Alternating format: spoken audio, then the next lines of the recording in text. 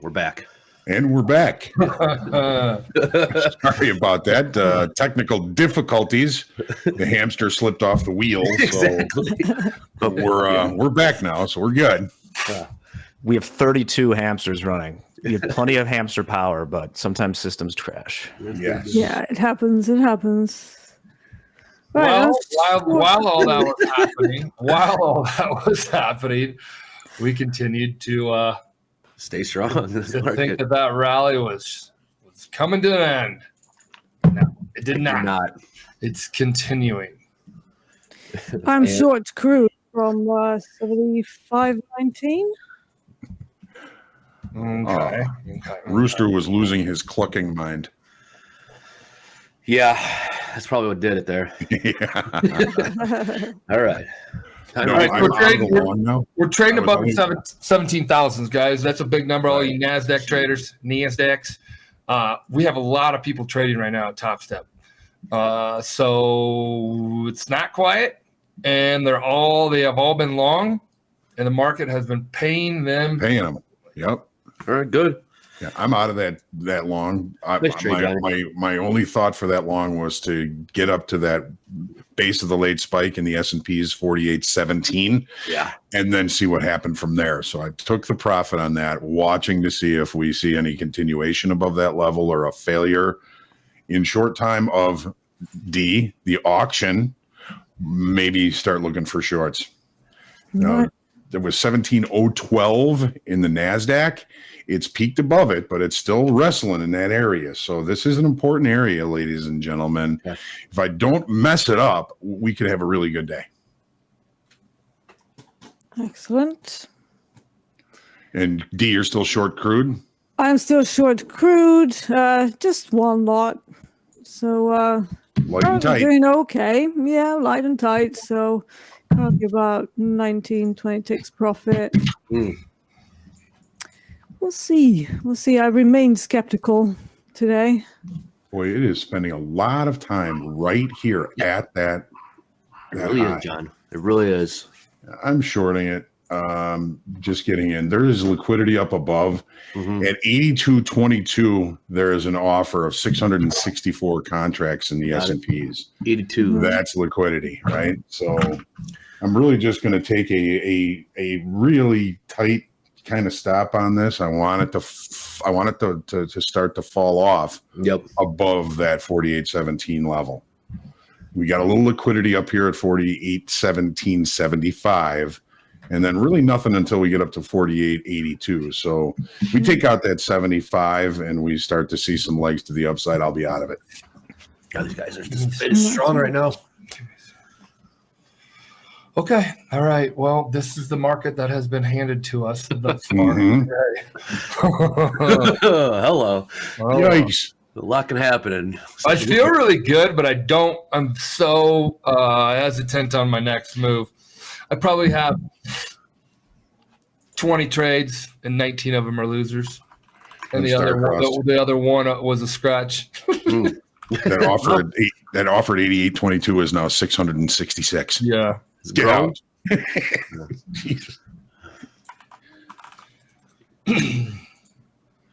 Get out. It's telling me. Okay, so what are you guys thinking right now? John held along the entire way up. What? I'm thinking I'm going to wait. First trade, I tried selling in this rally, did not break. Stayed strong, bid stayed strong like we're seeing right here. So I need to reconsider the strategy or wait for a better setup. Maybe the first 15 minutes isn't the best time to trade with a fade like that necessarily. Yeah. We've got some supplies coming up in both NASDAQ and ES. They're overnight areas. We got existing hotels in 5. Okay, cool. There's also a pretty strong move that came for London in NASDAQ. It's not as strong in ES, but it was still a sizable move down for that particular session. So yeah, I would be watching 48.22 in ES and 170.34 half in NASCAT. I'm calling it a cat because Coach Ray was talking about Nasdaq being a little bit like a cat. Like when you're stroking a cat, when it doesn't want to be stroked anymore, it just turns around and bites you. And dogs never do that. So from now on, I'm going to be calling Nasdaq Nascat. Nas-sack, Nas-crack, Yeah. Nas cat. Nasdaq. Man, okay. I don't know. For me, this is this is one of those days where I don't see a GD thing. Gosh darn thing. Dadgummit. It's still early. I know you're not Still gonna early. Yeah. Nas trap. Nas trap. Yeah. Nas Patak. That's a new one. That's a new one. That doesn't roll off the tongue. It doesn't. No. It doesn't, Deanna. No. Nas smack. Oh, that's where I feel. Patak There we special go. sauce. Patak special sauce definitely Bingo. goes off the tongue. All right, 3 minutes. 3 minutes. Yeah. Okay, there's a number coming up, everybody. So just a little heads up. Flattening off that. I'm out. I don't want to hold it into this number. Yeah. Smart. Let's see if we get opportunities as the day goes on. Hey, John, we got Hoop joining us this afternoon. Yeah, it's your old trading buddy, right? Yeah, well, Right. he was on the floor same time I was. He's been here at Topstep, for almost since the opening of it. So Awesome. It's going to be a fun interview. We're going to have a Look lot forward to to talk about the old floor days. Look forward to meeting you, Hoop. Do you watch Bell to Bell? Oh, that's a yes. That's a yes. That's a gosh darn yes. Thomas Lob, can MP trade a 50 lot?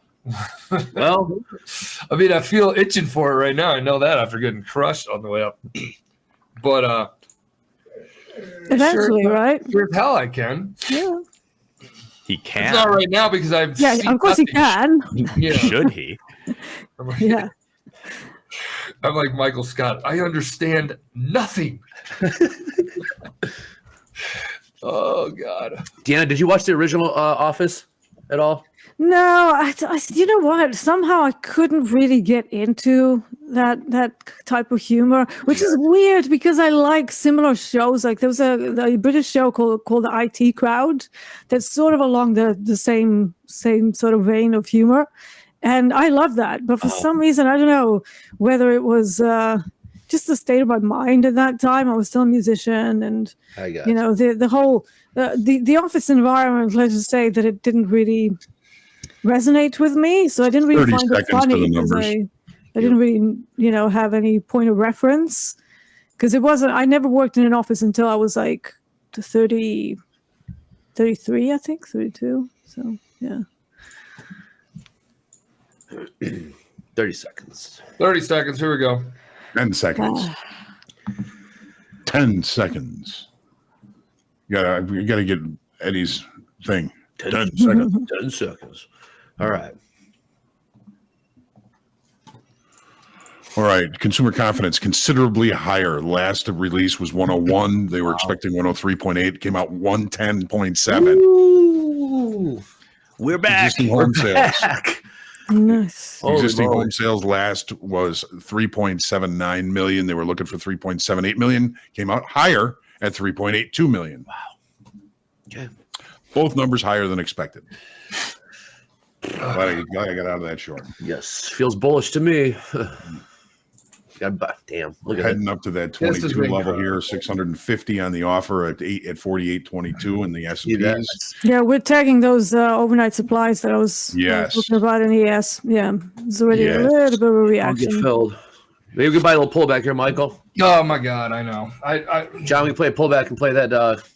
Seen that order get filled. Well, I mean, yeah, we are getting close to that supply zone that Deanna's talking about. That consolidation on the overnight high. Yep. We talk about the markets don't like to leave overnight highs at all time or recent highs. The market seems to be targeting that, so I'm going to probably be patient, see if we can take out the overnight high, and if we can't sustain price above it, that might be a good opportunity for us. Love it, John.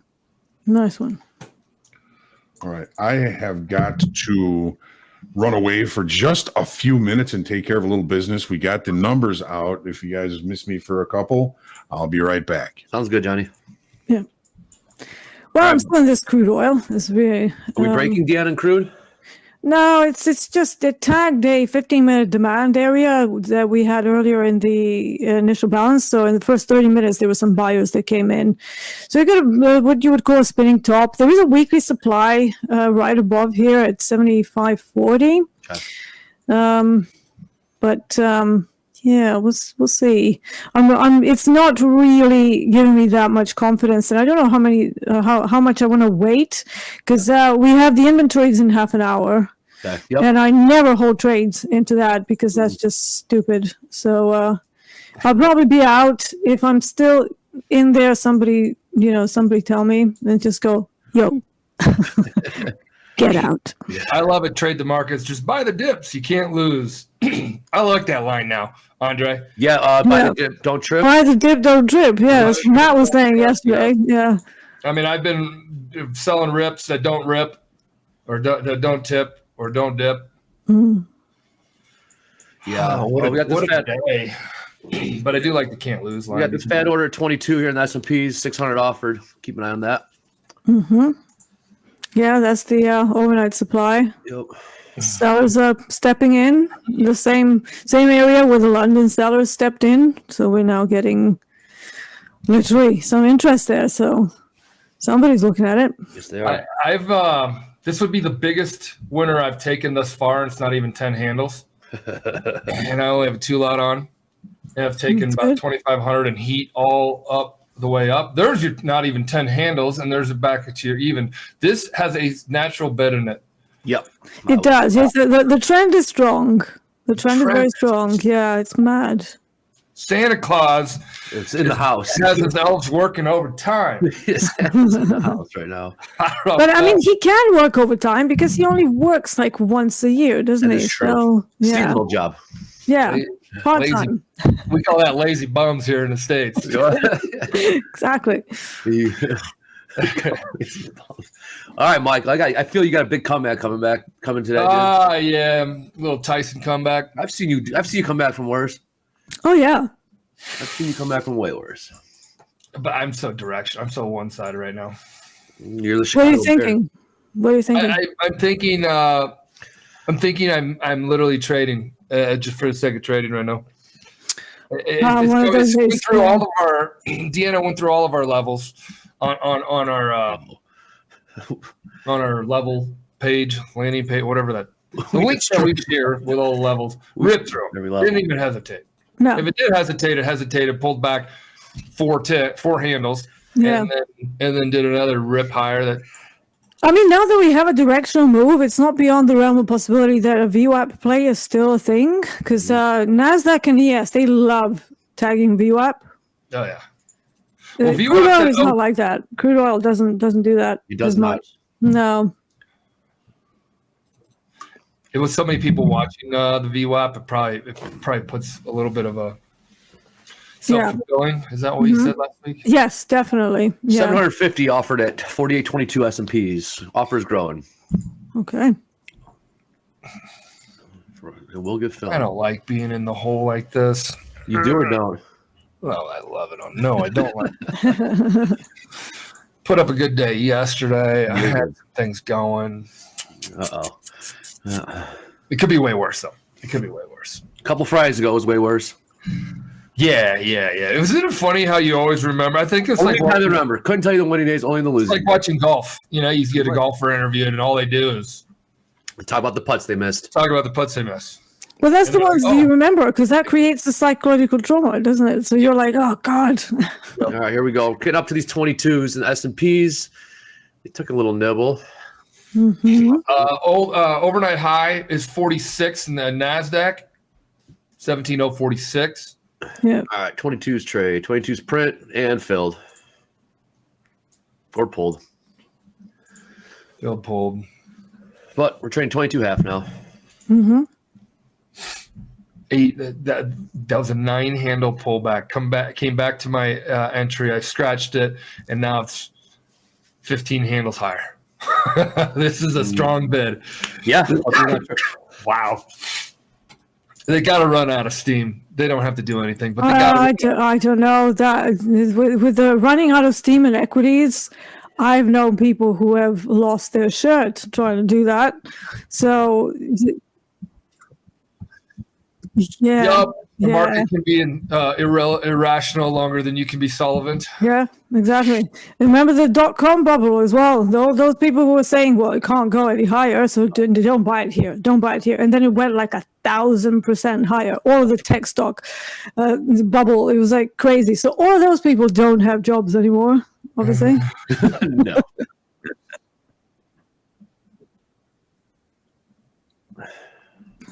John, your long was beautiful. Yeah.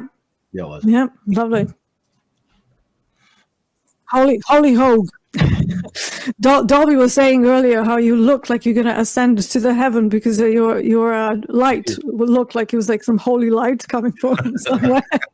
So I said, Holy Hoag. Oh my goodness. So the headlines every day are reading markets up, markets up, markets up. So when you're sitting around the holiday table, again, everybody's going to be talking about how great things are, but then your one uncle's going to still be bitching about something in life. Everyone's 401k should be pretty fat right now. They should be. Yeah. It's safe to look at it again. Yes, it is. Yeah. So we're still bringing in some liquidity above the market here. There's 328 offered at 25. Still bringing in liquidity above the market. I mean, it's not hanging there. It just comes up as it gets closer. Not a lot of liquidity down below.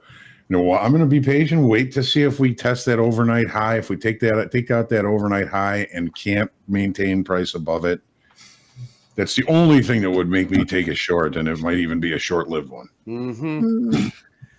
Hey, really quickly, I want to thank everybody who's here. There's like 2,500 of you or something like that for us leaving you caught in the matrix, maybe, of not knowing where, and we didn't know where we were and all that kind of stuff. Yeah. So we had some forced updates. I don't know, James, if you want to explain it, but either way, we have little things that we're doing every single day to make the tech side of our production better, which this is the first time we've ever dropped. And Yeah. It's a unique setup that we have here with all these things being fed in remotely. But we should be good for now, and we have some ideas of how we're going to update in the new year that should make it more reliable. Yeah. D, did you know we have a production team that's remote? So when you're watching like a live event, football in your world, American football in ours, they have like a truck or something where they have everybody in there. Yeah. We don't have a truck. I've been on events like as a musician where they had like a truck outside. Yeah, it was taking care of things like, especially for New Year's and stuff. So you have to, because if it's like cameras or anything, you can't really, run it all from the same spot. So, and if it's if it's an online stream, obviously we can be remote, right? So that's the good thing. Wow, buyers. I mean, the pullback, biggest pullback. What pullback? I haven't seen a pullback yet. 10 handles, maybe, and then Nasdaq 10 points, guys.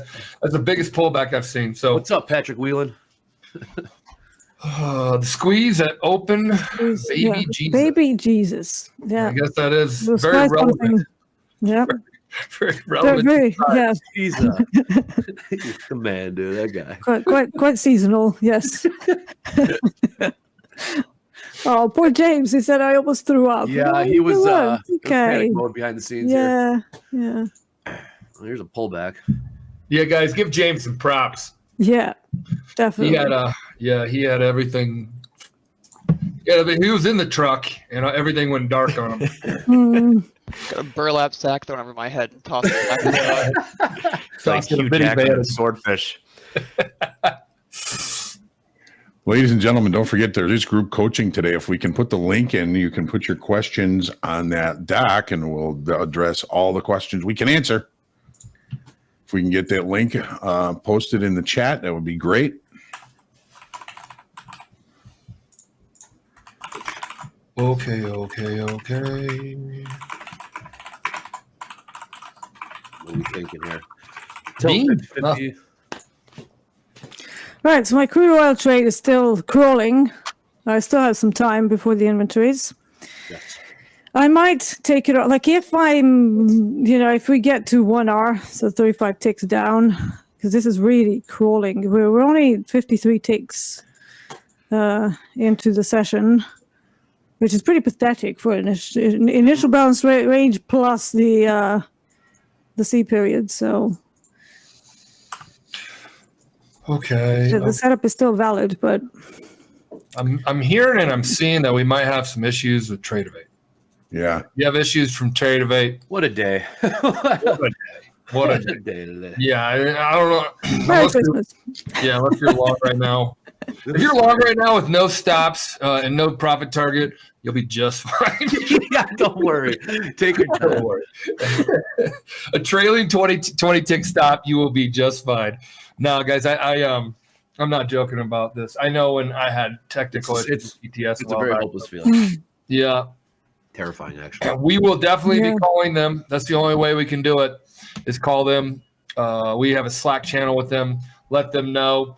Then they find out how to prioritize this in their world, and then we get or prioritize the issue. I don't, sometimes it's live, sometimes it's sim. I don't know, but they'll be on it. We have the sim to funded group that we're working with. The uptime they promised us would be the best in the industry. So I'm really excited about that. The uptime that they're promising us is going to be the best in the industry. Period, is what they said. Period. Like, oh, okay, cool. Let's talk more. So that's Topstep X. Don't switch. I'm not advising anybody to switch. It's really your decision to make whatever decision you want to do. But yeah, you gotta have confidence and all that in your system, and we like working with Tradeovate, and we hope they get things fixed. So how is it going to work with Topstep X? So let's say that you have existing traders. If somebody's passed their combine on another platform, would they be able to choose Topstep X once it's available for everybody? I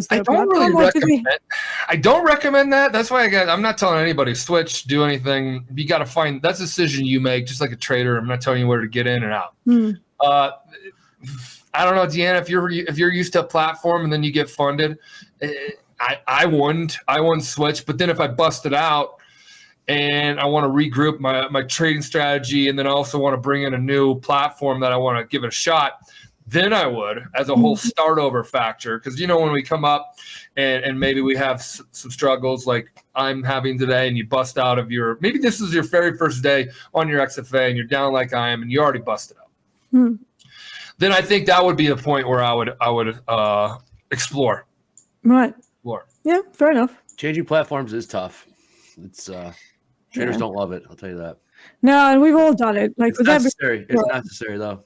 Yeah, with every prop firm that I went to, they all had their own versions or something. Yeah, it's just a part of the job. I don't really look at it as like, oh my God. I'm actually excited when there are new platforms around because, some of the old style platforms, they look like they were made in the 80s, which they probably were, to be fair. So all of these innovations, I'm all for it, man. I like it. Okay. Yeah. So here's what I don't understand about technology. You got people saying Tradeovate's up, people saying it's Tradeovate's down. I don't know how. I zero know how to just diagnose that. So don't. I was gonna say. No. What are you supposed to do with that, Michael? I don't know. Poor guy. I'm like, well, maybe you guys cancel out. I don't know. Have you tried turning it off and on again? Yeah.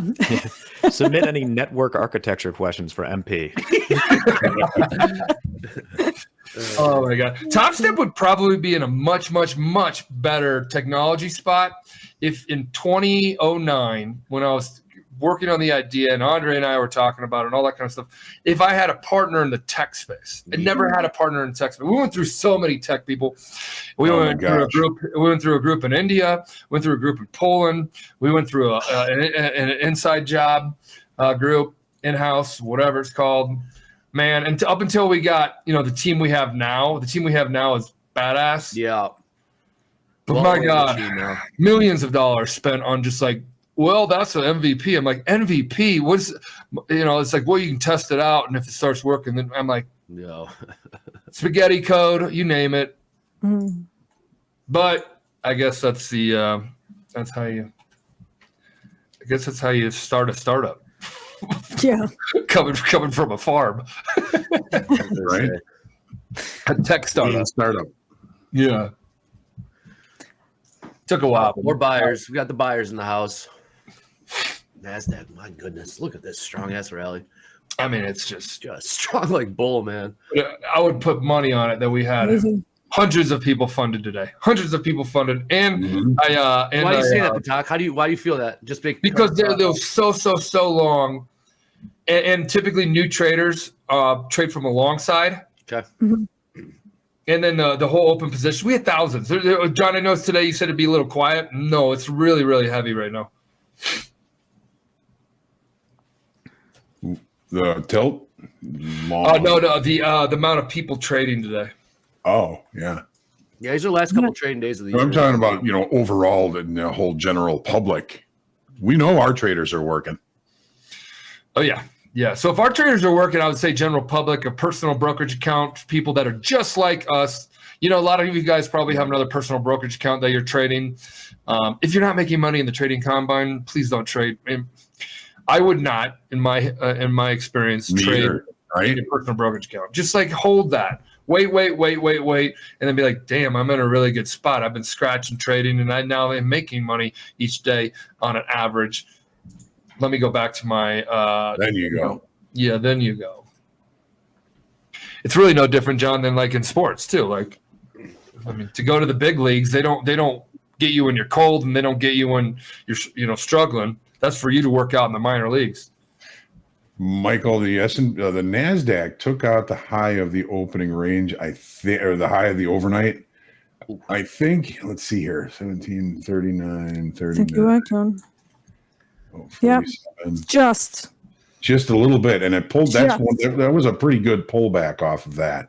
S&Ps have stopped short of it, and I'm looking for that to happen in the S&Ps, for it to look above it and then pull back off of it. But it hasn't happened yet in the S&Ps. But in the NASDAQ, pretty good pullback. I mean, what are we looking here? 7-8 points. 7-8 points on the pullback so far. right. I took $230 out of that because we're Nice. getting 10 minutes Getting into. close. Nice job. Yeah, and it can go either way now. So whatever. We're about the same here, D. Yeah. I'm proud of that. Yeah. Your trade was awesome, man. I'm not kidding. I'm proud of that. Yeah. I would have gotten 1 hour. Damn it. How are you, man? Hey, everyone, the fire drill's coming. All right. Just Yeah, in fact, fire drill's coming, guys. We had a meeting about it yesterday. It's coming. All right. Yeah, and by the way, it's you guys ever know when the fire drill hits and like, oh, the website, blah blah, because we really have thousands. Yes. It's like tens of thousands. They're like, boom, hit it, and you're like, and then people are spreading the thing all across Discord and Twitter and everything. So it's just like everybody like wakes up and gets off the sidelines and jams their system.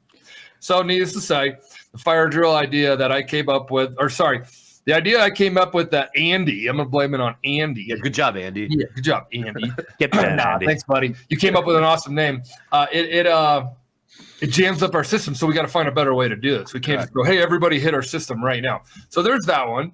Topstep and myself have always come through with everything. There's that one. If TraderVate's having issues, that is on us because we make their platform available. So if you make a platform available, you'll go to me and be like, well, you should be responsible for this. To a certain point, yes. And then we got to call them and they got to fix it and all that kind of stuff. And then we're at the mercy of that queue or whatever queue or line we're in to get that. These are the real scenarios that we have, and that's what I'm just trying to be transparent. I will help you guys out with a free reset all the time. And that's what we have planned for next year. It's probably going to be more of like a bell-to-bell club. It's probably going to be more of like check-in and all that kind of stuff because this whole like getting, hey, we're going to announce it right now. We did. Somebody started a rumor really quick. I'm almost done. Started a rumor on Tuesday or Monday and said, hey, there's a fire drill. We went from like 3,500 people to like 7,000. I'm like, okay, that's like, and that's just the people. And then right when they get it, they'll shotgun it out there. So Yeah, can they you do. understand like the tech team and the marketing team and everyone's like, holy, and then the support team gets hit. I did not know that when I came up with everybody's going to get a reset right now. I thought it was easy. So that's on me and my leadership team. We had a meeting yesterday. I was like, okay, let's just build a process to make this work really efficiently. So you'll be getting something. I'm not Game's telling been selected too. I'm not Game's telling you a been day. I'm not telling you a time. And if you're here only for that, I'm sorry. That's, but you're going to get it. And Topstep's going to do more of this type of stuff, especially next year when we build the process better and better. Just help me out on that one or give a little grace to the team over here. That's rant number 3 or 4 for the week and 3 days into it. I love it, man. I love it, dude. You're must-see TV, Michael. I'm not gonna lie, man. I don't know. Energy level goes way down after the show. I mean, I think that's the same for everyone because especially Hoag does really long days. Hoag's an man. animal. Oh, Yeah. And if Eddie's watching out there, feel better. Yeah, Eddie. Yeah. He played hurt yesterday, and he got it out a tough one and did great. Yeah, he did. Well, He was MJ better, yesterday. Eddie. Yeah. yeah, Eddie and Hoag. I mean, Andre, you're on quite a bit too. I mean, an all-day broadcast does. I'm still young. get a Though. little I heavy, but- gotta buck up. Yeah. So you'll be seeing in a TV guide. We have a TV guide. Did you know? Did you have a TV guide, Deanna, over across the pond over there? We had. I mean, I TV, assume so. There was one, printed and Yeah, printed one, printed. yeah. Well, obviously I don't get it, but we used to get it through the post all the time. So but there's you're great. a thing called a TV license over here. I don't know whether it's still a What is thing that? with all of the digital things. If you had a TV in your house, you had to have a TV license. I'm showing my age here now. Basically, it's like a state-run tax, a fee for anybody who has a TV set. And it basically covered the major 5 channels that were terrestrial.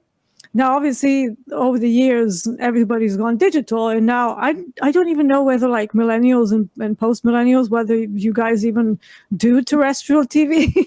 Like, is that a thing anymore? They have no idea. Yeah, they wouldn't even know. They'd be like, what is Steve talking about? What has she been smoking? But back in the day, there was only 5 channels in the UK, and I'm pretty sure you guys had something similar. You didn't have like a million channels. Yeah. Yeah, so over here, that you needed to have a TV license. It was like a must. So every so often, you would get somebody coming to your home who was from the government, and if you didn't have a TV license, you would get a fine. They would actually get Really? you a fine. Yeah. So yeah, but I don't think I hope it's not a thing anymore because I don't think we pay. How do they for know TV you're? I mean, license. if it's on or something, like if you came into my house, I'm like, No, it doesn't matter. It doesn't matter if it's on or off. If you had a TV, you had to pay. Yeah, I'd be like, I don't use that piece of shit. It doesn't work. Get out of here. They didn't care. They didn't care. So, yeah, oddity of living in the UK. Yeah. So TV guide. Yeah, Gary said, does it still exist? I don't know. I think my great grandparents, old grandpappy might have one, but yeah. So we have a TV guide. Topstep TV shows up in your inbox, and it shows everything that's happening. Oh, that guide. Yeah. That's Gotcha. what I've come full circle, and I take the longest way to the shortest path or shortest whatever. Short story long. Short story long. It's okay. Yeah. That's cool. Who always did that? B. Welsh. Yeah. That's great. I just love when I leave a position on in another account. Oh, Yeah, that's fine. It's still in profit, but it was not as much profit. It was only like 7 ticks, whereas the other one was like 22, 23. Well, there's a trader in here that just said they were up 5,000 due to the trade evade issue. there you go. Oh, that's Sometimes nice. Yeah. Sometimes it works for you. Yeah. Take it. I'll take it. Oh, we got a lot of people here in Aspen right now. Lines are getting long at the ski lifts. Oh, this is when the locals start complaining. Texas have- has infiltrated. We have How's been in that? contact, of course, with Trade Evade. If you're having trouble getting flat, reach out to our Windy, our automated support.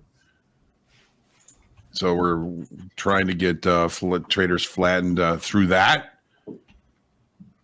We'll keep you in the loop as we continue to hear from Tradeovate on the rectification of this issue. I just love it when people use live streams as tech support. Yep. Yeah.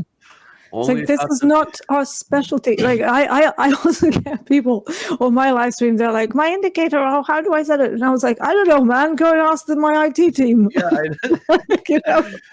they have the channel, so they're going to use it. Yeah. I mean, I try and help, but I'm not a specialist, and likewise, none of us here are necessarily completely specialized to deal with that thing. And you'd probably like the only thing that we're going to say to you is like contact the support team, Right. You know, Right. so just go straight to support. Yeah. All right. 3 minutes. So we got people saying Tradeovate works, Tradeovate doesn't. So like we're gonna move on from that conversation. Please don't flood our support team. If you are having issues, we just kind of give you a heads up that we're looking into that and gonna. I mean, the only thing we can do is like, hey Tradeovate on Slack, like because we have a direct connect to them. Are you guys having issues? And they're very instantly give us a user ID number, or yes, this is, whatever it's called, user base wide, or I don't know. World Live TV, huh? Mm-hmm. So somebody said Ghost Productions, like, what are you talking about? D. Michael owns Topstep. Yeah. And that's why he's got a support team. You wouldn't go to like Bill Gates and go, hey, my Windows is not working. Yes, they would, Deanna. Deanna, I've been on the lift. I'm with you, Deanna. I've done a couple things wrong. I've been on the lift or in my car before. I'm like, I don't know that number. Hello. And they're like, are you Michael Patak? I'm like, who's this? Are you Michael Patak? I can't get into my I can't get into my. I'm like, I go, man, I'm sorry. I don't know how you got this number. I'm going to help you out. And I'm going to give you a free reset at the same time. But please, don't hand out this number. It's like blah, blah, blah. And they're like, oh, no problem. Thank you for that. Bye. And then I've gotten these like lately. So how did they get your number? Oh, man. I guess, I don't know. I'm sure it's easy to find. I love it, Deanna. Let them know. I don't answer any number that I don't know. Yep, that's what I don't do anymore. So once you make my contact list, then you're in to get the accept call. You're in the circle of trust. All right, we got inventories here in 1 minute. This circle of trust. There you go. Yeah. All right, let's see what crude oil inventories do. 30 seconds. Hey, No, John, 1 minute. You're right. John, you have what's expected? You have it here? Yeah. Okay. Yeah, they're looking for minus 2.28 million Gotcha, in inventories. Gotcha. Let's see. 2.8. I've got minus 2.3 on the expected. Yeah. 2.28. What's 2.28. what's 10,000 barrels between friends? That's true. Yeah. Right, get ready for storm in a teacup. Storm in a teacup, yep. And those who asked about when do you really cook support, is chat 3.5 or 4, something like that? I don't know. But did you know how cool this is? I know this number's coming out right now, but it takes every conversation we've ever had, outgoing, incoming, help centers, everything sit on the internet, and it helps you. It actually really, really helps you. So it's not like the, press 1, type of robotic thing. Right. So it's actually pretty good. Our AI chat. AI chat. Yeah. Here we go. Nice. A boost of 2.9 million barrels. Ooh.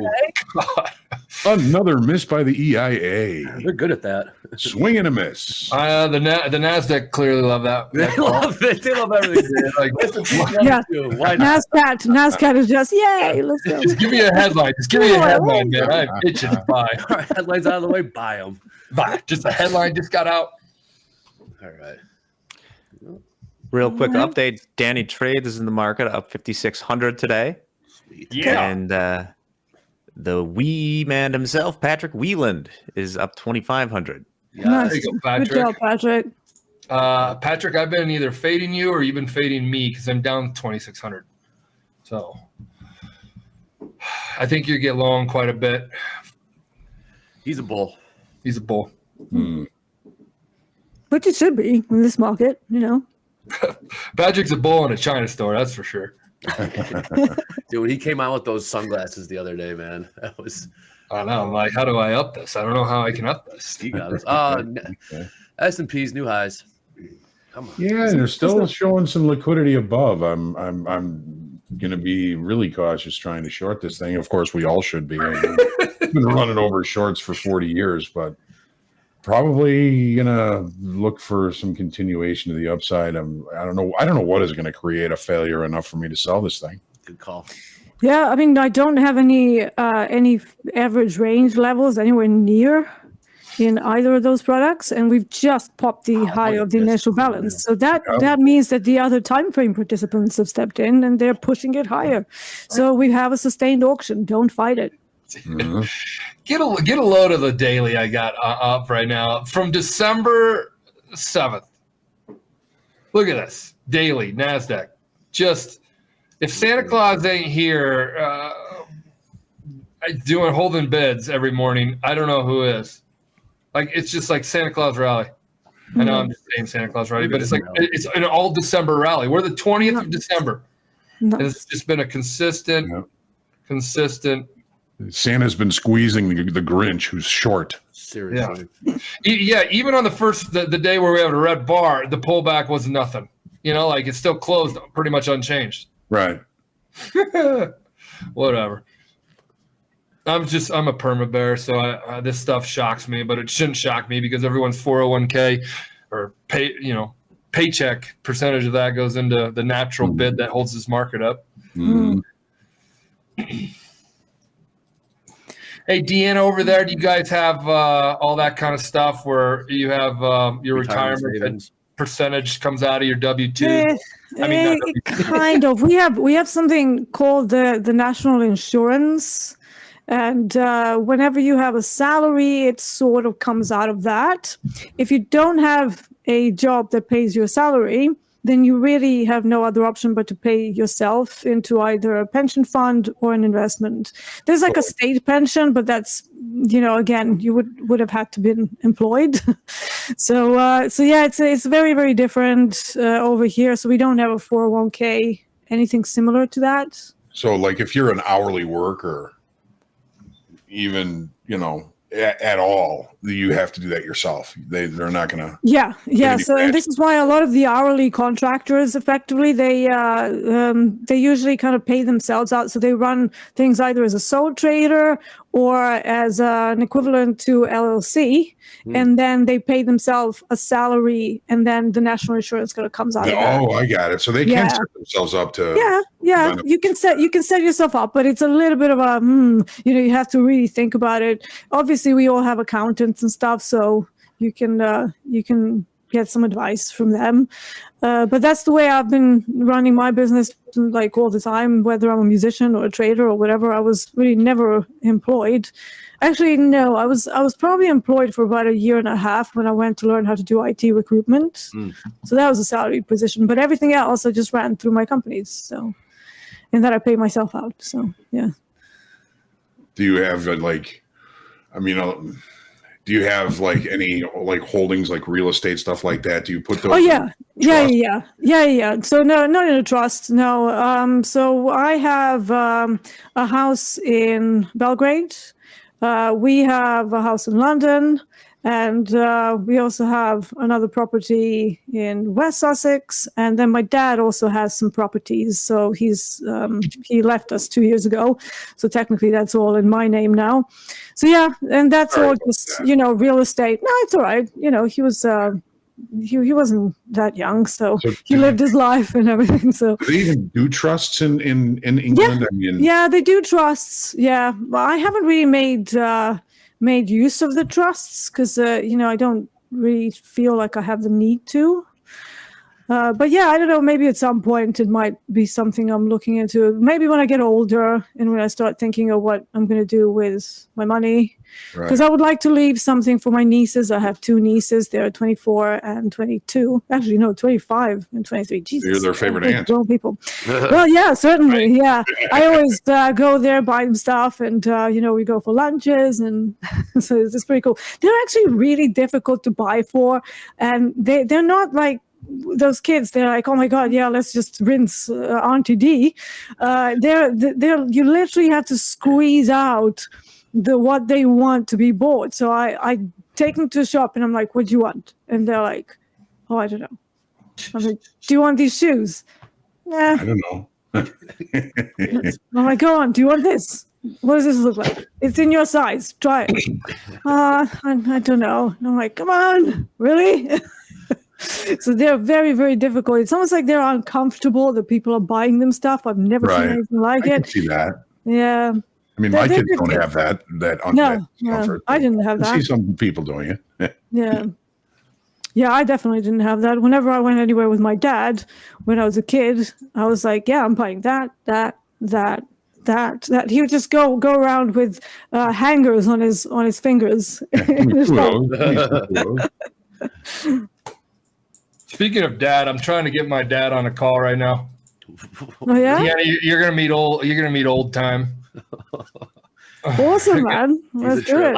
I figured he ran a business back in the day. I need to ask him how he handled issues on his production line. Yeah. See what he has to say. Dad wisdom is awesome. He's a hardworking SOB. Yeah. He'll even call himself that. Yeah. Yeah. Country kid for sure. This should be interesting. We get him on. Buckle up, everybody. This is gonna be interesting. Welcome. Introduce my dad to you guys. That'd be awesome, man. Let's see if we can get one. Yeah.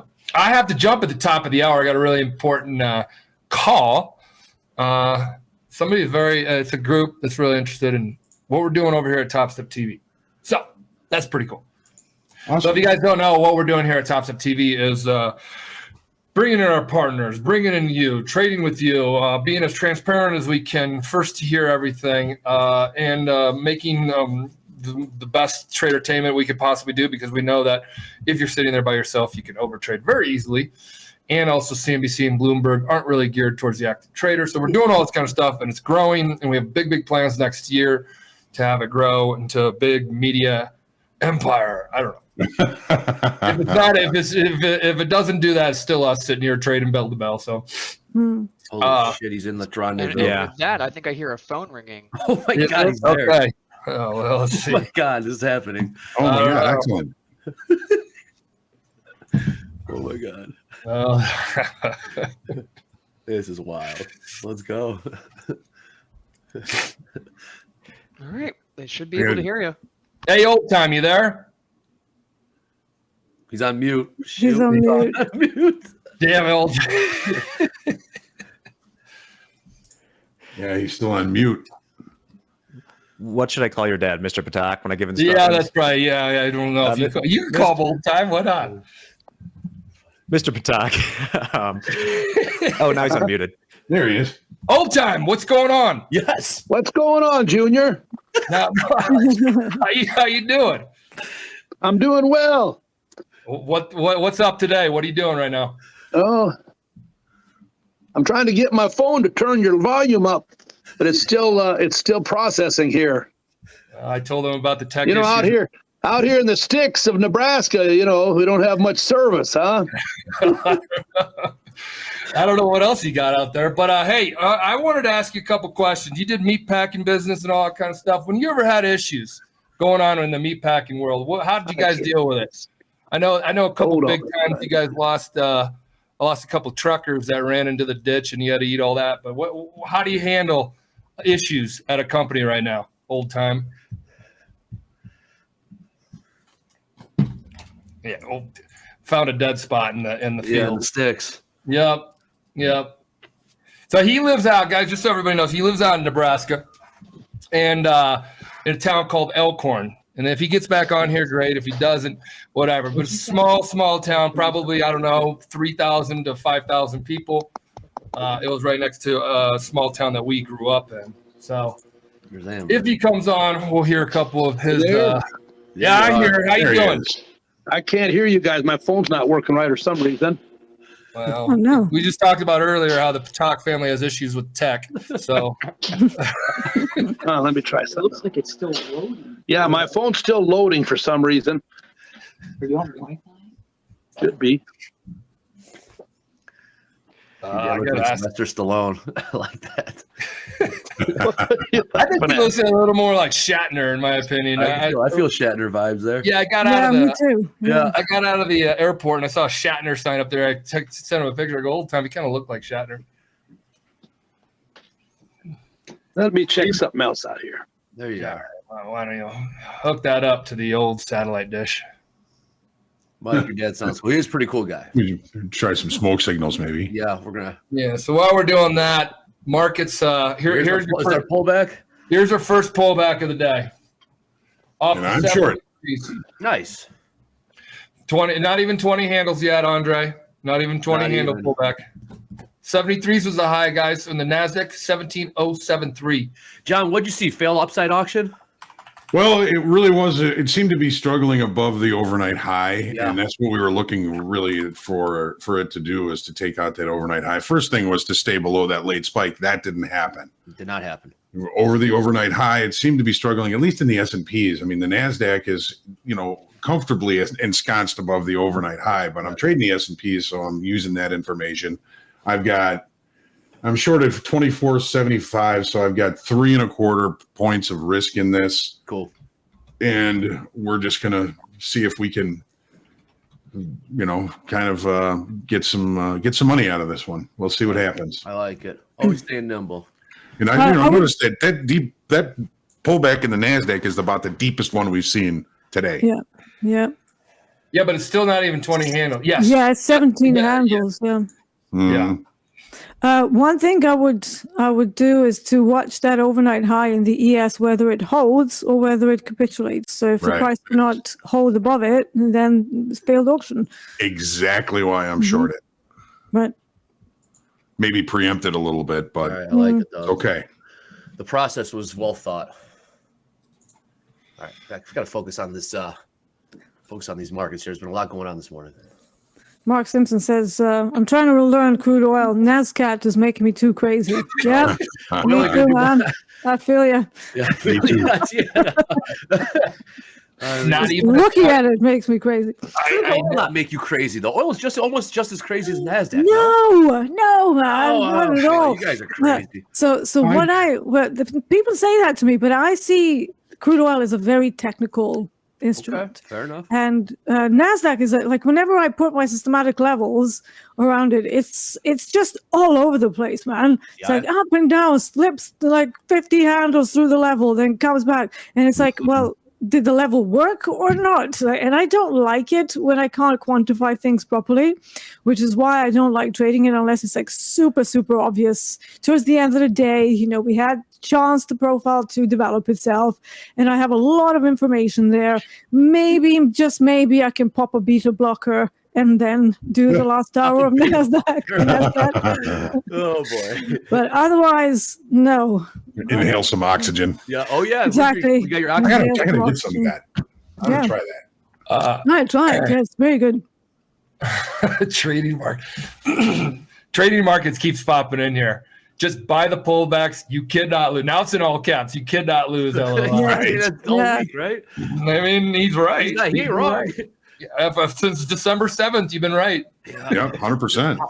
Powell pretty much said bye. It's no turning back since. And all is well, I guess, right? Oh, that's funny. Riz's Journey says Patak DAC is paying me nicely today.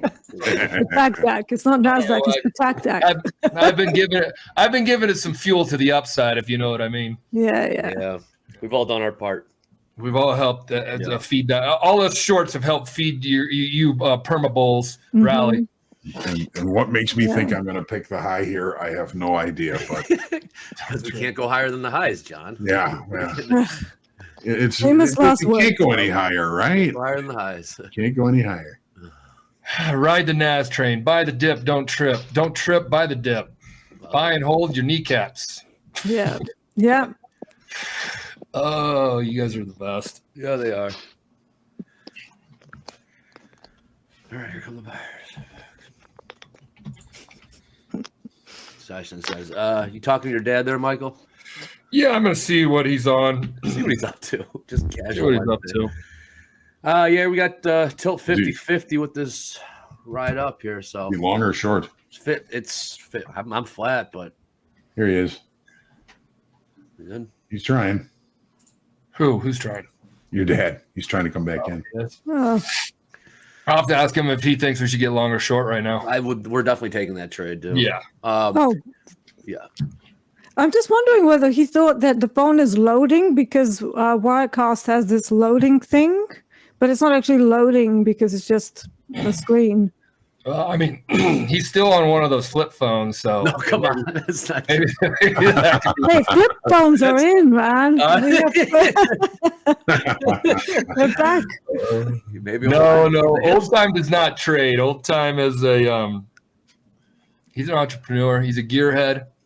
Yeah, He trades cars. What do you mean? He trades his Mustang. He trades cars. Yeah. He does. He flips cars. There. Thank you, Andre.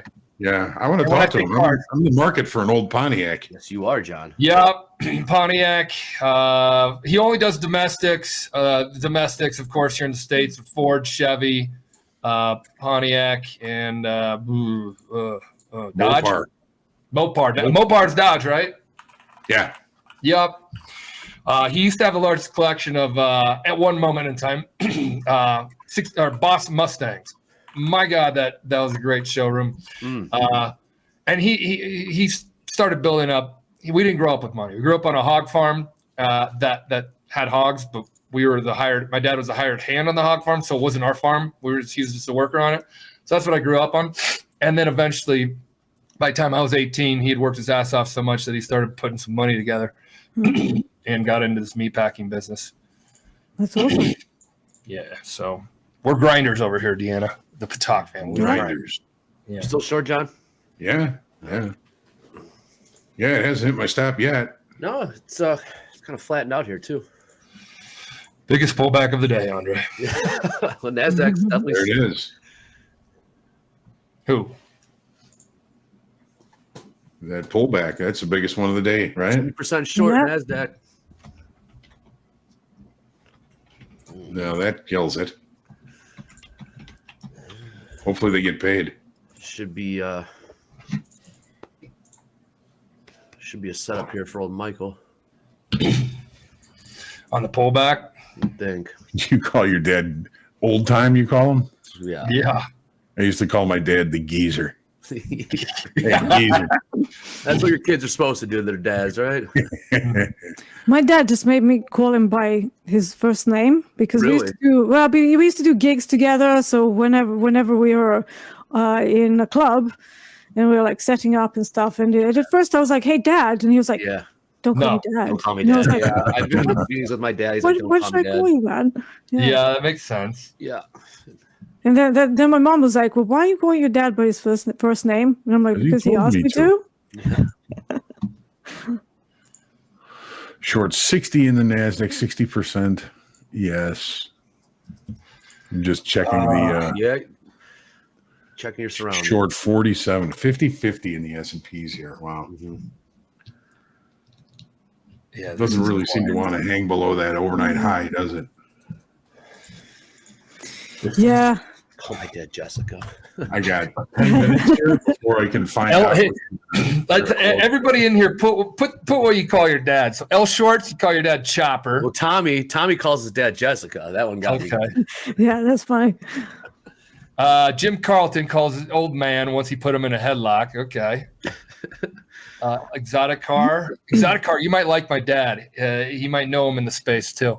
No, I'm not long or short. I've been short, but I'm down. Isn't your dad boys with Jay Leno? Pops. Yeah, he's done some Jay Leno stuff. Pops hot boomer. Dad, bald. Bald. Gray balls. Patty. Gray balls. Gray ball. I should have read that out. HB, Junie.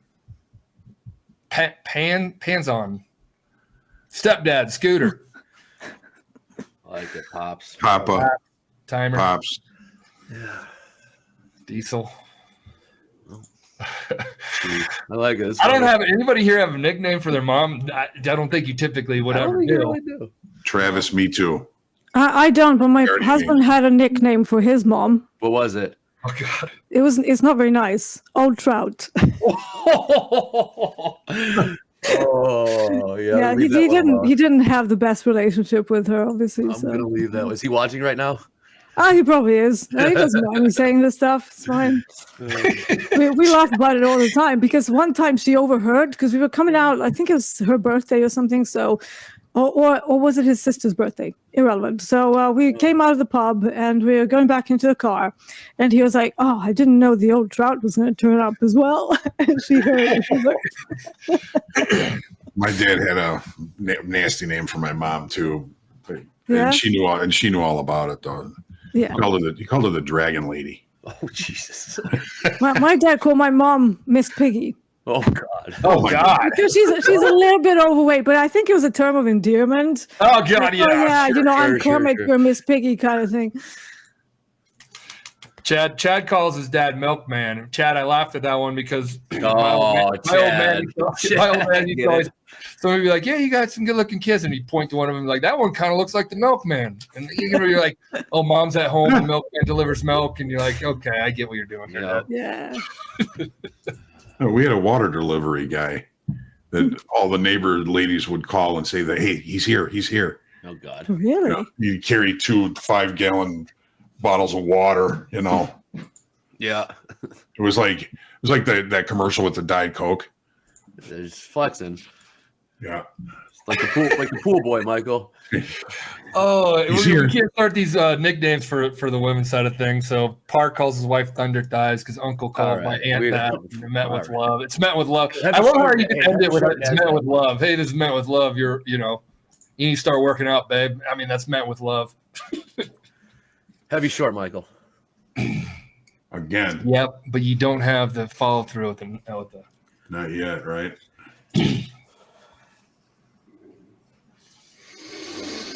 Okay. Well, I got long one. That was Cool. cool. Good. Yeah. You're in profit now, right? Yeah, you don't want to size up when you're down, and I don't really want to be down more than 3,000 today. Let me ask you, Michael, are you done trading for the day, or when you're off your call and your schedule gets a little bit more cleared up after skiing, you clear your mind, will you take a look back in the markets this afternoon and see what's popping? I will look. You'll And look. I will be a damn fool if I lose more than $3,000. I'm not happy. Wouldn't you say you'd also be a damn fool if you don't look and you do pass up on an opportunity, or is it better just to shut it down? And say, I am "This cold. ain't my day." I'm cold as ice. Cold as I'm ice. Fair cold enough. as, yeah. Today. Yesterday I was seeing it okay, but I'm not going to have that Friday that I had. It was, after commission it was like $6,000, something like that. So like, I don't like those. And I had a $8,000 a week going. And then it's just like, oh, what did I do all week? Well, I woke up at 6 a.m. and I traded. Did I make money trading? No. I mean, that week I think I had commissions of $1,000. It was just like, I don't know. So Yeah, with size commissions rack up. yeah, Deanna, you gotta watch your 6 here, what we call in the States, your downside, your back. Yep. All the time. So my old my computer doesn't have a microphone. Shit. Yeah, well, maybe next time. All right, well. They heard his voice for a hot minute. Yeah, well, that's a sneak peek. We'll get him on here. The problem is he started walking around. He lost the good signal he had. Yeah, he walks and talks. Okay, yeah. I seen you do the same. And he still holds it up to his ear like this. Like it's like a whole like up to his ear and puts his shoulder up like he's talking about, Boss move. Yeah. He's back. Ring. Here he is. Old time USOB, There it what's is. happening? Come on, buddy. Let's hook the microphone. Hey, you got one of them things? Hold on, Mike. Let me go hook my microphones up because I can't hear you is the Got problem. your headset? No. Oh, you got the whole house on it now. He's got all his employees on this thing. Stop what you're doing. Come fix this. Well, his employers they restore cars, so he calls them cranking on wrenches. So we'll see if he's cranking on wrenches right now. Old time, I have like 5 minutes. I gotta go. I might just leave you guys on here. He'll call some tricks. Nope. You're on here with us. So that's up. The pullback continues. That does continue. Might short crude again here. Still going, right?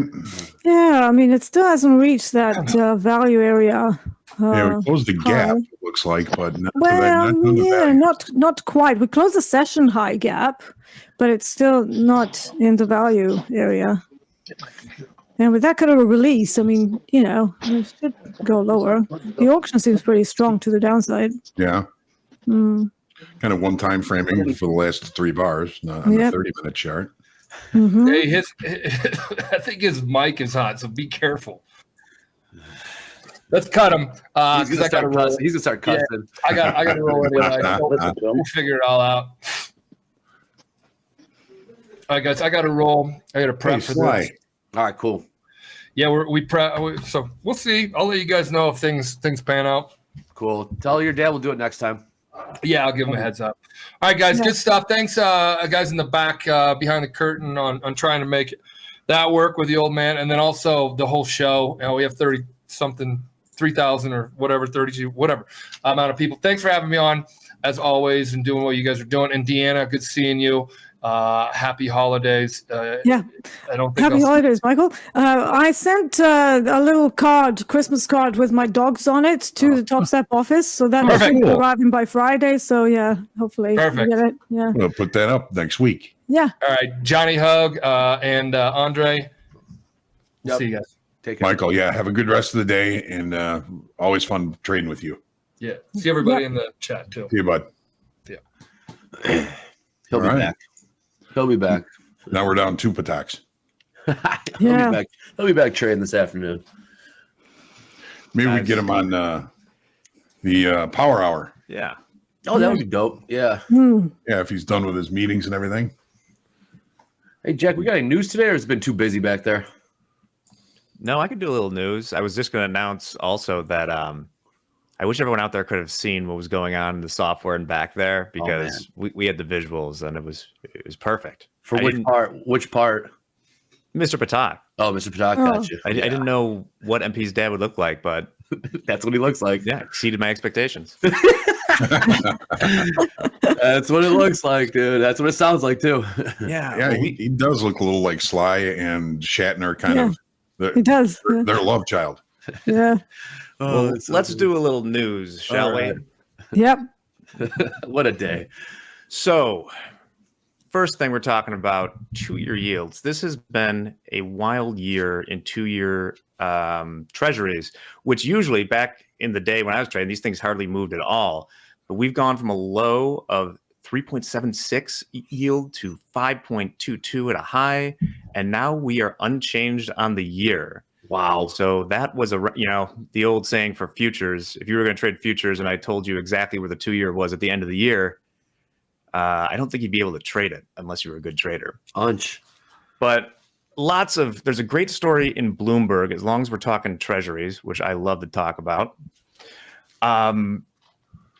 Read this story if you can, but it's about the hedge fund traders that dominate the massive bond basis trade, which is what I used to do back in the day. I was not one of these guys, or else I would not be back here.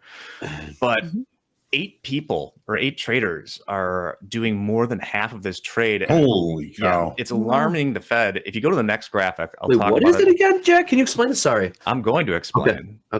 But in the next slide, we can see sort of what the percentages look like here.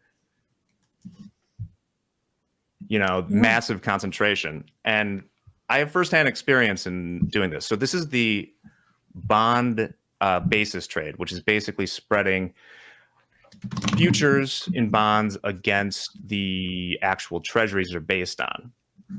And the idea is that this should be close to an arbitrage bet. For various reasons we won't get into, the futures tend to trade at a premium compared to the actual bond, but it's a very small amount. So you got to lever up to do this trade. It says in an article about 50 to 1. And I can say from my experience is this is an industry, I'm not surprised there's 8 people doing it now, because it consolidated so much over the years. There were a bunch of us. We had 200 traders at the place I was at, all trading the bond basis. And the people that could do it best were just putting on more and more size. And it's a trade that works pretty much. It's not like trading outrights. This is a trade that works pretty much all the time until it doesn't. And when it doesn't, you have to unwind these positions very quickly, and it can really, maybe not the most eloquent way to say it, but F up the markets. Right. Yeah, because it's massive size, right? Sure. Massive levered size, and you have to finance it through the repo markets on a daily basis. So when That's expensive. right, but especially what happens is when repo changes, when there's not as much money in there and it gets expensive, you have to unwind the trades quick because they're usually short the treasuries and long the short the futures, long the treasuries. But something to keep an eye on, because these, long-term capital management, everything else, I knew some of the people that were best, including one person I had in the podcast. I won't say his name with his story, but traded huge size, and it's like you make all this money, but then one night he blew up for like $2 million. And that was the end of his thing there. So something to keep an eye on. Sleep tight.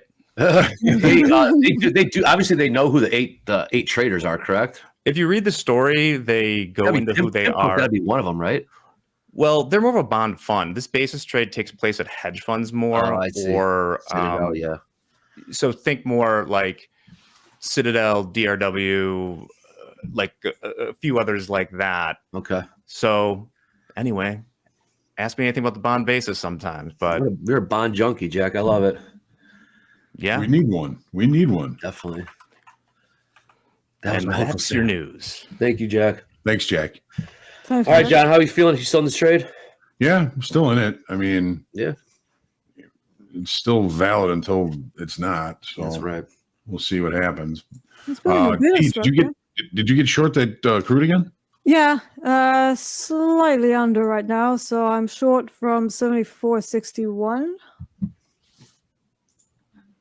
All right. Yeah, we get the, so we get a kind of a long wick on the end of the on the end of the NASDAQ here. I mean, that could easily turn into a failed auction. Yep. You're talking 30 minutes or 15? Beg your pardon?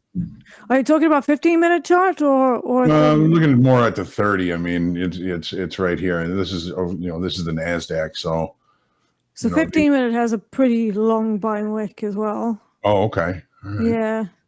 So I would say it's indecision right now. Right. Which for trending markets is. I always feel that a doji is like, yes, it's indecision, but when you have a trending market, it's more often than not statistically just a rest, a continuation. Yeah. Right. It's a speed bump kind of. Is that what we're looking at right now then? Mm-hmm. Okay. Yeah. Here's the 30. So this is the bar that Deanna's looking at here. It opened and closed at pretty much the same level. Yep. So that would be more of just a rest than true indecision or a pullback. But looking at this 15-minute chart, D, I mean, that's a kind of a reversal pattern here. But the buying wick, I don't like. I don't like seeing buying wicks. Yeah, I don't like seeing buying wicks when we're going to do a failed auction, because it means there's some buyers still on a micro level, still in play. So one way to do that is to look for a low time frame demand level and then wait until that breaks before you kind of confirm your short. Obviously, you can kind of kick off a position on an assumption that it's a failed auction short. Right. As long as you can manage the risk, right? Yeah, exactly. And then you can just use the failure or the defense of the demand level as your continuation or bail decision. Hey, so we had a poll that just shut down. Back to asking, this is right when Michael was getting ready to jump off. If you're down in the morning, do you try to make it back in the afternoon? With almost 800 votes, 64% said yes, they do try to make it back in the afternoon. So no quit, no give up around here. Yeah. To me, it depends. It does depend. Depends on what's going on in life and what's going on around you. Like, obviously, Patak's got a bunch going on. Yeah, and it's, if I have three strikes early in the day, I'm usually going to take a break and then I'll decide later on if there's, something that comes to me. I'm not going to go looking to take trades just to get money back. It's got to be a legit opportunity, something that comes to me that I say, hey, this is cheap. This is something I would take if I was up $1 million. So this is the one I'm going to take. Exactly. Yeah. For me, it depends because I have a sort of like a hard loss limit of 2 full lost trades. So if I'm down, so if I'm down like 70 ticks on the day, that would be stopping. But as you've seen, I rarely take like full 1 hour stop loss. So that will mean even if I'm down a little bit and I've already done some trading in the first part of the session, if I still have that space budget-wise to keep trading, I will attempt to see if there's a good opportunity. But like John, I also don't want to get involved in a subpar opportunity. Right. Not that I don't. Sometimes I do, obviously, with traders. And sometimes an okay opportunity will do as well. But, nobody's perfect. So, hey, yeah, so I know we're talking about how we handle losses and things like that. Like, what do you, we get this question all the time. Sure, you do as well. What do you do when you're in a cold streak and you're not seeing the markets well? How do you get out of this funk? What do you do to turn yourself around and get back on being profitable? What do you do? Well, I first go and review what I was doing because nearly always it's going to be a trader's fault. And, I don't necessarily blame things on the markets. And if I trade well, it means that even if the markets are not playing ball, it means that I'm still just about scratch on the month, right? Rather than like digging a super deep hole for myself. But if I'm malfunctioning, then you have to go back and identify why you're doing that and what were my triggers. And usually it means that I'm entering early. So I would go up to a 30-minute chart exclusively rather than trying to get involved in the micro order flow and 2-minute charts, 5-minute chart, Renko and all that stuff. And then I would really look for quality setups. So rather than doing this like little scalpy things that you've seen me do here every so often, I would just look for big, good opportunities that are super high probability, which for me means in crude oil specifically value high reversals, average session low and average session high reversals at particular times of day. And I would just kind of stay out. So lower the frequency of trading. Slow it down. Slow it down and just do that one quality trade per day. I love that. Yeah, so you try to slow find down. one quality trade. John? You slow down and you take trades that from longer time frame levels that offer bigger opportunities. Yeah. I love that. I like it. I like it a lot. Yeah, see, and that's what I'm doing too. I mean, if I have my 3 strikes in the morning and I'm going to come back and I'm not going to be taking anything off of shorter time frame levels, shorter time frame charts, basically looking at the extremes. If I get an opportunity that's cheap, I'll take it. If I don't, then I'll just take it, take the loss, come back the next day, hopefully with a fresh attitude. You gotta recenter after losses. We all get affected by that, and you just get yourself back to center. And then look for opportunities the next day. Yep. And while I was talking, I wasn't paying attention to my trade. So now I'm deeper into my stop loss than I should have been. It's okay. That's what happens when you talk too much.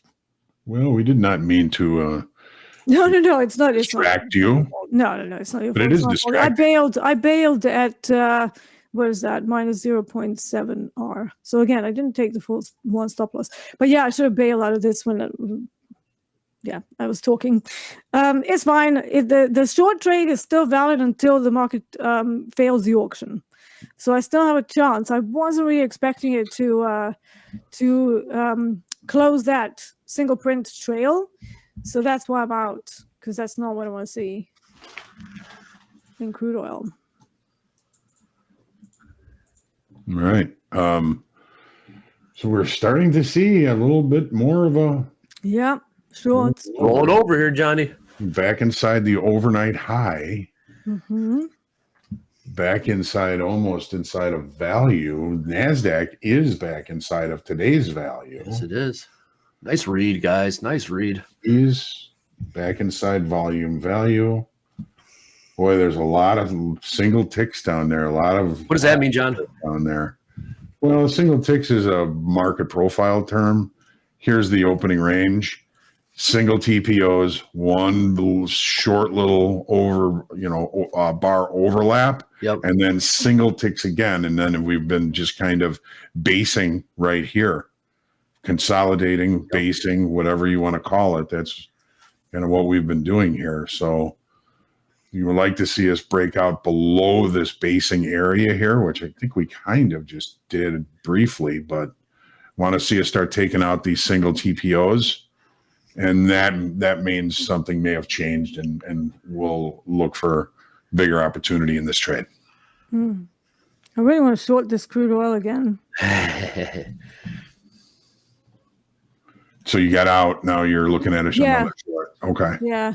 So until it fails the auction, I'm still looking at going back to the value high.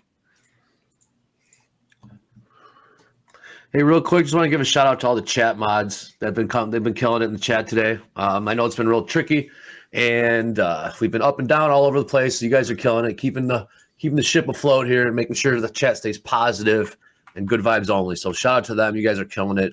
You guys have been a great addition to TopstepTV.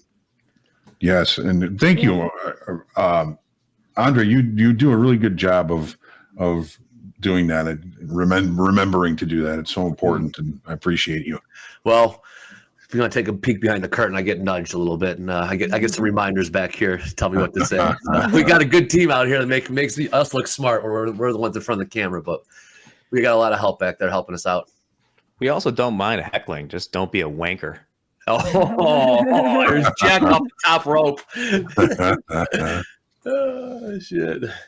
What do we got back there, Jack? I think we got something queued up. Yeah, we can hit the hot streaks right now. We got Eddie's not here, so we'll do the. There you go. We need some drummers. Opa! There we go. Here they are. Samvatana is back. Sometimes when people haven't traded in a while, or we don't have the days right, they appear again on the list, but 21 straight days. Who do we love? Did someone drop off?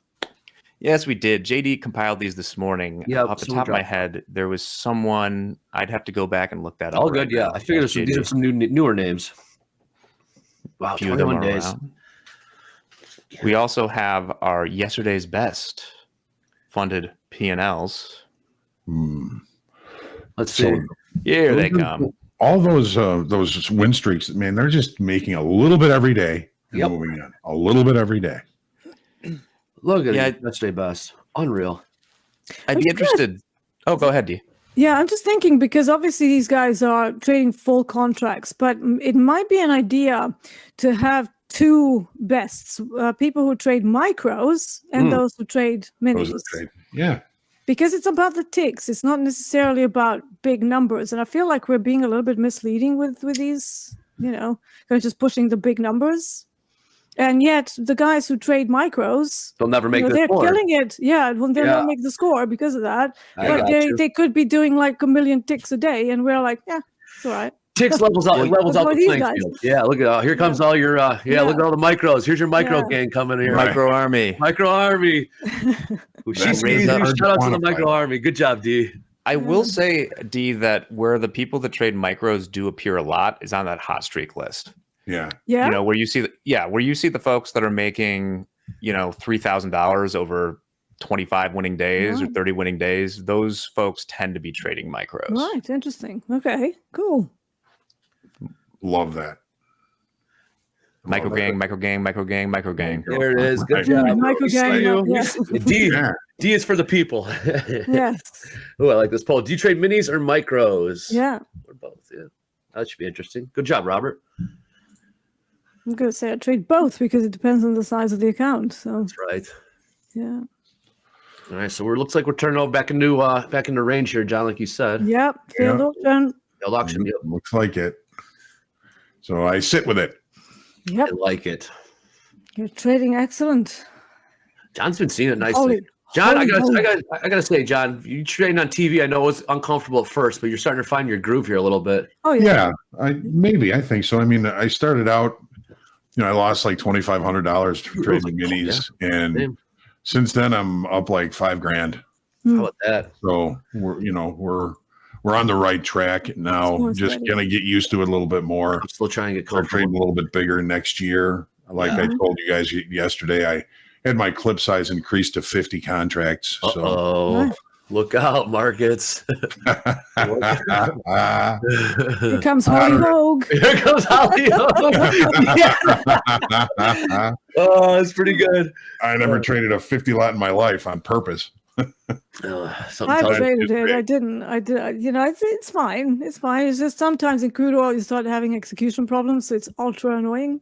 How do you get out? If you're trading oil or Nasdaq, how do you get out? Yeah, iceberg orders. Like if I want a limit order, I have to like do 4 or 5 contracts in different prices, and it's the only way to get out. Otherwise, you'll be there clicking close trade, close trade, close trade, close trade. It's like, come on, no. Then you start to panic because you can't close the trade. So yeah, it definitely takes time. Right. Hollywood Hogue, enter the chat. Yeah. Yeah, All right, I'm short 74.82. back. I got to Tradertainment. That's right. Do you look at Deanna? Do you use the tilt, or do you keep an eye on the tilt at all?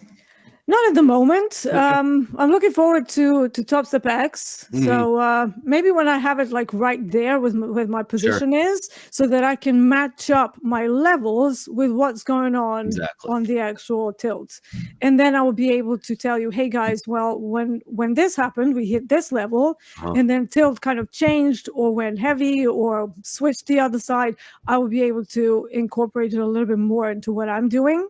But for now, it's just on YouTube, so that's a bit laggy.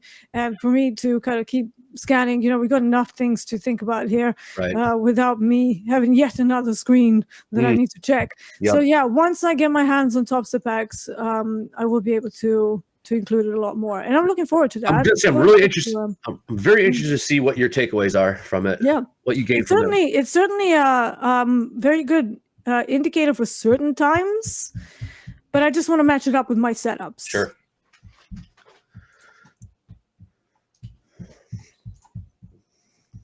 All right, guys, we got shoulder tap coming up here in about 12 minutes.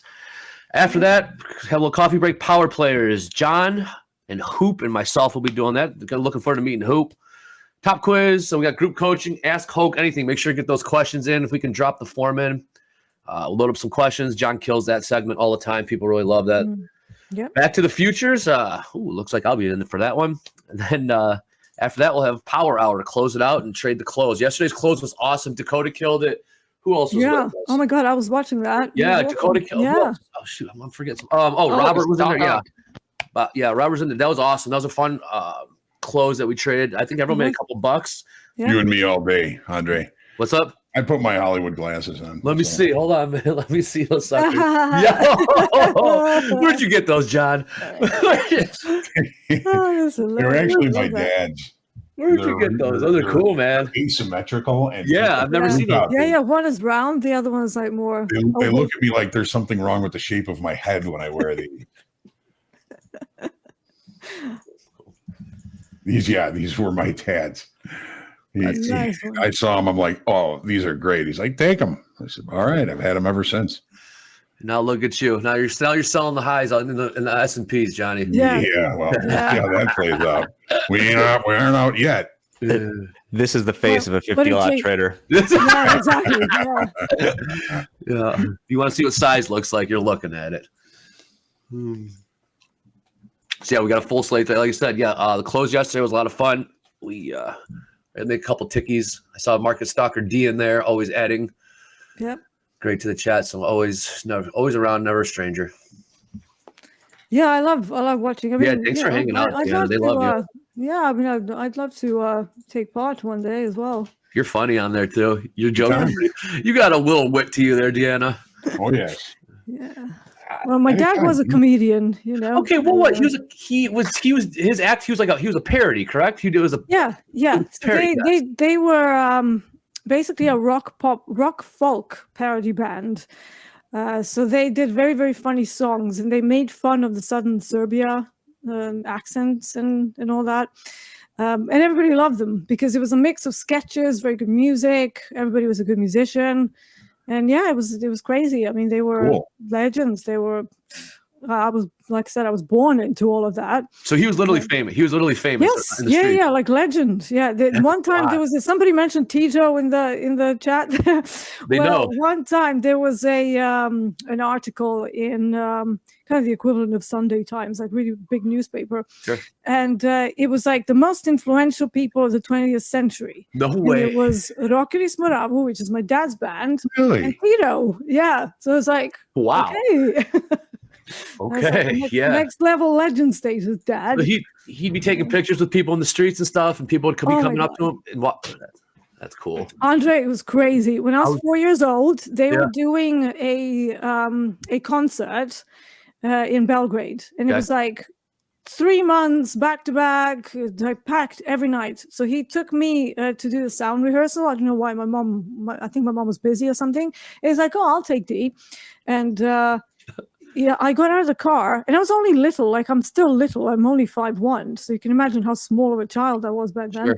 And suddenly there was like a mob of people going, Barney, can you give me an autograph? And they were like pulling his shirt. They were stomping all over my me. goodness. Yeah, it was horrible. So since one of then, the Beatles. I don't actually like crowds. I'm out of the crude oil trade, by the way. All right. So I had this conversation with friends. I know we're trading. We'll keep an eye on the market. It's kind of slowed out right now, but I got to ask you, being famous, is it cool or does it suck? I mean, I suppose it's cool if you have the personality for it. Okay. I wouldn't want to, go out to like get milk or coffee or something and get mobbed. Like, who wants that? Yeah. That's horrible. But yeah, I can see the appeal because I guess people equate it with opportunities in life, and my dad never really took advantage of that. He was always like, I was a musician, then he became a businessman, and that was it. Like, he was done, and then he retired, and he just lived a very peaceful, quiet life, but people were still recognizing him even after so many years. Like, they were active up until about 1989, I think. And then he went into business, and still when I was there, like I went to visit him. It was 2019, just before the COVID thing. Right. And we're just walking down the street. So we went to the shop nearby, and you can see the looks. You were always, people were always looking at him going, I know that guy. And then we got into a shop, and we were at the till, and the guy starts talking to him as if they know each other. It's like, hey, how are you doing? Oh, that's And weird. I was like, I'm all right. How are you? It's like, yeah, but I know you, right? And my dad is like, probably. I don't know you. But, and then as he's talking, he realizes where he knows him from, and he's like, oh no, you're Bonnie Rocker?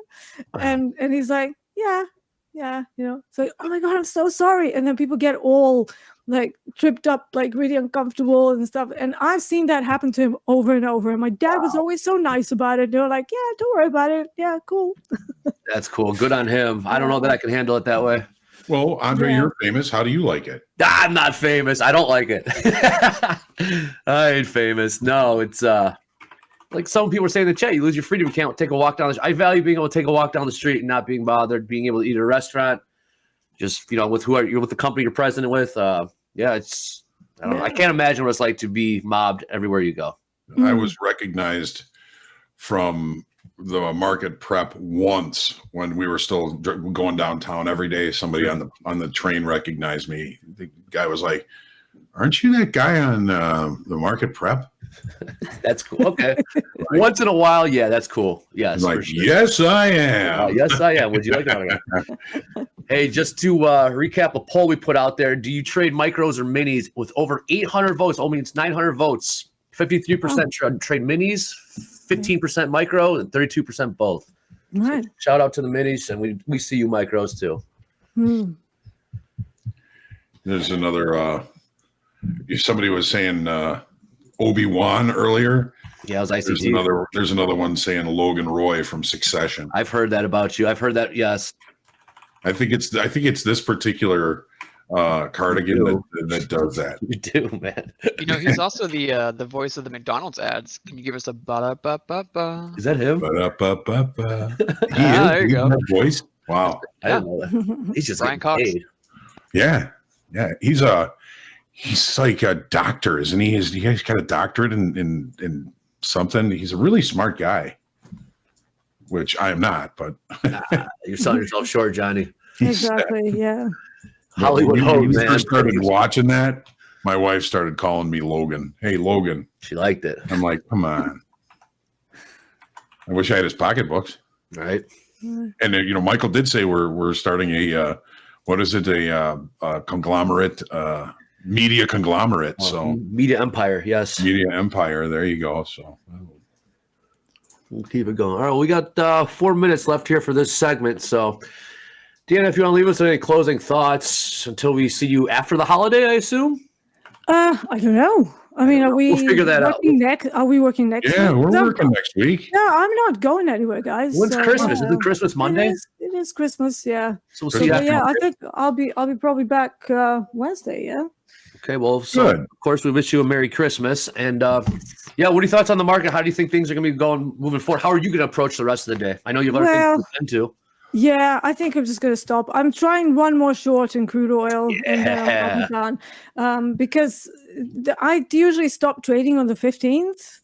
Now, obviously, with this tradertainment, people want to see us trade, but it's also a challenge for me, because if I'm trading during the times when I'm not doing particularly well statistically, I can basically go back to that data and then go, okay, so that didn't work. Yeah. So I suggest you guys do the same. So take this time to review your trading to get better. Go back to your journaling. If you don't journal, definitely sign up for either TradeZella or Edgewonk. Like, you have so many different platforms that track these performance details that you need, that we all need. So with that, it's going to be a little bit easier for you to see the patterns where you're going wrong, maybe some of your triggers. Combine that with your emotional states, with your levels, and then try to get better. So in the new year, I always say to people, let's try to be less grasshopper and more market stalker. I like that. There you go. Well, we'll be sure to post your social links here in the chat. Be sure to follow her. She's great. Her links are awesome. Her streams are awesome. She's quite funny actually as well. And well, thank you, Andre. I appreciate that. Thank you. Thanks for joining us for this first part of the second half of the year. It's been really cool getting to know you and trade with you. So it's been great. Likewise. Yeah, I'm looking forward to the next year. Big things next year. John, I know we're wrapping up here in the next couple minutes. We got shoulder tap coming up with Mick. I think he's going to be running a little late, so we'll start that a little late. But a couple more minutes. John's still in the short. He's looking to take another short. Yep. Yeah, we're still in it. So I'm just going to let this play out. We'll see what happens as time goes on. But Dee, thank you so much. And happy holidays. I hope you have a wonderful Christmas and time off. Relax a little bit. Likewise. Yeah. You've worked so hard. We've all worked hard to make sure you rest up, be kind to yourself and others, and keep praying for peace. And I look forward to seeing you Wednesday of next week. I may not be here. Okay. Yeah, that's fair enough. Yes, that I'm going to get a little bit of time off, but we'll see about that. Well, if I don't see you, then have a very nice Christmas, and I hope you have lots of good food, lots of nice presents, and some snow cones. Is that what you? Hey, Dee, real quick, what are you going to get your nieces? Did you figure out what you're getting? We have a Christmas because we're Orthodox Christian, so our Christmas is actually on the 7th of January. Very good. Yeah, so we don't really do presents for Christmas, but we do presents for the new year. And my older niece has decided that she wants a whole bunch of these like little candy. They're like love hearts. I think they were called Sizzlers or Swizzlers or something back in the day. She just wants a ton of those. So that's what I'm getting her. Yeah.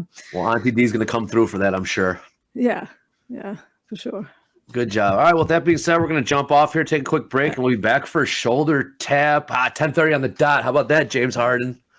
All right. We'll see you guys. Up in the clouds when I left for we don't spit game, we just educate. 10, 10, 80, how the paper straight. Couldn't get it back then, so I had to wait. Now the money come to me, so I don't have to chase. I don't gotta flash nothing, I don't gotta fake, darling. We not practicing, we falling. And heads up, I'm coming. This is all we ever wanted. Going stack it by the hundreds. Yeah. Heads up, I'm coming. Heads up, I'm coming. This is all we ever wanted. This is all we ever wanted. Go and stack it by the hundreds. This is all we ever wanted. I'ma ride with the gang. My whole life I've been doing my thing. Get that money, ain't no thing. Anything I do for the gang. 10 toes down, I'ma ride with the gang. My whole life I've been doing my thing. Get that money, ain't no thing. Anything I do for the gang. Yeah.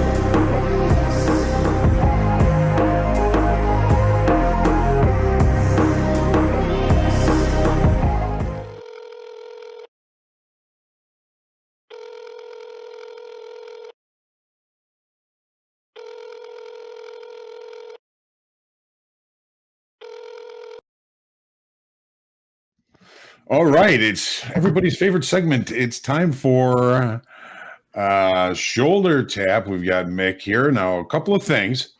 If you have questions at any time during the session, put them in the chat. We're going to ask our chat monitors to put those questions in our Slack so that we can kind of collect them and be a little bit more efficient near the end of shoulder tap. It's going to go an extra 10, 15 minutes today. So we're looking forward to seeing your questions. And we got Andre with us. And Mick, how you doing today? Happy Wednesday. Happy Wednesday. And happy Wednesday it is indeed. Good to see you guys. Good to see you. All right. What's going on? How are our traders doing today? I got to dive right into it. Piranavan. $8,300 today. We talked about him yesterday. We talked about him the day before. Everybody's talking about him. He got moved to a live account recently, and since starting in his live account, he's up over, I think it was 36,000 as of yesterday. Add another 8,300 to that. Freaking crushing it in the live account. Amazing. He's making us on the risk team look good, which I like. Very nice. Yeah, really good stuff. It's just amazing, these guys. To be able to do it consistently over time is the real challenge. Yeah, it's kind of just flawless trading out of him. So, we hope it continues, but it's a ton of fun. I know he's on our leaderboard. Could we get that leaderboard up and talk about that a little bit? Piranavan's been super hot lately. Super hot. Don't know if we can get that leaderboard right now. It requires a second man, and Jack's not here. Okay. So you said Piranavan, he is a live funded trader now, correct? Live funded trader. Yeah, he hasn't been in his live account very long either. I think it's like 7 or 8 days. Did he take a payout when he was at XFA? I don't have that information offhand right now. I was just looking at the live accounts. Fair enough. Do a lot of traders do they take the payouts from the XFA, or they carry it into live? Tons of payouts in XFA, and I love that. I would too. I think I always say this when payouts come up. It's so good for traders to be taking payouts. That's what we're here for. Take money out of the markets, put it in your pocket. And I think one of the things I like most about traders taking payouts, and I'd love to hear you guys weigh in on your thoughts. I've always been of the opinion, and I saw this with myself early on too, is it helps with your money management. If you know that you're taking a payout or pulling money out of your account, it makes you a little bit more in tune with that money that's in your account. It kind of turns it from being a number on a computer screen to something that's tangible, and I think that's super important. I know I struggled early on when I started trading and I was making money. I was like, I just want to grow this account. I want to grow the account. I don't want to take any money out. I didn't want to see that account balance go down, even though I was there to make money and put it in my pocket so I could use it or save it or put it elsewhere to work.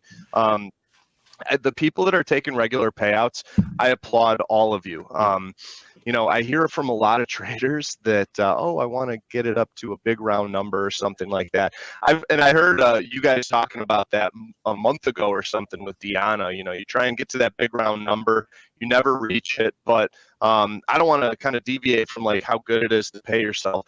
What do you guys think about, you guys have been in the industry for a while, successful. How important is it to pay yourself on a regular basis? And I think the only thing cooler than watching your trading account go up is watching your checking account go up. 100%. Then it's real. Then it's yours. It ain't the markets. It's your money. It's in your pocket. That's the only thing cooler than watching your trading account is when that money's in your pocket. Yeah, Mick, I opened up Piranavan's trade reports here, and it doesn't look like he took a payout when he went from XFA to funded. But he's getting to a point where he may want to trim this account a little bit. And part of the reason for that is, number one, you got to make it real, right? You got to say this is real money, and you want to feel it in your hands, and you want to do something with it. And when your account gets a little bit too swollen, you might start to get a little bit too risky. You might decide, you know what, I'm going to see if I can size up a little bit more. And if you do that on the wrong day, it can really be detrimental. So Piranavan, if you are watching, think about taking some money out. It's a good idea. Hey, Mick, does Risk Team, do you guys ever nudge them to take a payout? Absolutely. We definitely do. like I said, we want to see people taking payouts, and especially with my beliefs about how it makes you better with your money management. And I'll get into that in a second here. We do nudge people. You know, they get a big account balance. Hey, take some of it out. You know, we allow for people to take up to half of their account balance when they're eligible for a payout. Just because we say you can take half doesn't mean you need to. You know, even taking $500 out here and there, even if you're growing an account nicely, is just good. You know. Yeah, Dre, when you were working at the prop shop, they would tell everybody, hey, these accounts are getting pretty swollen. Yep. You know, trim those accounts back. Take some money out, guys. Mandatory distributions first Friday of the month. Mandatory distributions. Yeah, and in my experience too, like if you had like a very big winning day, like windfall profits, you know, the risk manager goes to you and says, remove that money from your trading account. That's not risk capital anymore. That's pocketed capital. And real quick to that point, I remember when the MF Global thing happened way back when. You know, the money that we did have in our trading account, we withdrew it right away, and we withdrew it and transferred it into our own personal checking accounts to not have it subject to whatever BS MF Global was pulling. So it kind of reminded you that, you know, that money is yours, but it ain't yours, you know. So keep that money, make sure it's yours when you're under your own name and your checking accounts to that extent. So yeah, take the distributions. But hey, I think we might have those top 10s if we want to take a peek real quick, Mick. Yeah, well, let's pull them up in a second, though. Okay. I want to say one more thing about my own personal experience with payouts and whatnot. I had a problem correlating that money that was either a P&L or account balance into real money early on when I started trading. If I had a nice big winning day or a winning week, I viewed it as, oh, great, I grew my account, but now I can trade bigger. I've got all this extra cushion to, you know, risk more on a trade. I can hold on to a loser longer. Bad stuff. I learned very quickly. What I actually started to do was when I recognized that I had a problem appreciating the value of the dollar on my account balance, or the value of my P&Ls for the trading days. I used to keep old pay stubs on my desk. I needed to do something to make that money realistic, because, like, you know, if I made $500 on a trade quickly, like, it was like, oh, that's great. But I didn't really value it the same as what, you know, how many hours I had to put in work, you know, doing other things. So that was really helpful for me. And I think a lot of traders who see how easy it is to make or lose, you know, 4 figures in a day, don't treat that money as it's real money. I think, you know, the best traders are always really tight with their money, and they get, you know, they don't want it to go out the door. So anyways, kind of going off on a tangent there. Just what wanted to share. Let's get this leaderboard up. Yeah, and as we do that, Mick, if you could scoot back a little closer to your computer. Robo, okay. Yeah, Bluetooth Robo. Sounds good for now. We'll see what happens. Mic check 1 2 1 2. Good. All right. Cool. Do we want to see the top 10 or top 5? They're in 2 different things. Let's do the top 5. Top 5. All right, we'll mix it up. Here we go. Because I've got some trading cards. Oh, okay, top 5. Piranavan, yes. Oh, look at these names. I knew it.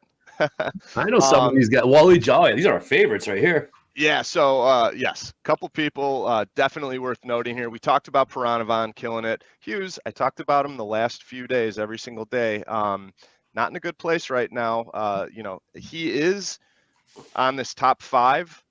Most of it is payouts right now because I shared the $15,000 winning day that went to a $3,000 losing day. I shared the $11,000 winning day that went to a $3,000 losing day. Down $3,000 again today. Barely has anything left in his trading account. Yeah, I got to move on. I don't want to talk about that anymore. Big shout out to Daniel Danny Miraz. Yes. Danny's trades. He's up $8,300 today in his live account. Wow. Awesome dude. He's got a huge following. So Nice. Shout out to you, Danny. Really happy for you. And also a big shot. He's not on the leaderboard here, but putting up some good numbers regularly. Big shout out to Patrick Wheeland. I think last I looked, he was up about 2,500 on the day. As a reminder, as I'm talking about Danny's trades, Danny M here and Pat Wheeland, these are a couple guys that have the ability to trade quite a bit of size with us in their accounts. scaled it back to 5 contracts. Okay. I haven't heard about any proposed changes for that, about going back up to larger position sizing. We talked about it a few times over the last week. This is a mature move. Just because you can trade big doesn't mean that you need to trade big. So shout out to those guys for that. Balkaran killing it. Wally G killing it. I haven't seen either of those names on the board today, which kind of just tells me that they're flying under the radar. But Wally G's in the chat right now. Wally G, shout out Wally to G. you. Really happy about how well you've been doing. I just got out of an interview, so I've been a little out of touch with All good. the markets and what's going on with the traders. So yeah, these are our top 5 guys. Definitely, worth noting, and let's keep it up. I want to see these numbers get bigger. I'm not so sure if that's going to happen with Hughes, though. So when they ask you to scale down from 15 to 5 lots, do you suspect that they're going to want to bump that up, or are they pretty cool with their 5 lots right now? No doubt they'll want to get opened back up again. But I think right now with the current, whatever their reasoning was, and I know a little bit about Danny's trades reasoning because we spoke on the phone over it. We can keep that private, but yeah. Yeah, I'll keep that between us. But it's just, they'll go back up for sure. But whatever it was that they recognized in their trading or in the current market environment, it's just, hey, this is a time for me to scale back. And I love it. It's self-awareness in that too. It is self-awareness. It's maturity. You got to be a big boy or girl to say, scale me down, prevent me from trading bigger.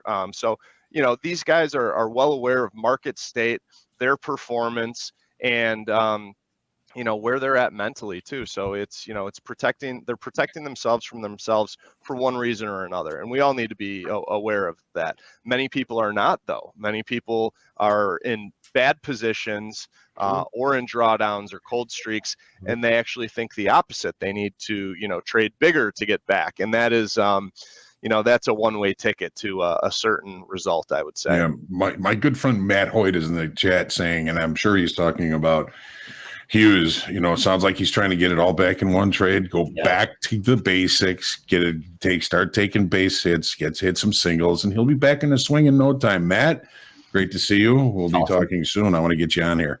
Yeah, I actually trimmed Hughes down today from 15 contracts. I just went ahead and took the liberty of setting him up for 1 lots because that's where he needs to be right now, trading 1 lots.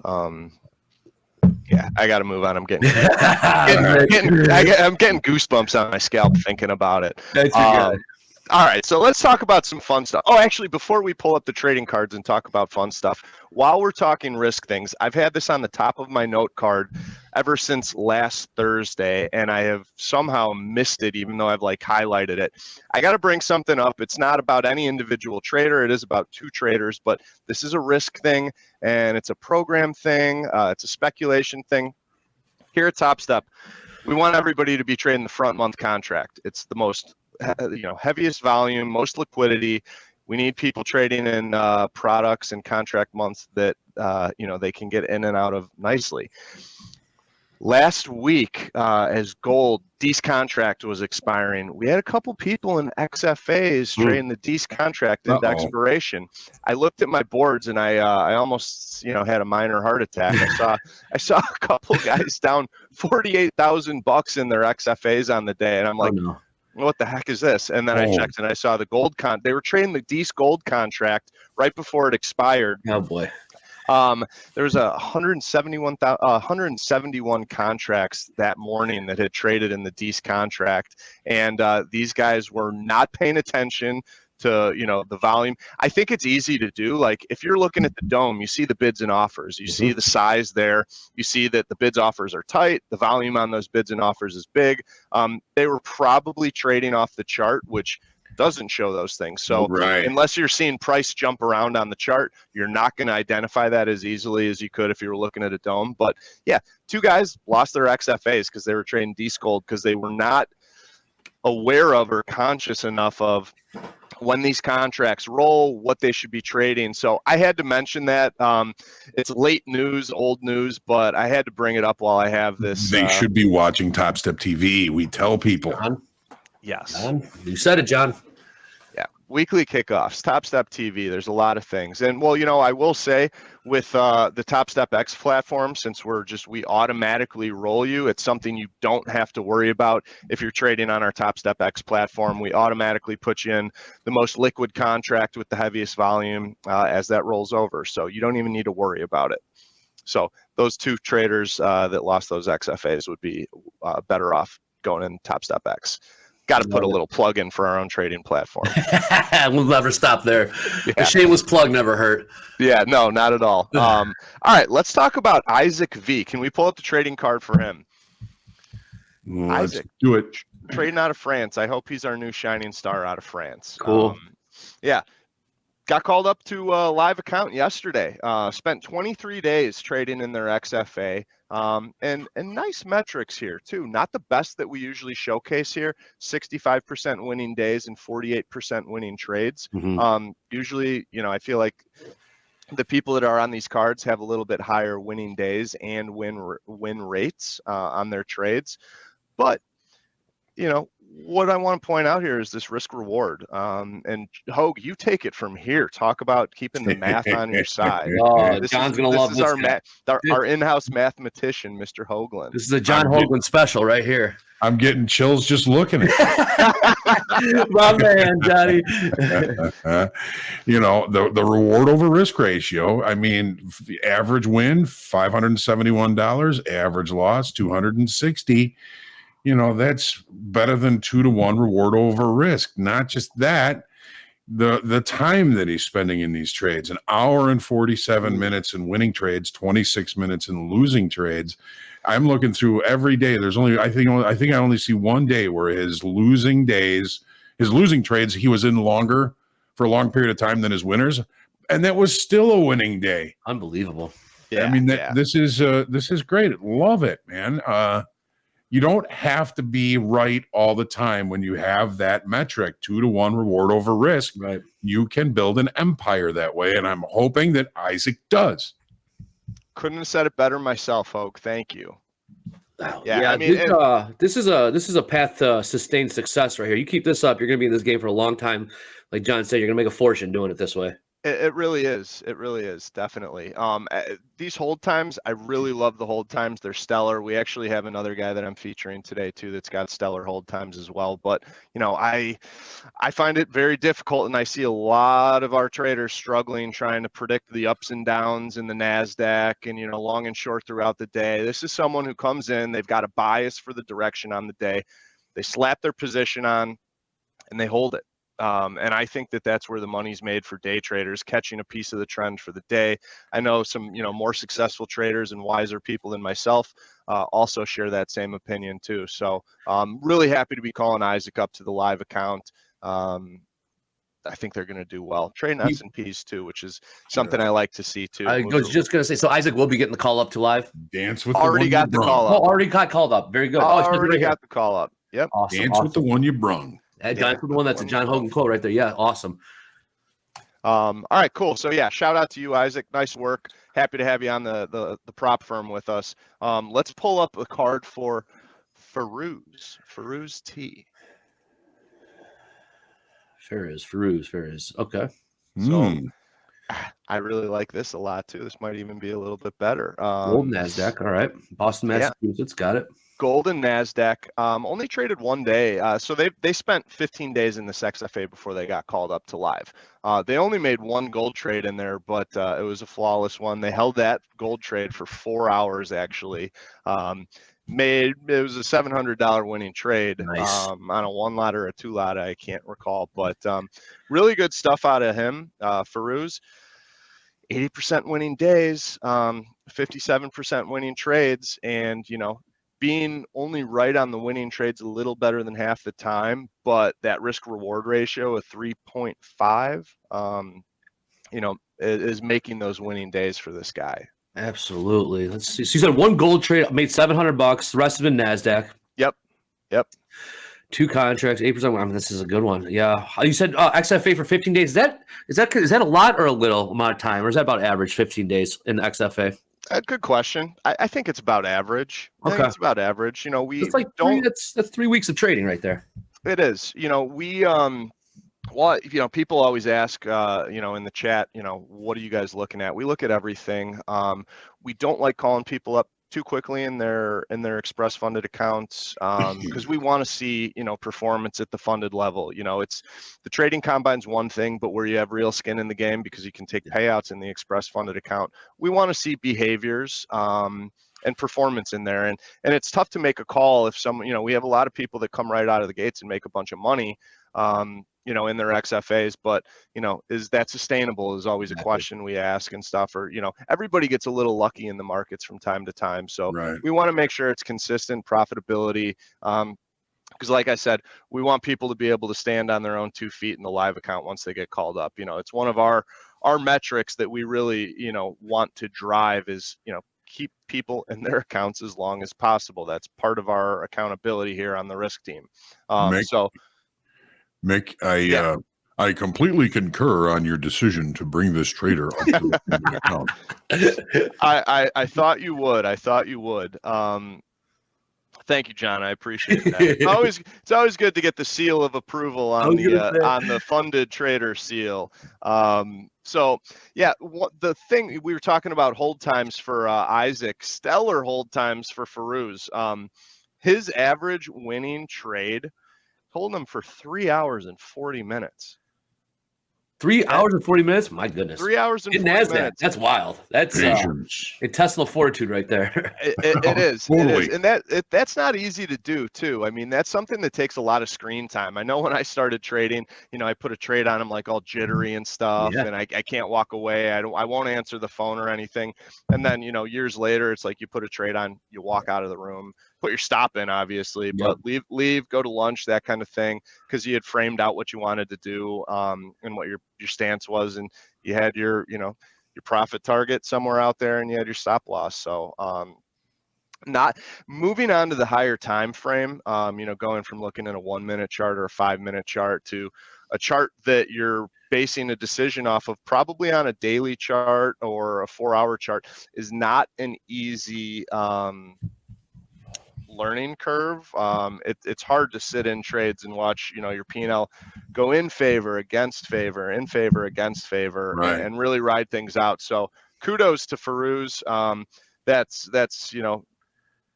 That's great. And even he's almost a 4 hour hold time on the winners, but he's also holding the losing trades for about an hour or two, which he's definitely more impatient with the losing trades.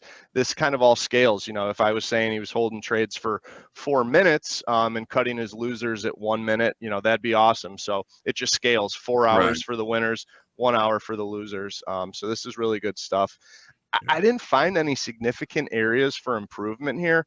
Normally we can, but one of the things that I like most about this trader, and one of the things that makes me feel really, really good and confident about calling them up to a live account, is they're in the 150K, as you can see. So they got a $3,000 daily loss limit. I know I mentioned that they only traded 15 short days in here, but a lot of these traders with the $3,000 daily loss limits are hitting those $3,000 daily loss limits on their losing days. Not Farouz. I think there were only a couple losing days in this XFA that they had, and they cut it off at about $1,100 for a loser, and their biggest losing day was $1,400. So this is someone who I talk about the maturity. I see maturity here because they're cutting it off where they need to cut it off, where they, framed out their risk, or they're ending the day down because they can call a losing day. They're not saying, oh, I'm going to trade to, get back to break even, or I'm going to trade to, turn my losing day into a winning day. No, they're trading what they see in the markets. They're not trading their account balance. They're not trading their P&L. And that tells me that this person has a maturity level that's going to serve them well at the prop firm in the live account. Mick, the explanation and going over this trader, very, very succinct, complete. You've left nothing else for me to say other than that reward over risk ratio is enviable. Love it. It certainly is. It certainly is. I've noticed that with traders that can trade on the higher time frames, they are going to have those larger risk reward ratios, because if you're trading on a higher time frame, you're looking for a bigger bite out of the market, a bigger piece of the trend. And when you're doing that, combined with finding good trade location, you know, Hope, you mentioned the cheap trades. I don't know if this is the same kind of cheap trade, but it's like, hey, I can risk $1,000 to make $4,000 because I have the patience to, you know, wait it out throughout the session and see if this market can get to this level. Yeah, that's cheap. Yeah, it's a cheap trade. So, you know, me mentioning this trader not hitting the $3,000 daily loss limit on their losing days, a lot of these cards, I talk about areas for improvement. I talk about these traders, you know, so-and-so should area for improvement. So-and-so should limit their losses. This is exactly what I'm talking about when I'm saying limit your losses. Yep. Just because you can risk X doesn't mean you should risk X. And Farouz is doing that. So I'm pumped about having this guy on the prop firm. This is really good stuff. Great stuff. Great stuff. Again, these great summation. Yep. Sorry. It's a great summation, Mick. So let's go talk about another trader that we're calling up to live. And now this guy's a big swinger. Can we pull up the trading card for Wan Yu? I am happy to call Wan Yu up because they're wildly profitable overall. A little bit cautious and concerned for him, only because he's a big swinger. And this is someone that we made a small exception to because they were putting up such large winning days. Hey, Mick, sorry to interrupt real quick. We got Fed speakers speaking right now. Goldsby speaking right now, 11 o'clock and 11:15 in 15 minutes. We got Harker speaking. So keep an eye out for that. If we start seeing some volatility, it's probably why. Good call. Good call. Awesome. Yeah, nice shout out to Danny in the chat for notifying. I was not aware. I wasn't paying attention. I'm currently flat. I took a small profit on that trade because something changed. We'll talk about that later. Very good. Right, go ahead, Mick. Wan Yu. No, it's all good. This is a super exciting trader to watch. They're really, really high risk though. Really high risk. We're calling them up. Overall, very, very profitable. Average daily P&L $5,600 in that XFA. They are always trading 15 contracts. Always. They scale up. They're doing 85 trades per day, but those trades on our trade report, you know, if you add 1 lots and stuff like that, it'll add up. But they trade 15 lots, so they're always in the market with 15 on. Okay. 58% winning days and 60% winning trades. Listen to some of these winning days that this guy has had. All right. In the XFA, $22,000. That was just yesterday, as a matter of fact. Day before that, $16,700, $25,000, $34,000.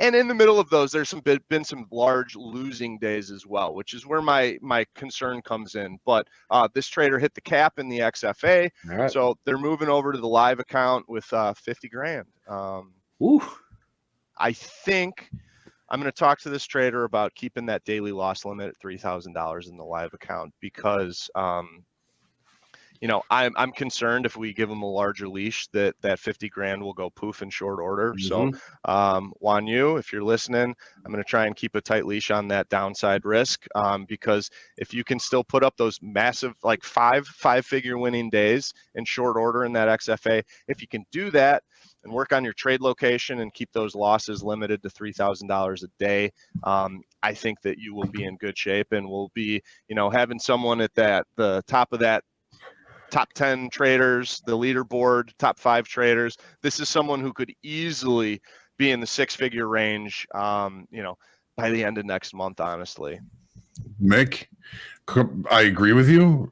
Cut his daily loss limit because most of the days that he starts down, he ends at the daily loss limit. Interesting. Something else. That happens really quickly, though. That happens quickly when you got 15 on. When you're trading big, right? On the 15th of December, he was up $17,000 and ended up hitting an $11,000 daily loss limit. Think about, if you can, talk to him about next time you're up 17,000 and you lose 7 and you don't walk away up 10 grand, I'm going to come through the phone and I'm going to bite you. Which is, of course, not possible, but you're up that kind of money. You've got to walk away a plus player that day. You have to.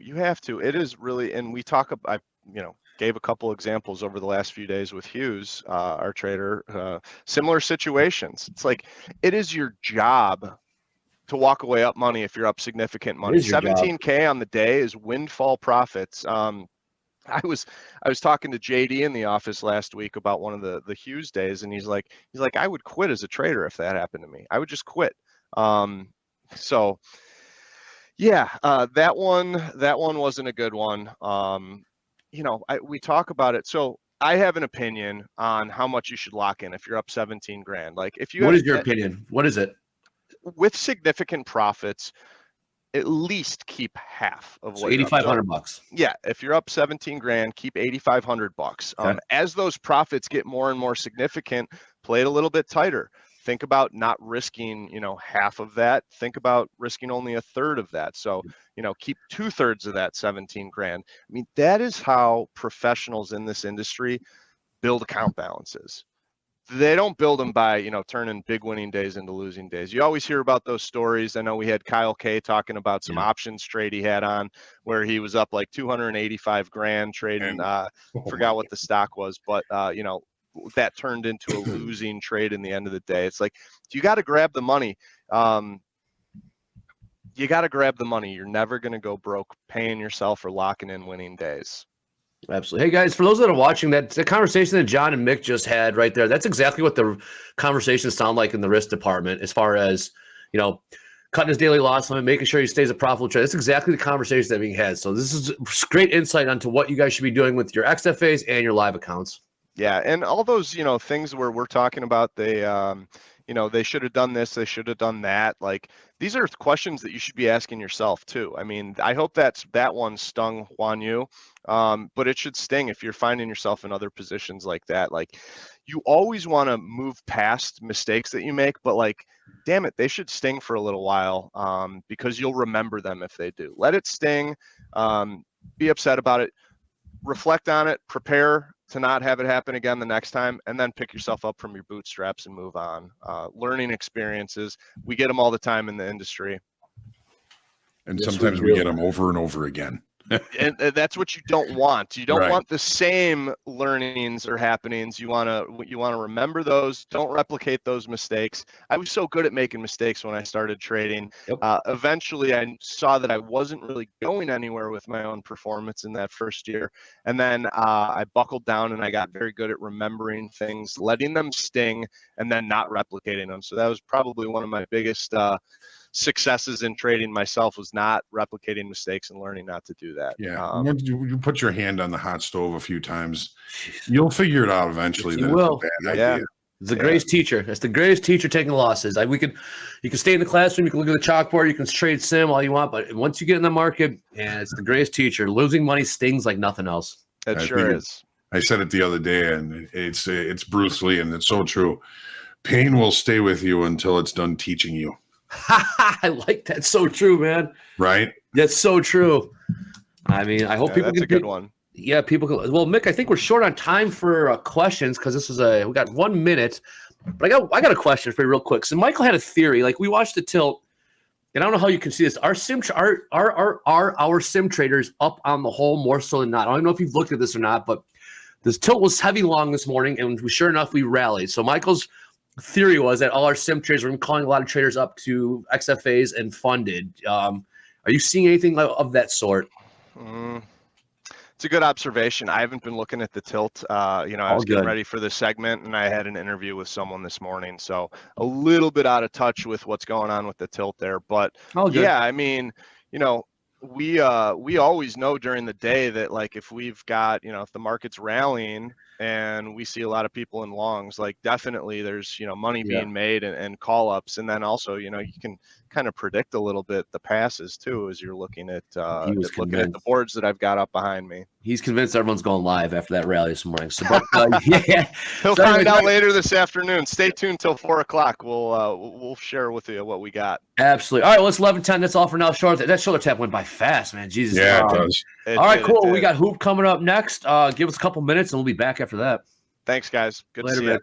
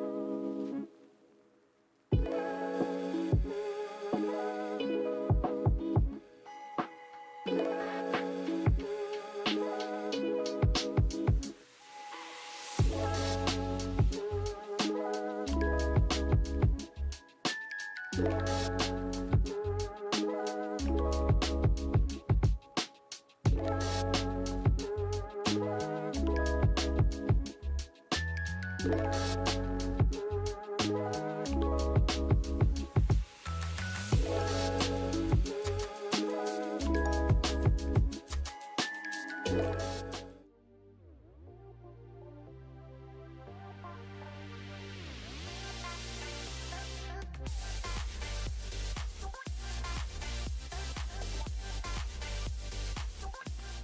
right, it is our Power Players segment. Again, we're having a little bit of difficulty getting our good friend Hoop in for Power Players. Hoop, if you are listening, use that link to get into the rendezvous, and we're looking forward to talking to you.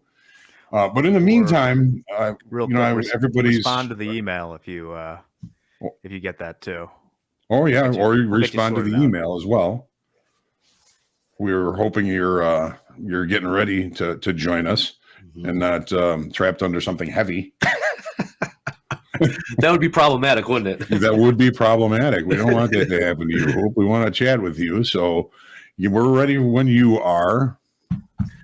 All right, John. He got the link. He's having a mic issue. So there he is. I'm having. Yeah, I think it's everybody's star-crossed these days. I know I've been feeling kind of star-crossed, but hopefully you'll be able to get that taken care of and we can get you on here because, again, we're looking forward to talking to you. Yeah.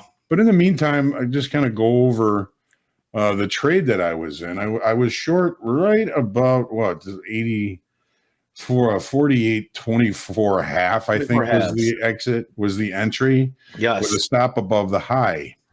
Looking for this failed auction up here to remain a failed auction. And I got out of the trade at a five tick profit.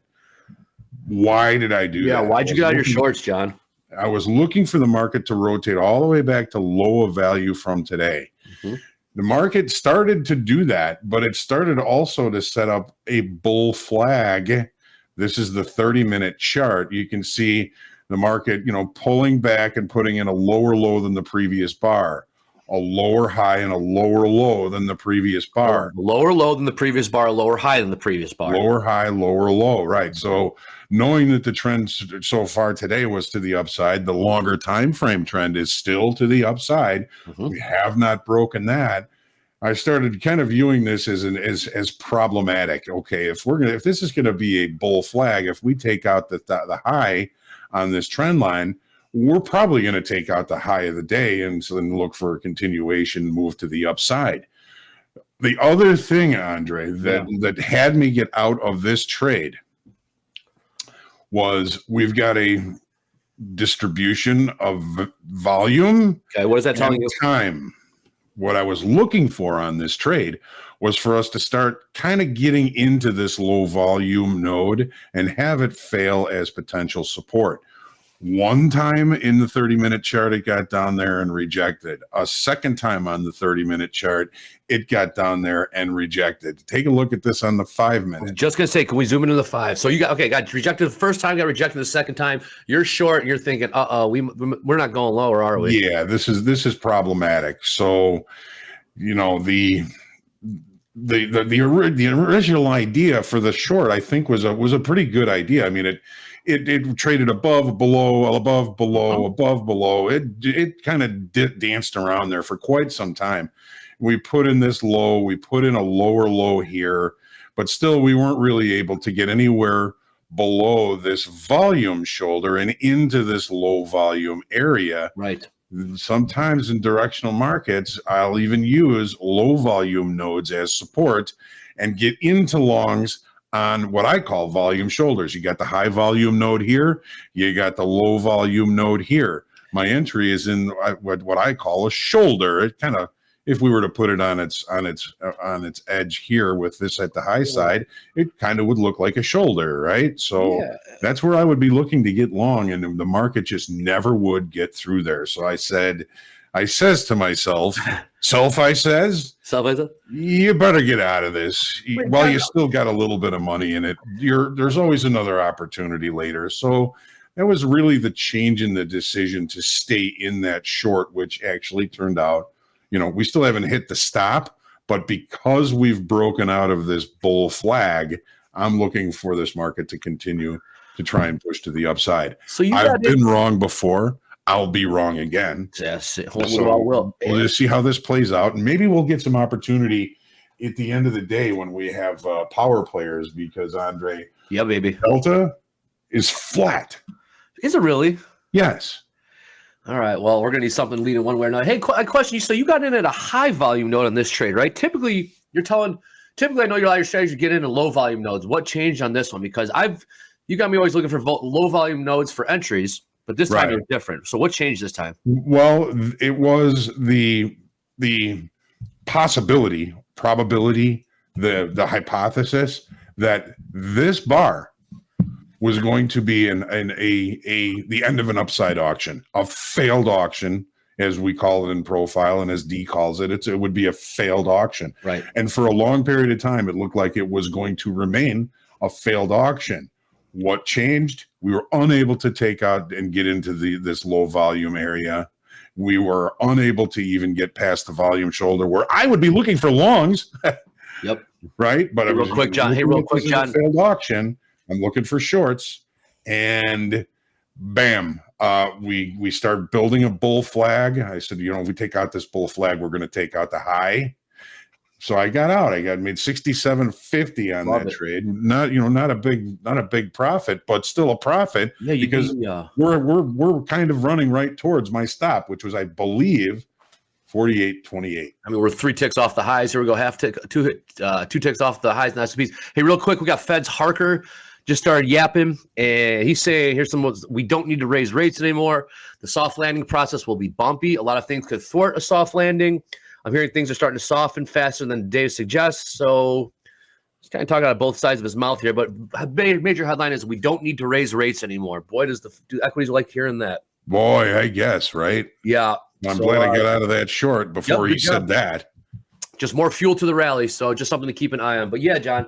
So we got Goolsby saying irrational exuberance. Is that what he's saying? No, he said exuberance, but that was what Alan Greenspan said back in the day, and that just took the top right off of a rally and just broke the market hard that day. You got the Fed chair saying, "Yeah, I think the stock market's exhibiting irrational exuberance." Sold. So yeah, you're saying you only took $62 out of the trade, but where we're sitting right now, you'd be sitting on a loser. So I think that's net you made $250 considering where it's trading at right now, right? Oh, for sure. Yeah. Right. Yeah. I mean, if I would have let that go to the stop, which it was my full intention when I got into the trade, but something changed. What I was looking for wasn't happening. Yeah, that's called being agile. That's called not being married to your position. I think Mike always likes to say, don't get married to your position. That's exactly what you did there. Well, so yeah, I guess we're looking for more room to the upside as we're, there's nothing going to stop this bull rally, is there? What can possibly come in here and really take us lower at this point? Well, Dad always said the market always looks the best at the top and the worst at the bottom, but maybe we haven't hit the top yet. We were talking this morning. The all-time high was put in the overnight last night. Traders don't like regular trading hour traders don't like that. They got an attitude when it comes to that. And here we go. We took it out. My initial thought was if we can't get above the base of the late spike, we talked about that earlier, and that was my target for the long on the opening range. But we certainly did it. Then we were looking at the overnight high. That was also kind of one of the decisions that I took that trade, because we went above it, we came back down below it, and that can sometimes put in a high. Awesome. We got a new poll that just popped up there. Good job, Robert. Will NQ make new all-time highs by end of the day? Simply yes or no. I'm putting in a yes. Hell, I should get long. If I'm going to vote yes, I might as well get long, right? Right. And I didn't get long on the breakout of that bull flag because I'm following the trend, but I'm very cautious. Absolutely. Very cautious about it. We talk about buying the highs, and it's hilarious seeing all the experts in the chat. Wells, you're starting to see what we see. Yeah, it's hard to get it. It's hard to get in here, get long. There's not really been a pullback. We traded sideways. We barcoded for the last hour or so. You got short, you got out. Right. But yeah, look at the NASDAQ now. This failed auction still hasn't really been taken out by much. This is how auctions end. Gets too expensive. Buyers won't buy it anymore. Sellers take over, and the market rotates lower. So at this time, this is the end of an upside auction or a failed auction as it sits. If it remains through the rest of the day, there's only one thing for this market to do, and that's consolidate or look lower. Look. All right. Well, we're a half tick off the highs of the day in the S&Ps as we talk here. Renegade Trader, I am not long. I don't know what to tell you, man. Anyways, yeah, I think James Harden, we got some news from yesterday we didn't get to. If we want to tie up some loose ends there, didn't want to put you on the spot there, BC. No. Some news. We can definitely tap into that. We're still trying to get Hoop on the phone here. We got 15 minutes left in the segment, so we're going to try our best to squeeze him in. I'm sure him and John wouldn't mind rapping back and forth and hear some cool stories there. But in the meantime, James, what do we got? Yeah, this one is near and dear to my heart. All right. I'm interested. You got me. You have my attention. We're peaked. We lost him. James. We can't lose James. We can't. We're in a lot of trouble. We can't lose James. We're in a lot of trouble if we lose James. We'd be in a lot of trouble. Yeah, we are. Then you want to see what flying blind looks like, everybody. Guys, I cannot catch a break. Oh, it's been a day. Oh, there we go. We're on Wi-Fi now because Ethernet decided to not work. All right. No. Anyway. Yes, so there was a massive leak into a video game company called Insomniac. Hackers breached their data, and they threatened to release confidential data unless they were paid 50 Bitcoin or around $2 million. They were going to release data, personal information of employees, and future plans for their video games from this company. And guess what? They did. Sony and Insomniac did not pay up, and everything got released. 1.67 terabytes of data with personal information of the developers, where they live, their names, their phone numbers. The future of video games. We got a Wolverine game coming out. Apparently, there's an X-Men game that's PlayStation exclusive until 2036. I mean, this is the biggest data breach in video game history, in my opinion.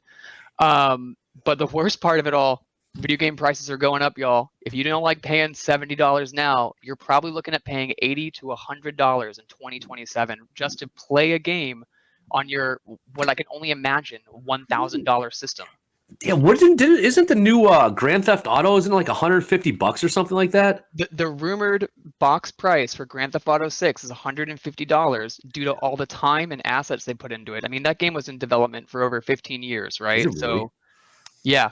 It's crazy, and just the fact that, most of the time when I feel like when hackers take data, it's all talk, it's no action, and unfortunately, guys, they did it, they released it. So this is the second time Sony got hacked, big time hack, right? Didn't they go after like the TV studios too back in the day, a couple years ago? I'm pretty sure Sony's been a target a couple times now. That's how we figured out they were trying to do the crossover of Men in Black and 21 Jump Street. That's right. It's a shame we never got it. Hackers ruin everything good. We could have had Jonah Hill, Will Smith. The movie we never know we needed. We never knew we needed. Yet another reason I'm so thankful that I'm not into video games. I had my moment. I'm going to date myself here. I was a Nintendo 64 guy with Bond, GoldenEye. So that tells you where my sweet spot in gaming was. But yeah, I know these prices keep going up. Hopefully the product and the quality is better. PS5 is going to be, I think we're on PS5, right? We are, yeah. I enjoy it. I like the quality. Yeah, for sure. If Eddie was here, I'm sure he'd have a comment in it. I mean, the games are getting better. The quality's getting better, right? The graphics are getting better. Hopefully you're getting something for your money. The last video games I played were Pac-Man, Tempest, and Missile Command. Oh boy. the big kiosk things in the hot dog stands. GoldenEye. There's my GoldenEye fans working on it. Hoop. All right, Hoop's still working on it. Hoop. We got 15 minutes. We'd love to say hi. John, you and Hoop go way back, right? Well, yeah. I mean, we were both floor rats. Love it. Hoop has been with us here at Topstep for 14 years. I mean, almost since the very beginning. He was like one of the original six. We got Hoop, we got Fred Decker, we got Nick Dolby. There were a few people that were around right at the beginning and have stuck with us the whole way. And it was really looking forward to catching up with him. But we can do that another day. Yes, we can. If the gremlins are too tough, just don't put water on them and don't feed them after night or after dark. It's like the movie. Yeah, I know, right? I got mine right here. What do you got? Close to me, so he doesn't get me in trouble. That's the gremlin. There he is. All right. Well, looks like we're coming off the highs a little bit here. S&Ps. I don't know if a headline came out or what, but looks like we got some sellers. Well, yeah. If this thing's going to turn around and roll over, it's going to be that failed auction or that finished upside auction in the Nasdaq that's going to do it. All right. So, all right. You got group coaching coming up here after this segment. Make sure to get your it's Ask Hoag Anything week. So make sure to get those forms in. How's group coaching been going so far, John? I think it's been going really well. I think we've found a groove with it because we've got we're collecting the questions ahead of time. I don't have to filter through the chat. We've got usually JD's kind of bringing in the questions today. We got Robert bringing in the questions. Cool. And it's one of my favorite segments because there's nothing traders enjoy more than sitting around in a circle and talking to traders about trading. It's the best. This is the closest you can get to doing it in real life, so to speak. With some of our Top Step meetups, we do exactly that. All right, we're still selling off here. Yeah, if we can get that link in the chat again, that would be great. I got a couple of people asking for the link so that they can get their questions in. Absolutely, yeah. For everyone watching, you're talking to one of the best ever to do it. So yeah, you're talking to a great coach, and it's a wealth of information. Be sure to utilize what we offer here because it doesn't get much better. Man, oh man, we were that attempt to take out the high in the S&Ps looked like a really good opportunity for a short. Yeah. If we can't hold this trend line on this 30-minute chart right here. Yeah, let's see what you got. Then we'll see. So we put in that bull flag and we weren't able to take out the high. What doesn't happen is as important as what does. So now we're seeing if we can, if this was resistance, is it going to be support? What price are we looking at for it to break support, so to speak? I know we don't like using support and resistance. We're coming up to it right now. The trend line comes in around 48.23. Now we're taking out the point of control. We start getting into these single TPOs, then it's an opportunity to try and find a pullback to sell. If you ask me, right? This is not a really strong high up here, like the one in the Nasdaq. This is a kind of a weak high. The market kept trying to get up there, but the strong high is in the Nasdaq. What makes it stronger than the S&Ps, John? Because there's much more excess on this. Okay, so in profile speak, Here, let me grab this. And for sure, while you grab it real quick, we're going to update this poll. Will the NASDAQ make new all-time highs by end of the day? Or 500 votes, 63% said yes, 36% said no. Right now, 36% looks like they are right. Yeah, I said no. I said yes. This is opening range is low of the day. Yep. We rallied. We looked above the initial balance high. Okay. We rejected. The market has attempted to get back into those levels, but has been unable to. Right. Buyers have not been strong enough to come in and take out this what eventually might be called a selling tail. Price got too expensive. Buyers backed off. Sellers took over and quickly moved price back lower. That's a failed auction. That's the end of an upside auction, potentially. And we call it a selling tail in profile speak. Now, this is market profile, which is based in time. You're not going to see this necessarily in volume profile. Right. So there's really useful things about the market profile as well as really useful things about the market profile and the volume profile. I forgot which one I said first. And that's why essentially why you're saying NASDAQ is stronger than the S&Ps, correct? I'm understanding that, right? The NASDAQ high is going to take a hell of a lot more energy to get taken out than the S&Ps. Love it. So, okay, with that being said, in your opinion from watching today, what's leading and what's lagging between NASDAQ and S&Ps? Well, the NASDAQ has been leading, I think, over the past few sessions. It's already above the weekly kickoff high, which is based off a measured move on the daily chart. Mm-hmm. That measured move takes the S&Ps up to 48.50. So the NASDAQ, for that reason, has been, I would say, kind of leading this move to the upside. While it was lagging for a while, right? I feel like it's now leading. And if this market is going to lead and put in the high, it's going to happen in the NASDAQ, with this excess. Now, I don't know what's going to happen at the end of the day. Somebody could say something, somebody could do something, anything can happen. But this failed auction up there and the inability for price to even get much into it says buyers are kind of exhausted And, if they start to get nervous, they start selling, this thing could roll over and head lower. So the excess in the NASDAQ is much stronger information than the weaker high in the S&Ps. Weak high. Here's the profile on the S&Ps. Let's check it. So when we look at, this is the high of the initial balance, right?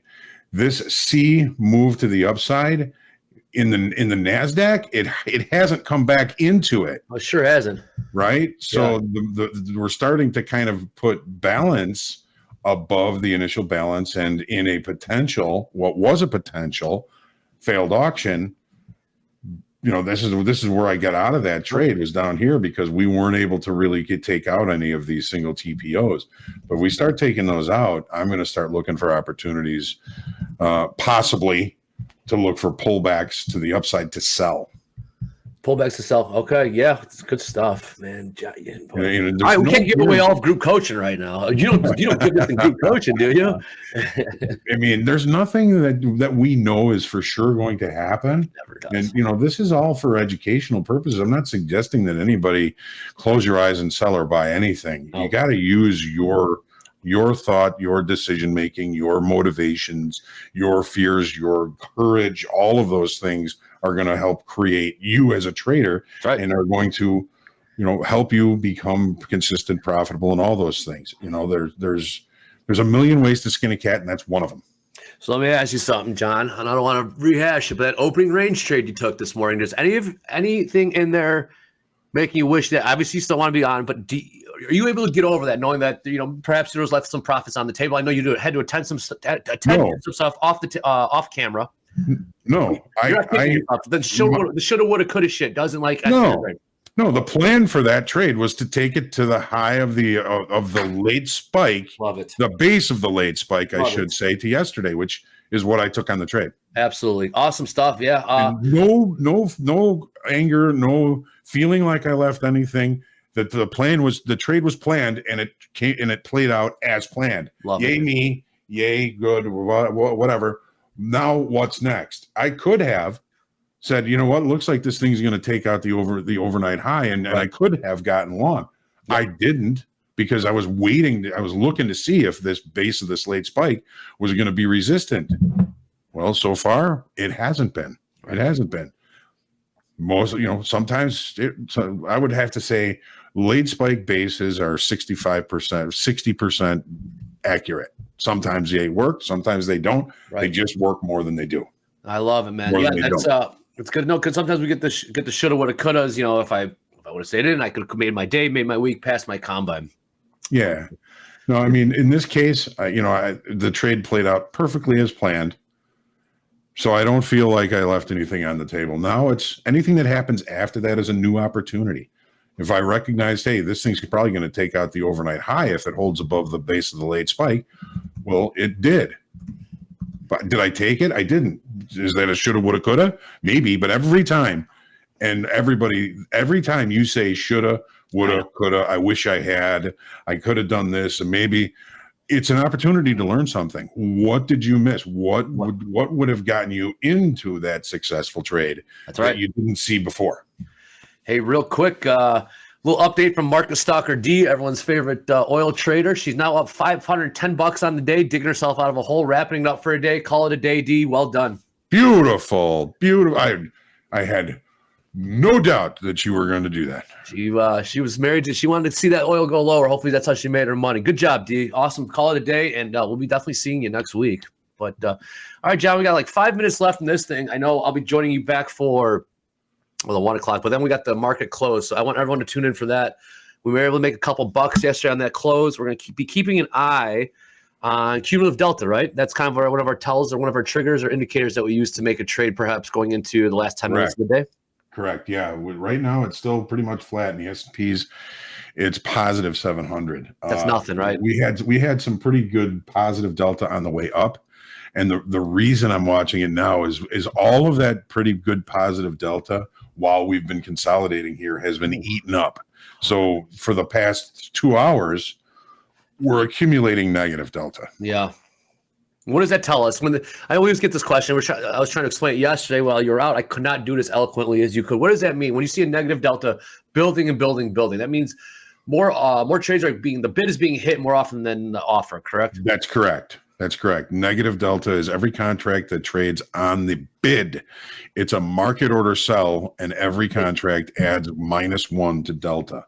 That's right. So when you see delta increasing in negativity, yep, it goes from -1 to -2,000 to -4,000 to -6,000. It's telling you that there's aggressive traders that are taking action to sell the bid. But if price doesn't move in that direction, it can be an indication that there's another presence in the market, perhaps a longer time frame trader. And if the short time frame traders keep using those market orders to hit those bids, right, if they never make any money on them by the end of the day, they're going to need to get flat. So what are they going to do? They're going to buy it. They're going to buy it. So basically what we're trying to do is we're trying to beat them to the punch, right? Right. And as we say that, say buy it, we're making new highs in the S&Ps. How about it? There it is. Hey, also real quick, I see our likes are a little light here. We're still under 1,000 likes, and we've had you guys have rolled with us through thick and thin today. If you guys would be so kind as to smash that like button, please subscribe. And you guys have been awesome in the chat today. So keep doing that. Keep this community active. But yeah, let's get some likes up there. Yes, and Hoop, sorry you were having gremlin issues. We'll work on getting those gremlin issues taken care of, and we'll be happy to have you on. Absolutely. The next opportunity. Again, we're looking forward to seeing another floor rat. We used to call each other floor rats. Absolutely. And we'll catch you then. So, well, I think we're going to kind of wind this up for the top quiz. Ooh, which is coming up here in just a few minutes. And make sure that you've got your questions in for group coaching. Always looking forward to being there. And I always say during it, nobody knows everything. I certainly don't. If there's something I don't know, that gives us opportunities to learn something together. There's always something to learn in futures trading, no matter how long you've been trading. Markets change, people change. Ain't that the truth, man? Ain't that all right? New highs, S&Ps 48.28. So there's my stop. It would have just got hit. So eventually what happened. So great job taking profits there. 28 quarters now printing. NASDAQ following along. Looks like ES might be leading this one higher. So yeah, the NASDAQ. Look at this. What do you got, Johnny? Bill. Excess high. Didn't we talked about this literally 5 minutes ago? Yeah, still an excess high. We talked about this. It's not taking out this failed auction. Yep. It might, but so far it's really struggling to. So what's that telling you? What's that telling? It's just going to be so. ES is leading this sucker, right? Right now, the ES just put in a new high, a new all-time high. All-time high. It's crazy. The failed auction that occurred earlier did not present as a true failed auction. It turned into a weak high. Yeah, it takes so much more buying energy to take out this selling tail in the NASDAQ. And if the market doesn't have the energy, it's going to range or it's going to turn around. We don't know. That was dirty. That was a trap for all the shorts right there. Boy, they got trapped right on that one. That one hurt. Glad I wasn't one of them. That one hurt. All right, well, we got 1 minute till we wrap this up. We got top quiz coming up. I do know it's ready behind the scenes. Everyone's ready to go. Please make sure to tune into that. John, I will see you after your great group coaching session, and we'll wrap this sucker up. But that was a lot of fun. Hoop, maybe next time. I know everyone wants to hear from you. Hoop, where is he? Hoop, there it is. Take care. I'll see you in a little bit, Johnny. All right, you see you in a bit. Yep.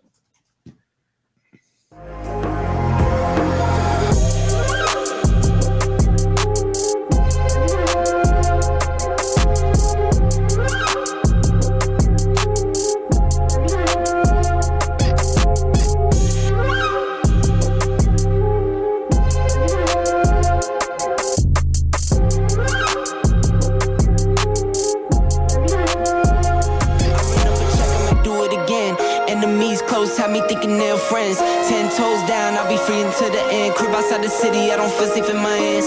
Took so many years, I'm just waiting for the wins. I'm in debt to no one but the one who took my sins. I do it for real, there's no reason to pretend. If I do it once, I do it again.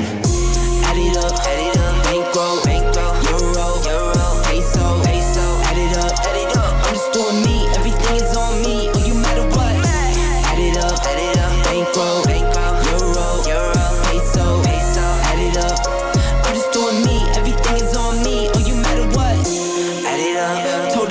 all me, everything is on me, gon' back it up. No matter what, told you I'ma do me, why you hating on me, it's not adding up. I do roll like a Mack truck, country heart, I might cop a farm and go act up. Lot of scars, I was cold-hearted, now I'm backed up. Keep it real, I do this once a month, I don't rap much. I just take the money and go stack up. Only buying car till you tatted up. All that other bull, it don't matter much. You only climb me, I put the ladders up. No fault, I done doubled up on the workload. I think I fell in love with the bankroll. Pray up, get money, then we lay low. Add it up, bankroll, euro, peso, add it up. I'm just doing me, everything is on me, oh you matter what. Add it up, bankroll, euro, peso, add it up. I'm just doing me, everything is on me, oh you matter what. Add it up, told her if it's all me, everything is on me, gon' back it up. Matter what, told you I'ma do me, why you hating on me, it's not adding up. Add it up, told her if it's all me, everything is on me, gon' back it up. Matter what, told you I'ma do me, why you hating on me, it's not adding up.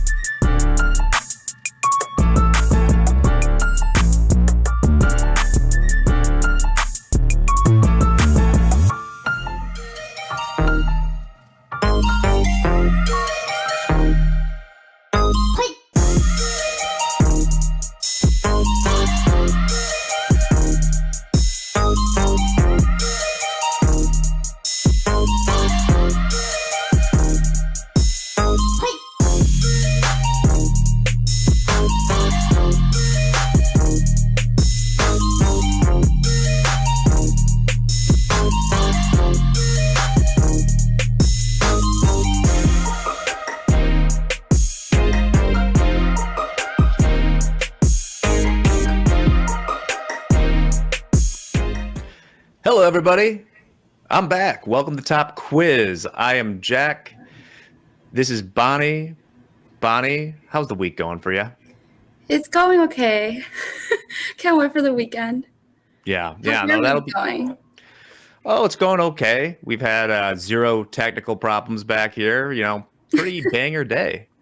As far as the music goes, my understanding is that the transition music is too fire for some of you and not fire enough for many of you as well. So I don't know if there's a happy medium there.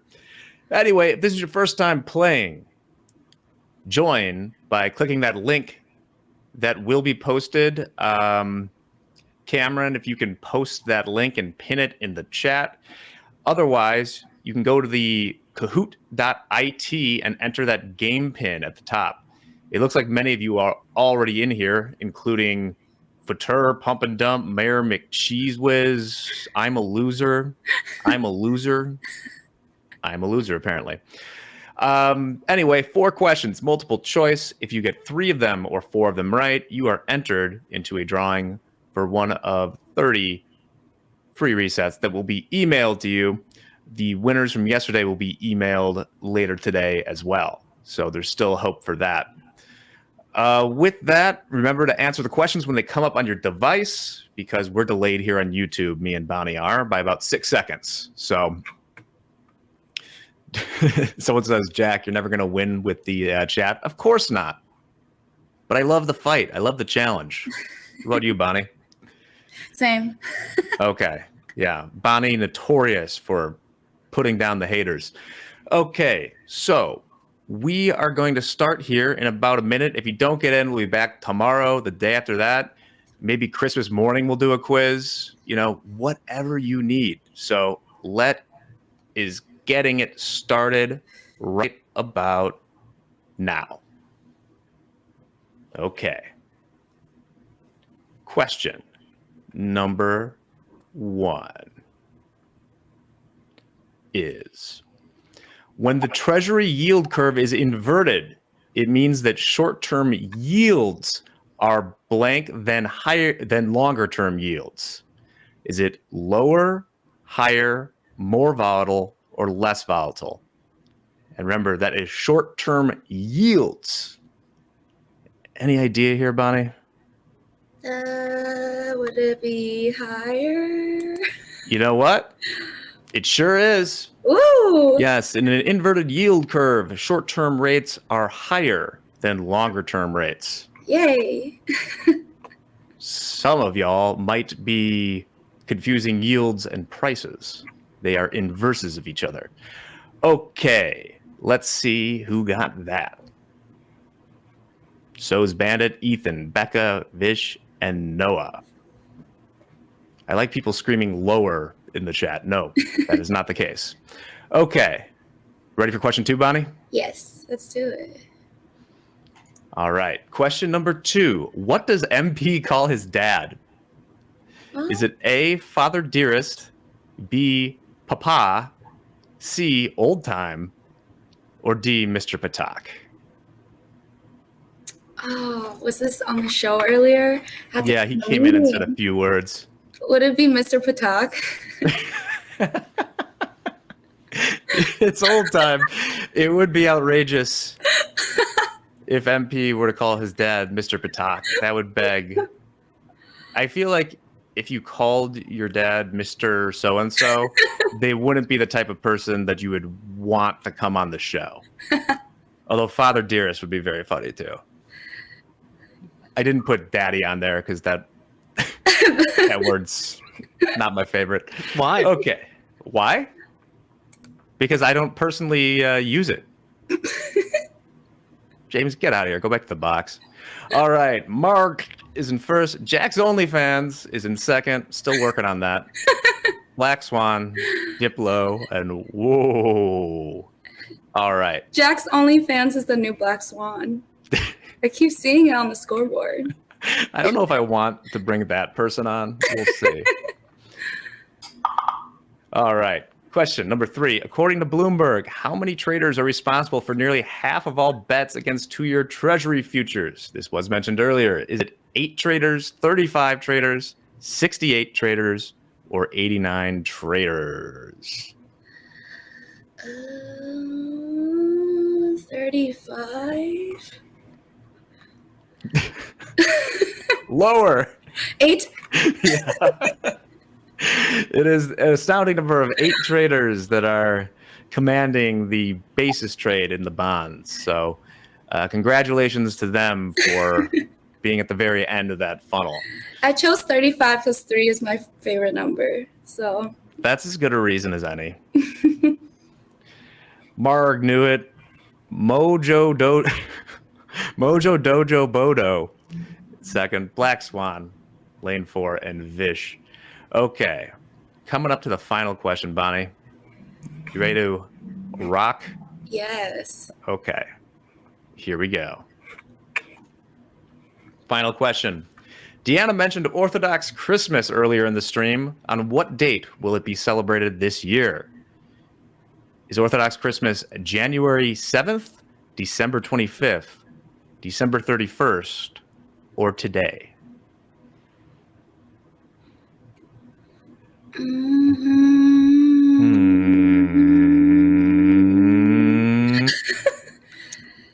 Shoot. 31st?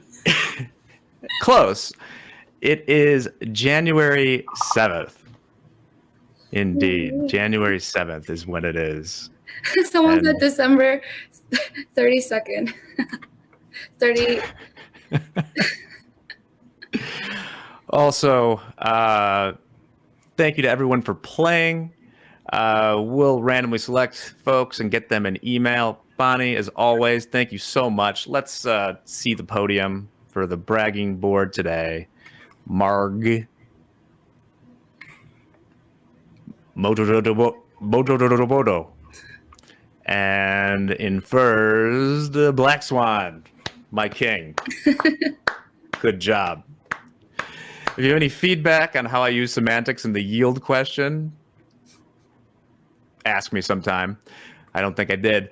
All right, Bonnie, great today. We got a 20-year auction coming up in a couple minutes here. Probably shouldn't be huge, but just be aware of that. Bonnie, a pleasure as always. I'll see you soon. Everyone else, we'll be right back after this break with group coaching with Hoag and Coach Robert. Dueling coaches. So we'll see you then. Bye. Thank you, Jack.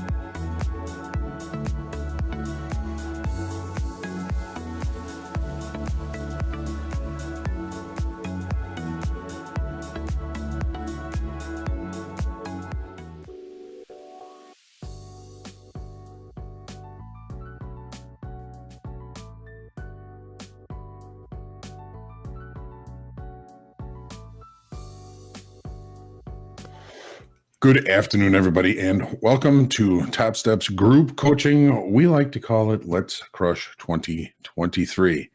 My name is Logan Roy, and with me, playing the part of God, is Robert. Good afternoon, Robert. How are you today? Good afternoon. I can't do a good God. My voice is so high, but I'll do my best here. It's okay. You sound great. You sound great.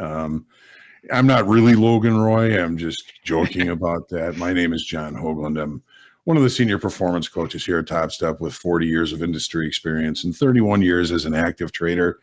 Been here with Topstep since 2011 and hopefully helping everybody and anybody improve their knowledge and performance in trading. This is the CFTC disclaimer.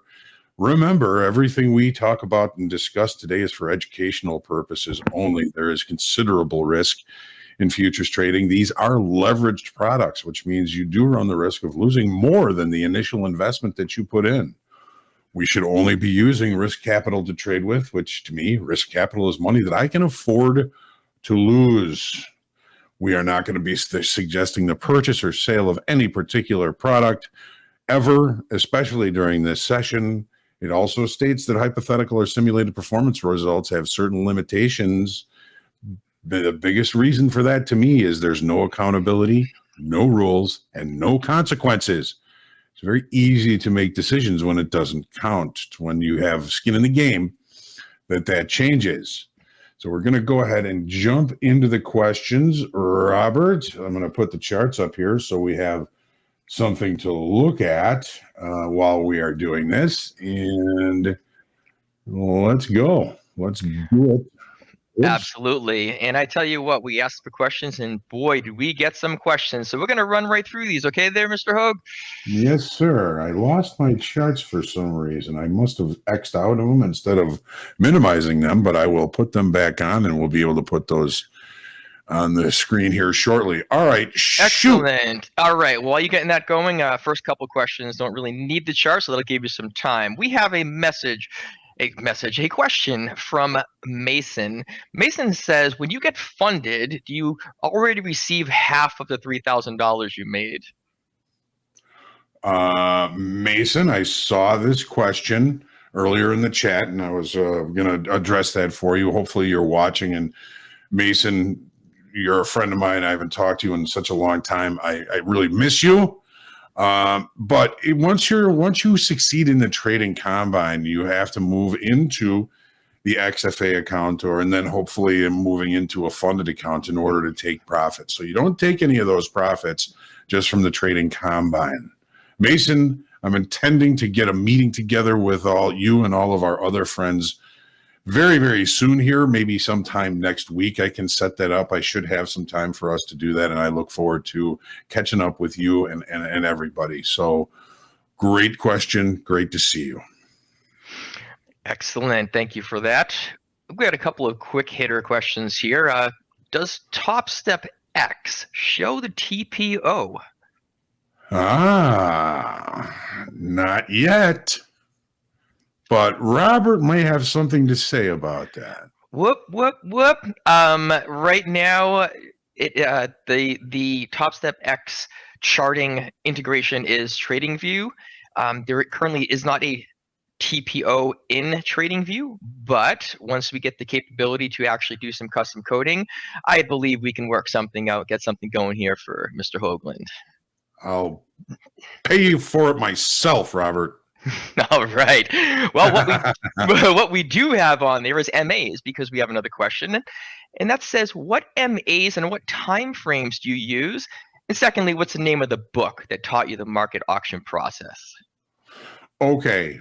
I guess it depends on which platform we're talking about. For the TopstepTV, the only moving averages that we have on these charts are the 50 session, the 100 session, and the 200 session moving average. We also have now added VWAP, volume weighted average price. The VWAP is the price that has the equal amount of volume above and below that level. Something that I haven't really introduced yet is there are whole moving averages that I like to keep on my charts, which are on another computer. And I use the 13 and the 9 session because sometimes that can be an indication of a potential change in direction. But as far as, we'll take a look at those on a future date. I may add those at some point.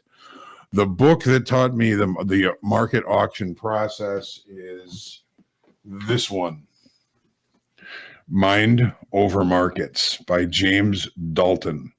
Now, this is the original text. I bought this shortly after it came out.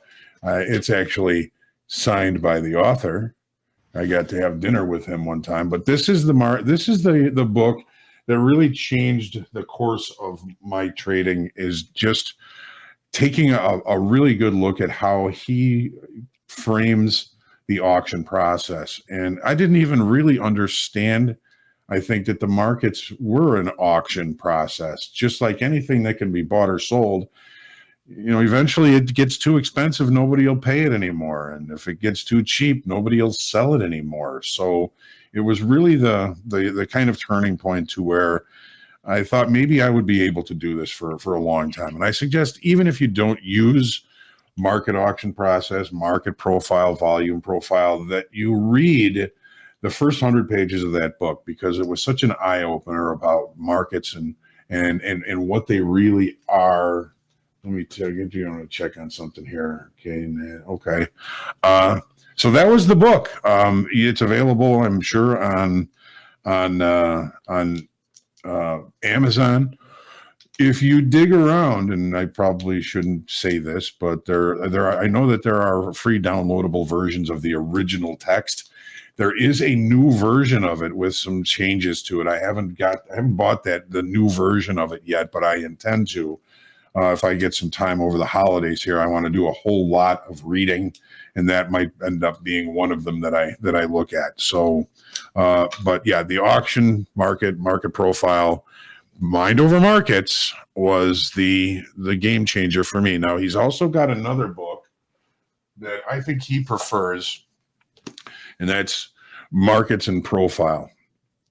An excellent book, an excellent read. None of them are page turners. These are textbooks. They're textbooks. You really have to kind of go and reread things. I've read Mind Over Markets, I don't even know how many times. I keep it on my desk as reference for when something I want to kind of look at to kind of remind myself of things. I'm 59 years old. I've probably forgotten more than I still remember. So I got to keep these things close to me, and I have little bookmarks in them for different spots. I got little markers here, and so that's been kind of the reason I'm still here and not doing anything else for a living. Great question. Great question. Knowledge is power. I love when I get questions like this. Thank you very much. Clarification, I had a few messages come through chat that TradingView does have TPO. Yeah, thanks for pointing that out. You guys are right, but not the way Hoag likes to use it. It's the customization that can't be done at this point in time. So there you go with that one. Hoag, we have that last question. First of all, I want to give credit where credit's due. That was for Abyssine asked that question. I didn't see that a moment ago. Next question. This is from Niranjan. And Niranjan says, Hoag, hope your son is better. They say the opening. Yeah, it's very nice. If they say, if the opening range is the low of the day, Hoag says to look for structure before looking for shorts. And I know the preferred entry is to look for longs when the opening range is the low of the day. What exactly is the structure that Hoag is referring to when looking for shorts in such a scenario? Great question. Okay. So for today, the opening range was the dead ass low of the S&Ps and the NASDAQ. Typically, I'm going to be looking pretty much only for longs. The reason, I took the opening range trade today and I only took it to the the late spike base from yesterday. We opened below the late spike. Probability states that price is rejecting higher prices, and that might be an opportunity for us to see this market pull back a little bit. So while I took the long, I'm thinking the market may start to waffle above that late spike high. Nothing works every time. Nothing never works. There's no perfect indicator or idea. So instead of looking to hold on to this trade for a little bit longer, bigger profit, I took it at the base of the late spike because I was looking for that to be resistant. If we look at the base of the late spike, it's right here. This high, 48.17 quarter, was the base of the late spike. The late spike is when price leaves balance late in the day, closes higher, but doesn't have time to show acceptance of those levels over time. So you base that on where the market opens the next day. We opened below the base of the late spike. I'm thinking, all right, there's maybe some opportunity for a short here sometime today. So I took the profit. You can see where the bar ended, the 30-minute bar ended, and then the new bar opened, and then we saw the continuation to the upside. The caveat to that, of course, was the fact that the overnight put in a recent, well, actually an all-time high in the S&Ps. We know that the market, regular trading hour traders, tend to trade back to and through those levels. So I still think there may be opportunity if we reject price up here and we get back below the base of that late spike. We could see a deeper pullback. I'm not speculating. I'm not suggesting. I'm not foretelling that. If the opportunity arises for that to happen, then that might spur me into action. No guarantees on anything, right? So I'm kind of getting lost here. What was the It was just asking about how do you know when you're taking the opening range being the low of the day, what makes you want to continue to go long on that type? Yeah. Okay, and then what would be some sort of structure where I would take a short? Right. Okay. So today we had the long, we made some money. We looked above the overnight high. We seemed to be having trouble holding price above the overnight high. Sometimes that can be a decent opportunity for us if we trade above the overnight high and move back down below it. That might bring the failed auction or a finished upside auction for the market to return back into range value and the previous day's range by going above and then coming back below the opening, the overnight high. So I took that short. I was short that for 2 hours practically, and the market just wasn't giving me what I thought the trade would do. So I took the trade off at a 62.50 profit, because my stop was going to be right above the high of the opening, the high of the day. 48.28 was my stop. Well, we have a distribution of time and volume here. You can see this is the volume profile. You can see, well, we've really just spent a lot of time here. We weren't able to really take out the low of this area of balance. I was looking for the market to kind of give me take out some of these low volume area here. Low volume areas in directional trades tend to be support. If we could take some of that out, I would have stayed in that trade. We were unable to. We came down here to the volume shoulder. We came down here to the volume shoulder. I said, this is starting to look like a bull flag. And if we break out of the bull flag, we'll probably take out the high of the session, which is exactly what happened. I wasn't really in the frame of mind to take the long on the breakout above the breakout of the bull flag. We came back and looked back inside the bull flag, rejected, and then finally took out the high. So what I'm looking for is opening range is the low of the session. We set up structure here, range bound structure. If we take out the high of the range, we're out. So that was kind of the structure I was looking at, not, in short time frame, plus the fact that it looked like the market was struggling to hold over the overnight high. wasn't after the entry, it wasn't really part of the decision making. The decision making was, if we can't take out the low of the area of balance and start to see some movement down there, we're probably going to have to get out of this trade, which is what I did. But this is kind of the structure. Opening range is still the low of the day.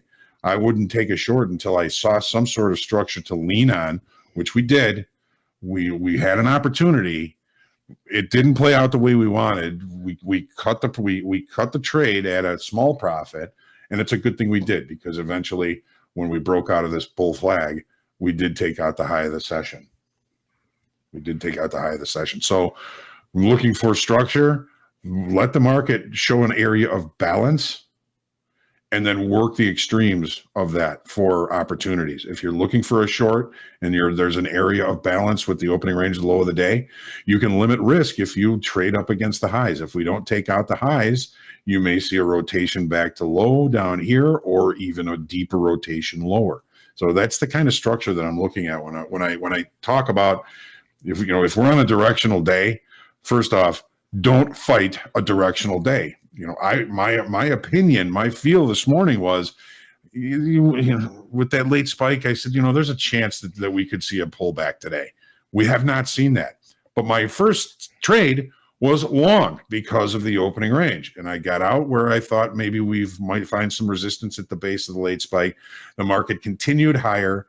It set up structure. It spent time here looking for the short, paid a little bit, but it didn't pay as I was hoping it would. So you get out of it, break out of the bull flag, you take out the high.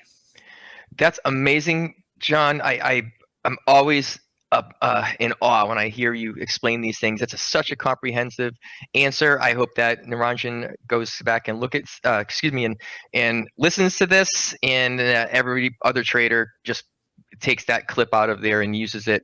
Words of wisdom from the master right there. And you did mention, yeah, he's so humble, man. You know what I like about today is these questions are really relatable to trades I actually took today. Anybody can go back and look and say, well, yeah, that's where you should have bought it, or that's where you should have sold it. I mean, these were actual trades taken today, and we don't know what's going to happen. All we can do is take the information at hand, use the knowledge that we have, use the intuition or the instinct that we have, and respond to it in hopefully a way that's going to benefit you, either by limiting losses or expanding profits or taking profits. All of those things are, because we don't know what's going to happen. All you can do is hypothesize, act, and then review at the end of the day. And the more you do that review, the faster your learning curve is going to get. I could not have said it better myself.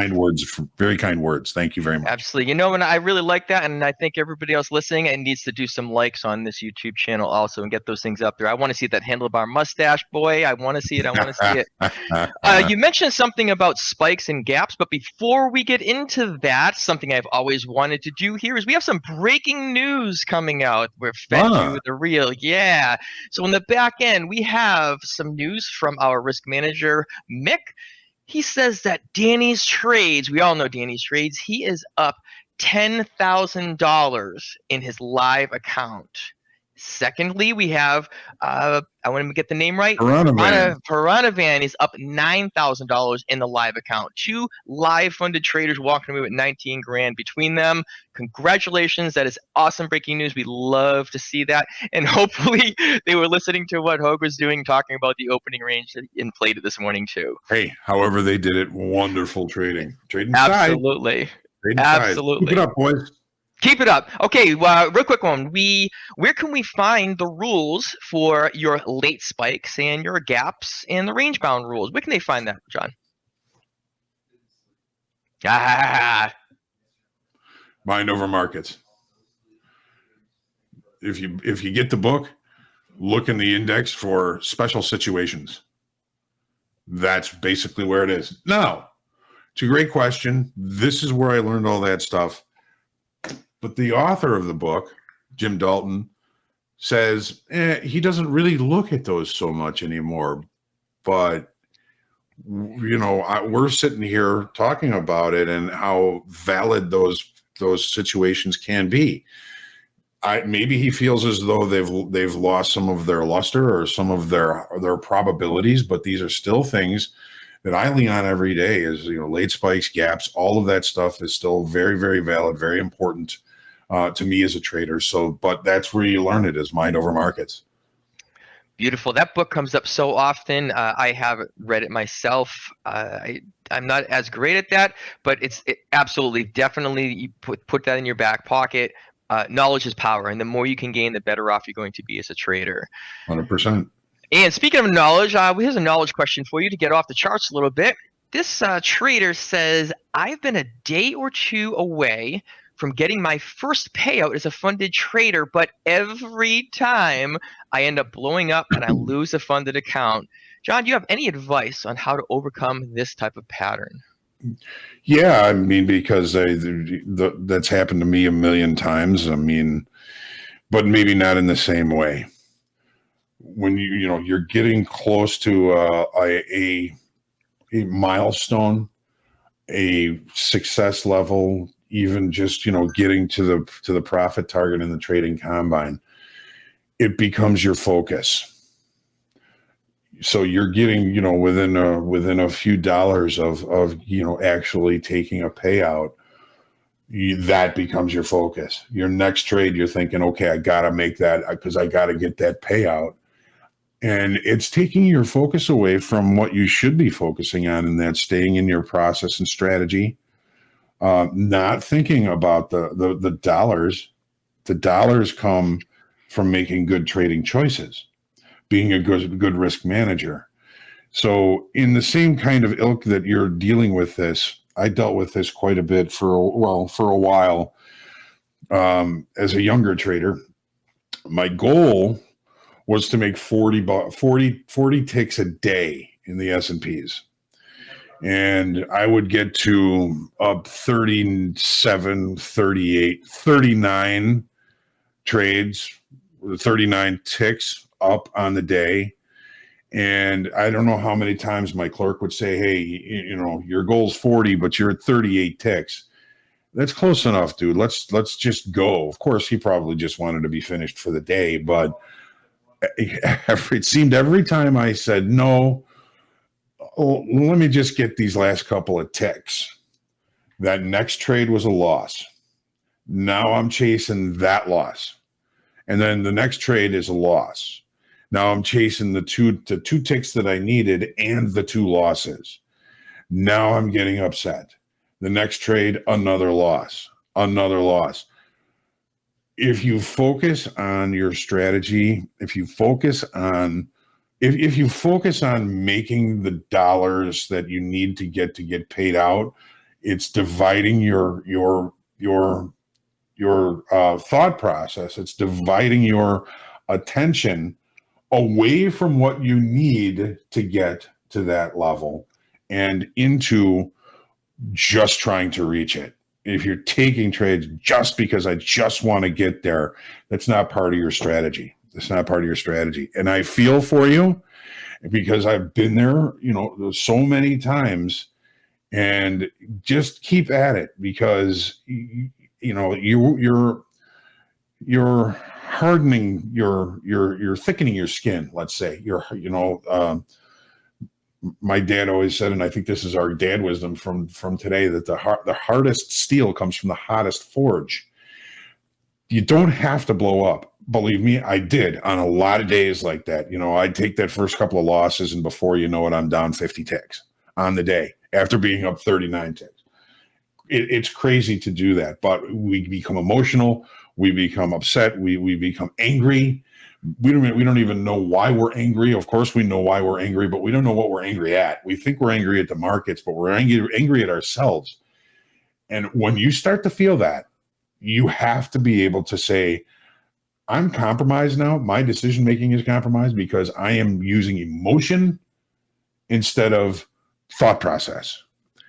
When I have 3 straight losing trades, my friend, I start to get upset and I say, that's it. I'm going to have to let this venom go because I get venom too. I get angry and I know it's for myself. It's not the markets. The markets didn't do anything to me. I didn't have to do anything. The market didn't say, hey, buy it here and sell it there. It's the anger is only for you. And you know, my dad said, and a lot of you have probably heard me say that forgiveness isn't for other people. Forgiveness is for you. You can be mad at a whole group of people. You can be mad at the markets. Half the people you're mad at don't know you're mad, and the other half don't give a shit. The only person that it's going to affect is you. So you forgive them. You forgive the markets.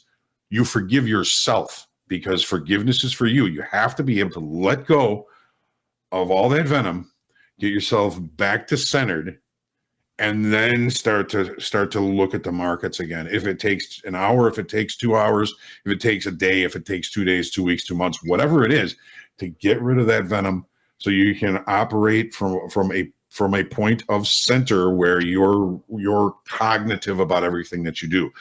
It's planned, or it's intuitive. It's not impulsive. The difference between the two can be really difficult to feel or to sense. But over time, you can kind of say, well, I know if I know I'm about to do this, and every time I do it, it's wrong. Just ask yourself before you do anything, you know, is this really in my best interest? Because I don't know how many times, and I know all of you can attest to this. There's things that we do, and we click that mouse, and immediately after we click the mouse, we say to ourselves, oh, why did I do that? This never seems to work out. And it was just an impulse trade, and now I'm stuck in this thing. Or you don't have to be. I mean, when you recognize right away that it was an impulsive trade, take the tick loss, and then settle down, get yourself centered again, and then re-engage in the markets. I hope that helps. It's so difficult to try and attain financial or time-based goals in trading. Your goals should be follow your strategy, follow your process, learn every day, do the homework, become a consistent and good decision maker.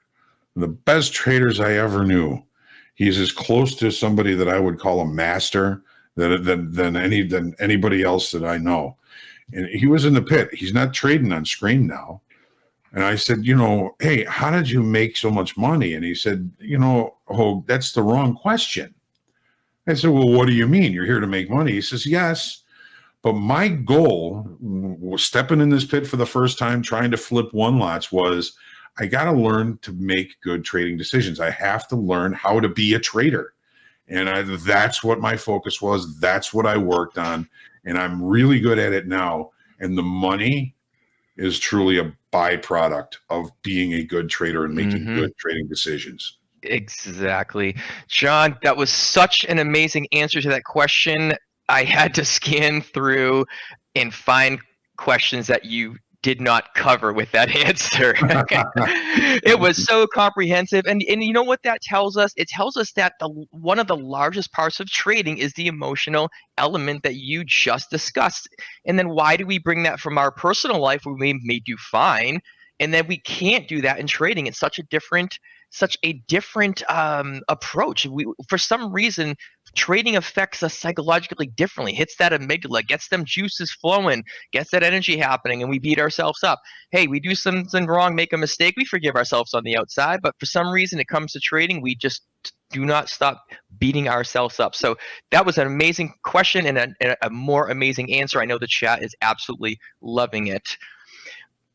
Now we have a question here on a little bit different spin. Is there a good place to get help with the morning checklist that Topstep has? And I'll throw in there that I think our mods, who have been absolutely fabulous, can put that into the chat. They'll pin that in there, and that's where they can find it. They'll put a link right up there for you. Specifically for Hoag, how do you tell the difference between consolidation and accumulation? Okay. Now these questions here, there are no names next to these. I would love to give shout outs to our traders for asking these, but some of these questions, they just don't have a name associated. So we'd be happy to shout you out and go forth with that. So we appreciate them one way or the other. How do you tell the difference between consolidation and accumulation? It's Never exact. You're never 100% sure. However, this would be in a longer time frame something that you could kind of notice. If we're stuck in a range for a number of days and you see an open interest increase on a daily basis, that can indicate a potential accumulation. If we're range bound and it's open interest is up one day, down the next day, up one day, up the next day, down the next day, down the next day, that's short time frame traders. Short time frame traders aren't going to be holding positions for very long. Even swing traders, a lot of retail swing traders, they go home on the weekend. They go home flat on the weekends. Some of your larger speculators are going to be holding positions for longer periods of time. And in the day time frame, if we're range bound, and something that Andre and I were just talking about, and we see a like delta divergence, like we're range bound and we're not really moving that much, but you see delta decreasing in value, getting more and more into negative numbers, but price isn't moving in that direction.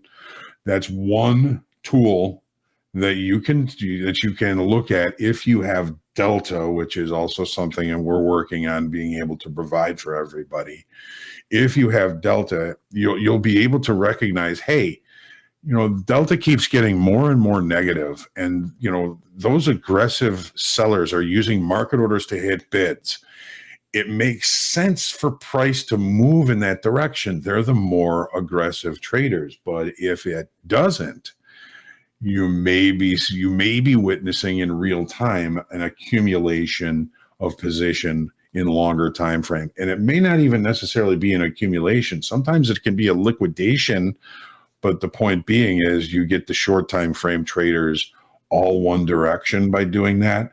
And at some point in the day, knowing that they're all going to go home flat, you can catch a decent move against them. Now, in the pit, I used to be able to see it in the traders' eyes. All the local traders, and you would be able to watch the big clearing firms. Merrill Lynch bought 2,000. Goldman bought 2,000. You got Shearson bought 2,000. Bear Stearns bought 2,000. You got these clearing firms, and you're totaling up all these big buys coming in. Well, they're not buying or selling from each other. They're buying it from the locals, from the traders in the pit who are trying to make a little bit of money on that. But when that buying persists, and the short time frame traders in the pit get shorter and shorter and shorter at worse and worse levels, at some point they're going to turn around and they're going to just have to cover those positions, and they're going to just run the market higher because they're jumping over each other to try and save themselves a little bit of money, because they can lose a lot, right? So that's one of the tools that I started looking at and learned about when I stepped out of the pit and started to try and figure out, how am I going to be able to see my direct time frame day traders, and how am I going to be able to see when they're the wrong way in the day time frame? So delta is certainly a way that you might be able to determine whether there's a longer time frame accumulation or liquidation, and you're not going to know that until the next day when you see the open interest. Good question. That's beautiful. We have a question here from Marianne. We'll give a shout out to Marianne. This could not come at a better time. She says, first of all, thank you for your daily wisdom. I've learned a lot from you since TopstepTV started. I love the opening range trade setup that you went through with Anne Marie the other day. I've been practicing this. My question is for you, what conditions do you look for to take trades in the afternoon? Obviously, since the opening range is a morning play, would you look at the afternoon? And I love this question because we have Anne Marie on the show tomorrow. She's going to be joining you on Back to the Futures at 1 p.m. Central Time. Shameless plug there. Perfect timing. So Marianne, if you tuned in before to see Anne Marie, tune in tomorrow. You can see Anne Marie again. But John, what do you look for in the afternoon? Okay, so recently, and we've been doing it since we started going all day. Andre and I have had a couple of really good opportunities late in the afternoon based on delta divergence. There have been a couple of days when we've seen price moving higher against the more aggressive traders. So you got delta increasing in negativity. It's a negative number when there's more sellers hitting bids. That's the negative delta. So as price continues to inch higher through the day and delta gets more and more negative as price continues to move against them, an afternoon trade is that late afternoon squeeze where the short time frame retail weaker hands pea shooters like me, I've been fighting this move all the way up, and they finally get it in their heads like, well, I'm going to have to cover because I want to go home flat. And they turn, and it's like somebody lit a fire. They're jumping over each other to try and get out of those positions. That's sometimes what creates the late spikes, almost like what we saw yesterday in the S&Ps, but we didn't have the benefit of the delta to tell us that because it was the very end of rollover, and I don't think there was a divergence yesterday, so we didn't have the ability to see that.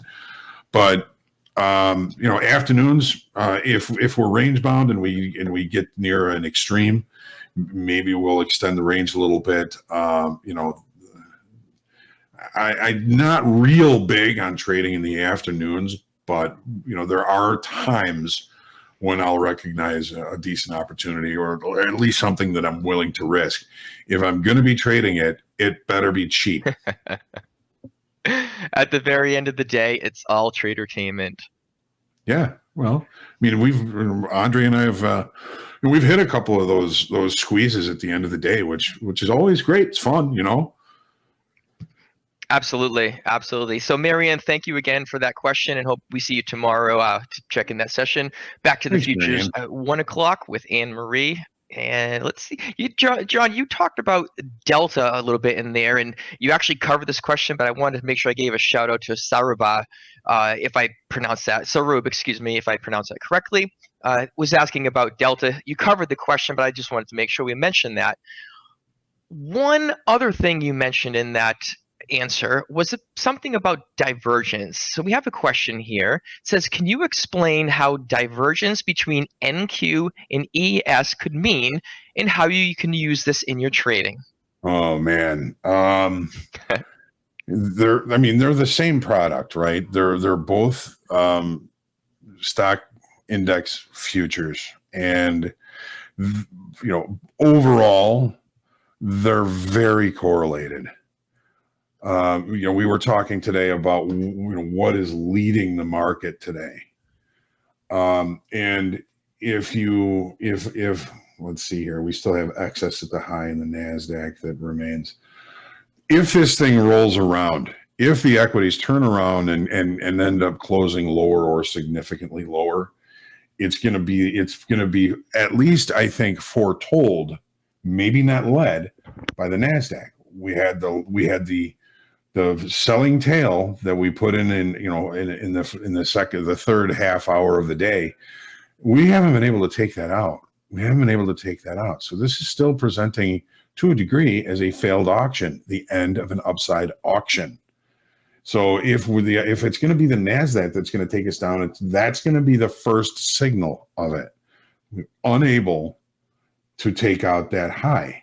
But overall, if I'm going to be trading the S&Ps, I'm going to be focusing on the information from the S&Ps.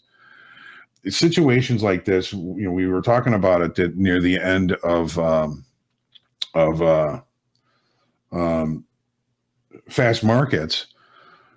It was going to take a whole lot more energy to take out the high in the Nasdaq. We already took out the high in the S&Ps. We saw that coming.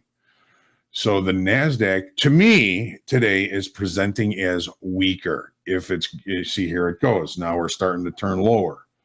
Dagnabbit, I don't know what's going on. I can't connect to broker here. I don't know what's going on.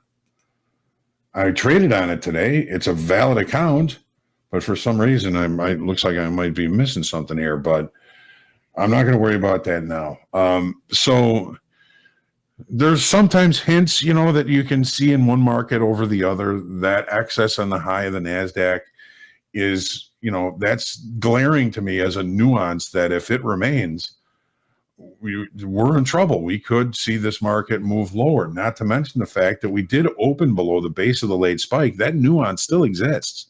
Just because we traded higher today does not necessarily mean that this will be accepted over time. We could see this market roll over. And of course, again, this is all educational purposes only. I'm not suggesting closing your eyes and sell by anything. Mm-hmm. Just looking at what we're seeing here and the nuances. Opening below the base of the late spike, the excess on the high of the NASDAQ, the inability for the NASDAQ, which we knew was going to take a lot of energy to take out that selling tail at the top. That might be the key nuance. There's always a key nuance, a most important nuance. There's always lots of nuances in these markets. The key nuance, the most important nuance that I'm seeing right now is the fact that we were unable to take out that failed auction in the NASDAQ. Now it's starting to roll over, and now I can't get in. We'll have support take a look at that for you right away, John. Yeah, I have a feeling it might be something with Trade Evade because I know they've been having issues today.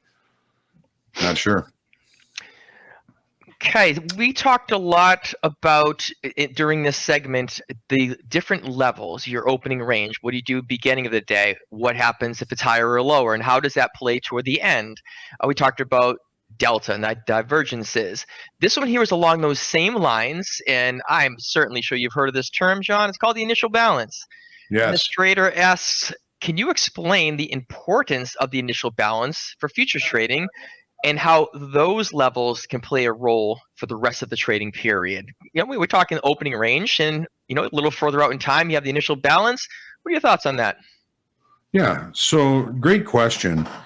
The initial balance is, I think that's something that was created with like the market profile. The initial balance is typically the first hour of trading. If the range is being extended at the end of that first hour, the initial balance can be expanded to wherever that high or low is.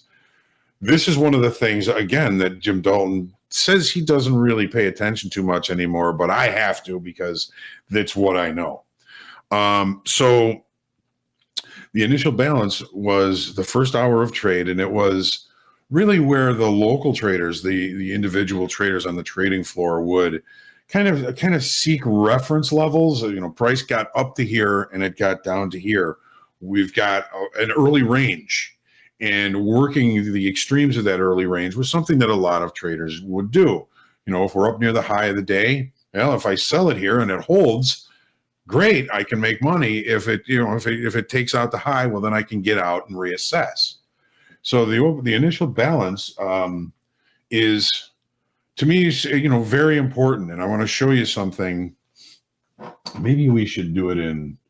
Let's look at gold because it's a more recent. It's got longer history to it because the February has been the front month for longer. So here's today. Here's the initial balance. The initial balance has not been extended on either side. This is a normal trading day. Yesterday, this initial balance ended up being the low of the day. Not on this one, but this initial balance ended up being the high of the day. This initial balance ended up being the low of the day. This initial balance was penetrated on both sides. This initial balance was the high of the day. High of the day. Initial balance, high of the day. Initial balance, high of the day. Initial balance, high of the day. Initial balance, high of the day. Initial balance, low of the day. Initial balance, for all intents and purposes, low of the day. Low of the day. Low of the day. High of the day. Is that like 65-70% of days leave one extreme of the initial balance as the high or the low of the session? It's important. How you make it important is up to you, right? Yeah, that's going to depend on the instrument, the trading style, your risk tolerance, your personality, and all that type of stuff, right? Right. And the hard part of it is when we put in this low, we didn't know that was going to be the low. Price is moving lower. Well, how do we know that that's going to be the end of the initial balance? We don't. Price moves higher. How do we know that's going to be the end of the initial balance? We don't until it is. We don't. Absolutely. We have about 15 minutes. Well, I looked at the clock. We have about 13 minutes left to this segment, and we're moving on to Back to the Futures. We have Hoag. I think you're sticking around for that one. We have Coach Dakota joining us, and shortly after it starts, and then shortly after that, we're going to have our own Mike E joining us as well. So hopefully you stick around for that and get those likes in the chat up. We like to see those. Bell to bell, we getting that bell to bell club going. I see everybody on here. I see a lot of names keeping it going. Love it. This is amazing. I'm having a ball with this thing. I am certainly bell to bell today. I've been in everything except for the quiz. You had a quiz, and that's you're a beast, my friend. Well, listen, I have a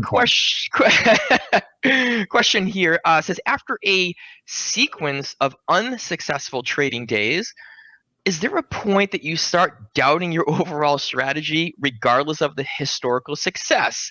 Well, geez, I know I do. And what are your thoughts, John? You doubt that, or how much time do you give it? No, I've never had that many losing days. No, I'm 100% freaking kidding. Yeah, it makes you doubt your strategies, your ideas. See. If that happens, then there's something that I'm missing. Maybe the market state changed and I'm still using a strategy based on a different market state. Let's say we've been range bound for 3 weeks and I've been successfully selling up against the high for profits and buying against the low for profits. And I'm buying against the low for profits and selling against the highs and going back and forth and just making money that way just because that's the strategy for range bound trade. Well, maybe the market expands that range. Maybe the market breaks out and becomes directional. I'm so used to trading both sides of the market that I continue to do so almost automatically without thinking, holy crap, the market is now directional. I'm only going to trade from one side. So your buys you make money on, your sells you get run over. Your buys you make money on, your sells you get run over. It's when I say we're focusing on finding accurate context and risk management and patience in the mornings. The having the accurate context of the market is ultimately important, because if you have the wrong context and you have a strategy that you're playing towards that wrong context, you're going to have a really rough time. So it's not necessarily the strategy, it's the incorrect assumption of context. The market is range bound, we're going to use range bound rules. Context, the market is directional, we're only going to be looking for opportunities that we find in the direction of that directional activity. So it's if you have a series of days where you're just taking losses, look left. Does that look left on screen? Maybe this is look left on screen. Look left. Go back and take a look at the trades you took. Say, okay, what was I seeing? What was I thinking during this period of time? Start looking for things that you may have missed, because if there's 50 things that we have to see in order to correctly take a trade, and we're able to recognize 20 of them all at once, you're a genius. You're a genius. There's so much information that makes it easy to miss. Not only that, you may have been saying to yourself, you know what, I'm doing the wrong things here, but I gotta do something. You're better off doing nothing until you kind of get things figured out. I don't know if Robert, did you see the movie Body Heat? Yes. Okay. William Hurt he's a lawyer, and he goes to one of his clients who builds bombs because he wants to kill his lover's husband. Mm-hmm.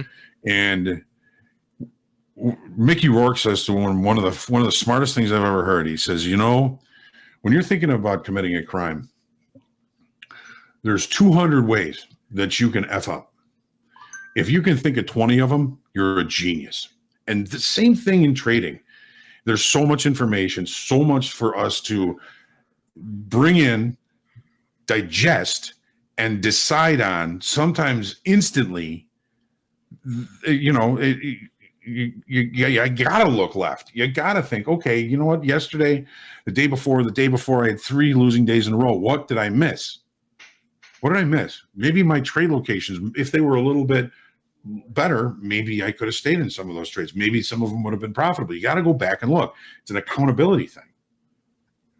It is, and that was a good movie, John. It's a great analogy and great segue back into there. And I'm going to throw one small addition to that. Along the lines of the market is different. The market's changing. It's always moving. And there was a line that was given to me years and years ago, and it was a correction line. I think I said something. It was like, well, you can't step in the same river twice because it's always moving. And the person said back to me, no, you can't step in the same river once because as you're getting into it, it's changing. And that's the market right there, in my opinion. Yeah. It figures right into what you just said. Yeah, and I love the fluidity of that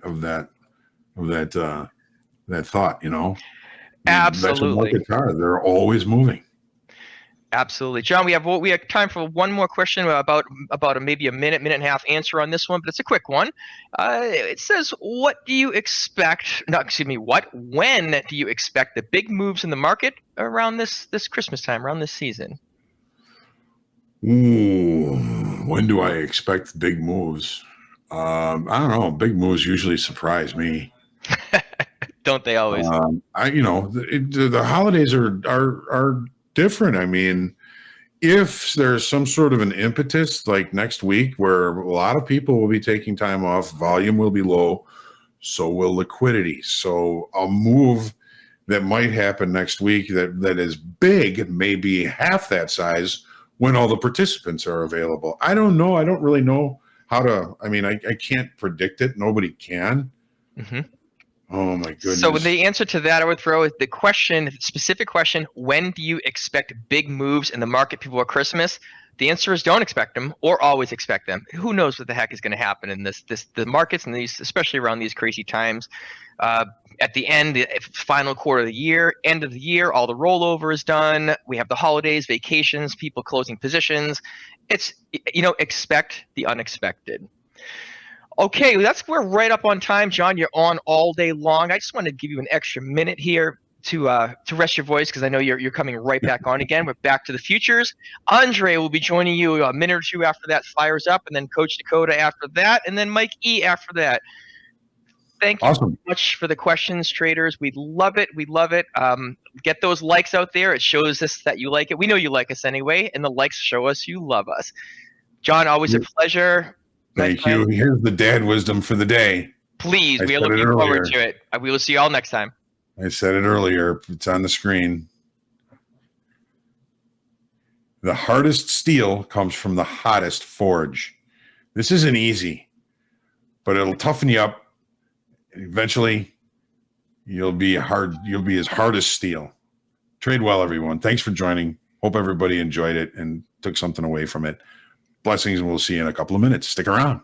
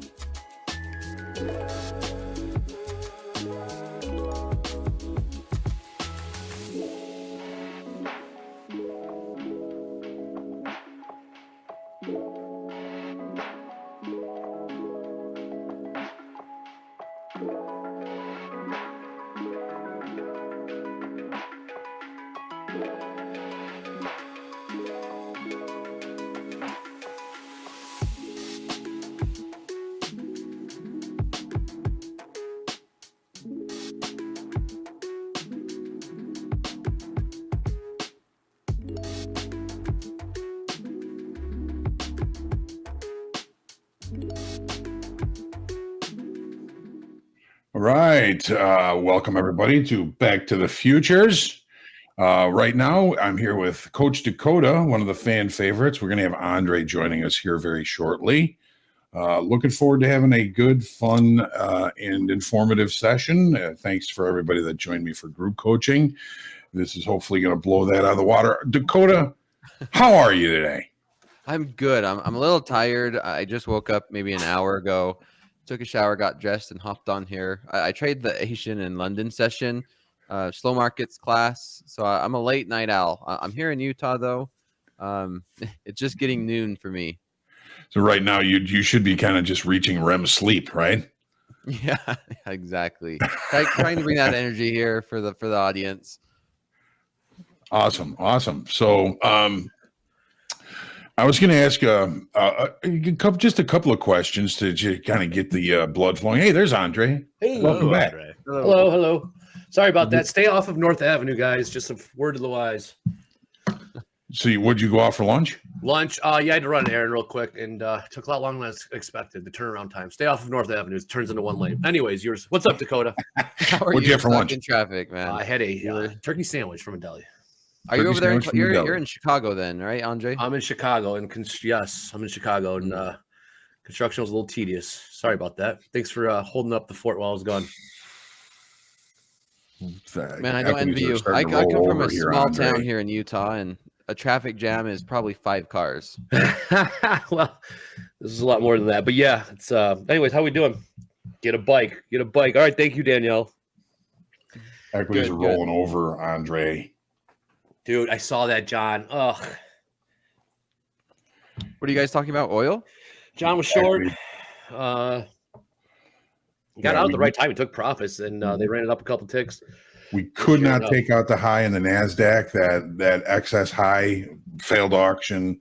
That's the most important nuance, and I didn't get it. Missed it. Maybe we'll find an opportunity later on, but. I mean, we are right down there near the lows of today on the NASDAQ. Testing the bottom. I mean, I'm pretty tempted to take a long. I'm going to wait. I don't want to chase it. Yeah. I had a short earlier that I took a small profit on, and it would have hit my stop. But I was watching that high in the NASDAQ, and we couldn't take out that failed auction at the high. I'm like, we got to get short. And I missed it. But we'll watch and we'll see what happens. Yeah. Hey, Dakota, what did you think about trading the close yesterday? I enjoyed it. Like I said, I was a little rusty. Yep. Usually I'll scale in a little bit bigger than that, just depending on my confidence. But it was fun. Good energy. Great class or whatever. Great power hour. Yeah. How do you enjoy it? You've been trading it for a little bit now, right? I enjoy it. There's moves to be made, and luckily, I don't think it's that choppy. I think once it goes one direction, I think it goes. So you kind of, I don't think you have to overthink it. Once it picks a direction, I think you can kind of jump on board. Yeah, I think we have the opportunity, and I used to trade it a while ago, where you could get into a position, and then if we do break, you have a nice running trade. Correct. And you have an opportunity to limit your risk, right? Where we do, and we were right around this big 17,000 psychological level. We're still there, man. We're still looking the same. Always shopping there. We're not too far off from that actually. Yeah. I wouldn't be surprised if we start to break down now and go down there. I actually need to change to my fast market workplace. I'm in my slow markets workplace here. Oh, we're fast markets right now, Dakota. Oh, yes, we are. Yeah, Go up. John, how you hanging in there, man? You're working a marathon today, dude. You're killing it. I'm good, man. I love this. It is fun. This is fun to me. So it is fun. Yeah. So have you made any more trades, John? All's gone? No, I have not. And you got a bunch of balls in there right now, too. I had I was looking for, once we couldn't take out that high in the NASDAQ, I'm thinking, all right, we got to get short the S&Ps. And for some reason, I got disconnected from the platform. I'm reconnected again, but that was my entry there. So that's the way it goes, electronic So goes trading. it. Nothing's perfect. No, it's not. Hey, Olga, I have a question for you. Sure. How do you deal with the markets like right now, like the NASDAQ, where you're just continuing to push higher and higher and higher? And for me, I feel like it's a little harder to buy the market right now because we've already moved so far. But then you don't want to short it because we're trending so hard. Right. So, day after day, yesterday, I think, today, the opening ranges have been left at the dead low in the S&Ps and the NASDAQ. So those are days that I tend to look for opportunities to the long side. Last night in both the NASDAQ and the S&Ps, we put in new all-time highs in the overnight. So I was not really expecting that to remain. The regular trading hour session traders have a chip on their shoulder, and they like to put in recent new and all-time highs during the regular trading hours. So we took the opening range trade to the upside. Even though with the late spike that occurred yesterday, opening below it says the market is probably accepting lower pricing. The opening range was the low of the day, so I took the long, and I took it to the base of the late spike. So that was a decent trade first thing in the morning. The next trade was a short up against the high here because we took out the overnight high. We put in the new all-time high in the regular trading hour session, and we seem to be having trouble holding above the overnight high. So, today's the first day that I've really been trying to focus on finding a good short, and a lot of it is because of opening below the base of the late spike. I took a long here, guys. Yeah, okay. I'm actually. What market are you on? Yeah, it's long from 19 3/4. If Robert's listening, I'll put it in the Slack. All Buy right. you 2 of them. Nice. Okay, so I'm actually getting into a short right now. All right, on the here we go. One of NASDAQ. us will win. Yeah. Short on the NASDAQ. So Okay, well, I'm trying to work on a comeback here. Dre, this was the low volume area Let me see. that was supportive. That's why I got out of that short initially. Right. We just closed out these single TPOs. Okay. This is no longer support. So there's a low volume nodes then, or no? Yeah, the low volume node has been kind of penetrated, if you will. Gotcha. And again, I think that the key nuance, I think Dalton calls it a ruling reason. The ruling reason why I like shorts is based on the NASDAQ.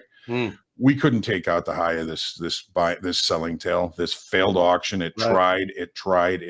I said it was going to take oodles of energy to do so. Right. It was unable to do so. So the ruling reason for shorts right now is that we left that high in the NASDAQ. Excess high. Yeah, great. Now you got me second guessing this shit. Well, no, I'm not you could be dead. You could be dead right. You're managing your risk, right? Yeah, 100%. I mean, I don't know. Don't trip by the dip, right? Well, and that's been the ruling reason, this whole way up is, buy dips, right? Yep. So, but now we're seeing a degree of excess at the high. There's excess at the high in the S&Ps, just a few ticks, but still it's excess. It is. Price couldn't go any further, and sellers took over. Hey, John, I got a question for you that we were talking about. Dakota, Robert, and myself, we were talking on the close yesterday. We saw a big spike or a rally going into the close yesterday. I think Robert posed the question. Based on what you see the action going into the close yesterday, do you carry that?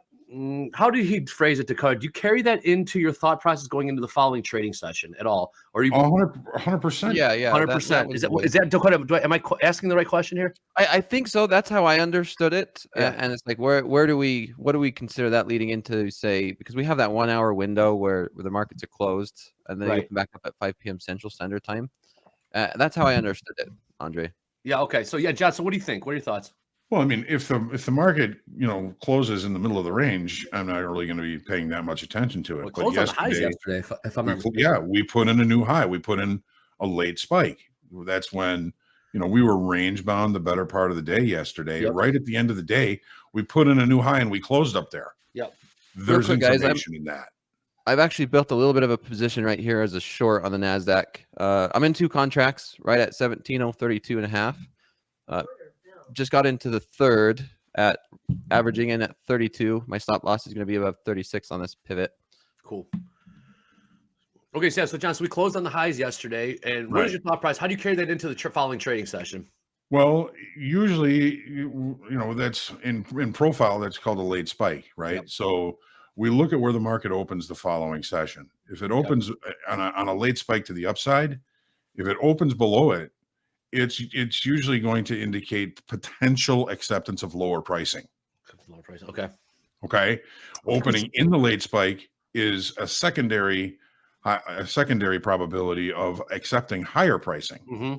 Opening flat out above a late spike to the upside is the highest probability of acceptance of higher pricing. Okay. So we opened below the late spike. The probability in that case is acceptance of lower pricing. I think we saw that, didn't we? Well, we put it overnight saw high. rejection of lower pricing. Right, that's right. Because we had the overnight high at the all-time high. Right. That tends not to stay.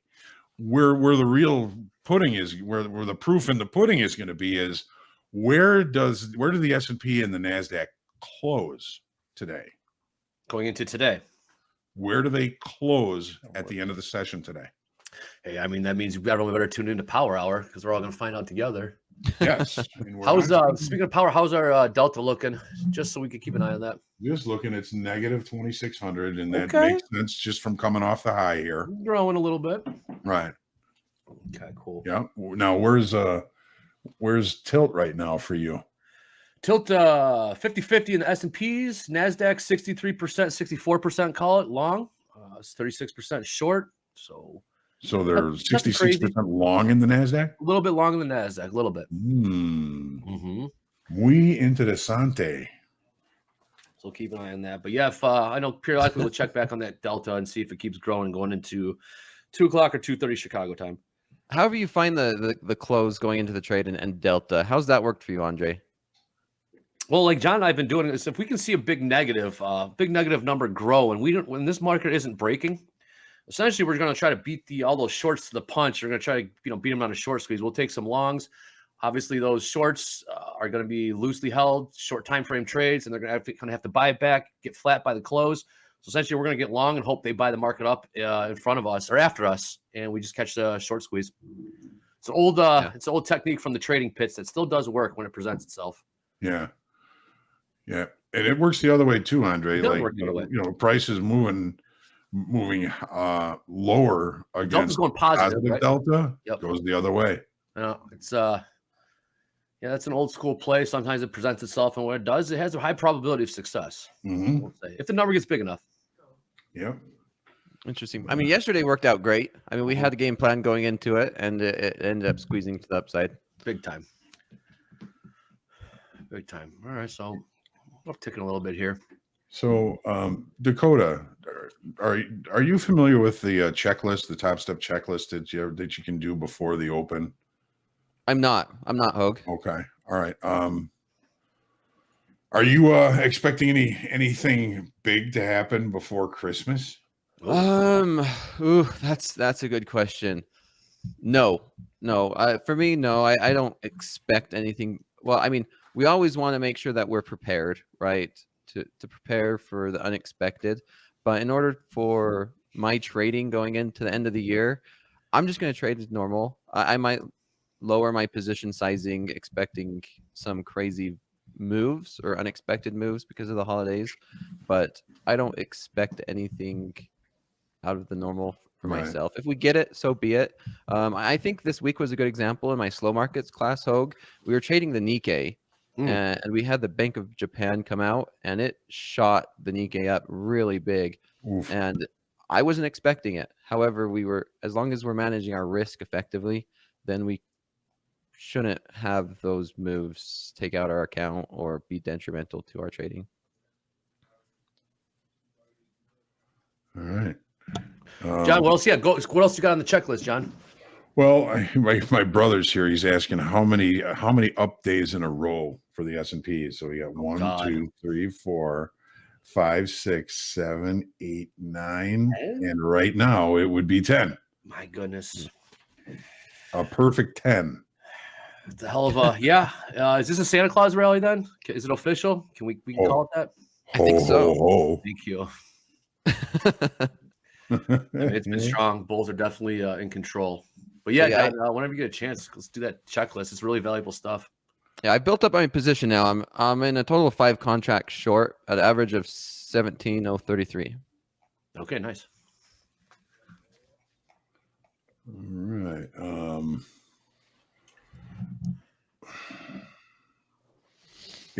I do have that survey. Let me post that survey in the chat. This is a survey that some of us coaches, our performance coaches in Discord. Mm-hmm. We built that together because we have a really nice community here in Discord or there in Discord. And I absolutely love it, Hoag and Andre, where we want this feedback. It's really good for our traders, and it's showing us, how we can improve, how we've helped our traders, what we can do better. And so everybody here on YouTube, if you haven't liked it, if you haven't filled this out, even if you have not joined any of our Discord classes, come join, bring your feedback. We always love to have you there. Very, very much. So right now we have a poll. Will you be watching Topstep TV to the closing bell? And 89% of you say yes. We really appreciate that. Make sure you hit the lucky like button too. Yeah, lucky like button. Subscribe too. I think we're closing on 51,000 subscribers, so that's pretty dope. Yeah. Sorry for just punching my mic. I'm watching it. Did you? I love watching. What are you pissed off about, Jack? I was just wheeling around and just punched my mic for some reason. Nice. Oh, that happens. So I have some questions in the chat. Why I got in short. So if we could pan to my screen, I have a 5-minute chart and I also have a 100 tick chart. My trade setup is on a 5-minute chart, and we've been struggling to keep up to the highs up here, and we had this really nice, good-looking sell-off. We've had a little bit of a pullback, and with anything on pullbacks, it's never exact, right? We can never pinpoint the exact price to get in short. And I like to build a position. I like to scale in for a position of a direction that I believe the market could move. And so I was getting into 1, 2, 3, and I slowly built a 5 contract position, looking for that continuation to the downside and possibly come back to that key 17,000 psychological level. So that's what I'm looking at. I have my stop loss, and I'll trail it on a 100 tick chart. So have hour and a half to the close. I don't know if this trade will last an hour and a half, but I don't like to have take profits. Usually I'll follow it with a stop loss on a 100 tick chart. And if we do start hitting some of my targets, I'll get out of like 1 or 2 contracts, and then we'll hold on to 1 or 2 and let that ride to the end of the day. Nice trade. Yeah, good. It was good to get back to the New York session, to be honest, guys. Yesterday was the first time in a while. I'll bet. These markets move fast. I got so used to the slow markets, and now I'm sitting here watching the NASDAQ move 2 or 3 handles every second almost. Yeah, it's a nice looking trade. I think we might have the checklist available here. And I like it. When we're ready. Yeah, now you got me thinking these longs are no good, but I mean, I don't know. The bulls are so strong right now. We'll see. Yeah. Market always looks the best at the top and the worst at the bottom, right, Andre? So how do we look right now? The best or the worst? Well, we're starting to break down. The high on the NASDAQ, I'd be short, but I had a platform thing, and now I'm just sitting here trying to find a way to get short. I have my stop loss at break even now. Just sit back now. I'm just going to sit back and enjoy it and read the YouTube. Let the trade play out, right? Yeah, I think you've got a good thing going on there. Yeah, we'll see how far we could push. We're breaking. I mean, we broke that nice pivot point at 11:35 Central Standard Time, and then the one that we made at noon just a moment ago. Below VWAP. Maybe that's my entry. View app and ES. Yeah. Well, hell, if you want to wait, I'll puke in you here if you want. You know, when you get stopped out, I'll take the shot. Yeah, I will. I don't tell where I That's how stop. that works out. Because I know Goldman is hunting for my 2-lot stop right here. So Yes, of course they are. It's nuclear secrets right here. I'm not talking. Yeah, it's all over the office. So everywhere, everybody at Merrill Lynch is like, Andre's short. There's that 2-lot. Once we get him to puke that 2-lot, we can take off from here. Yeah. Sometimes it feels like that. Oh, Dakota, you're telling me, man. Like they're watching me. They're watching me. Yeah, yesterday I had some questions about how do I put my orders and then sleep through the night, where sometimes I do wake up and it goes, and it ticks me out, and then I wake up and it went in the direction I wanted big time. And I'm like, so frustrating. But you can only control what you can control. You hear that a lot. People will say, you know, they know our stops. They're hunting our stops. Of course. But Andre makes a good point there. They don't care about your stops. Is that if your stops are where they're hunting, it means you're setting your stop where everyone else is. Right. Right. Correct. 100%. So instead of making it a round number, I should not make it a round number. Is what you're saying. You got to zig when they zag. Exactly. Think about where you're going to put your stop, and it doesn't make sense for everybody to put their stop there. If it does, get in there. Get in where you would put your stop. LB, do I use a take profit in my overnight session? Yeah. Sometimes I do, sometimes I don't. It depends on the market and the trade. Most of the time I do have a take profit, but sometimes I will let a trade ride. Like this one, for example. It could drop 100 handles. It could only come back and hit my stop loss. We'll see. I like to let the market tell me what it wants to do, and then I'll just react.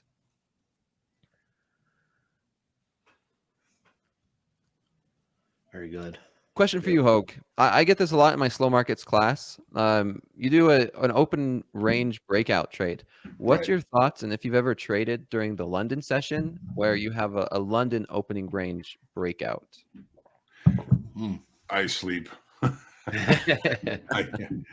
can't. I gotta have my sleep. Yep. Interesting. I know Coach Jay traded a little bit and he likes it, but that's the thing, right? Where it's in the middle of the night for us and we don't trade it.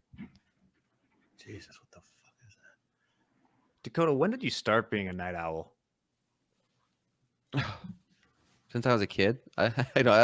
Well, to be honest, I went through college and high school and I was trading. The only time I could trade was after college, after a part-time job, and that happened to be the Asian London session. And I love trading. I couldn't trade the New York session. So since that was the only time, I was pretty much forced to trade at night. And yeah, we all know that there's a little bit more volatility at London. So sometimes I'll just stay up for that. I am in Utah, so the London Open is at 1 a.m. for me.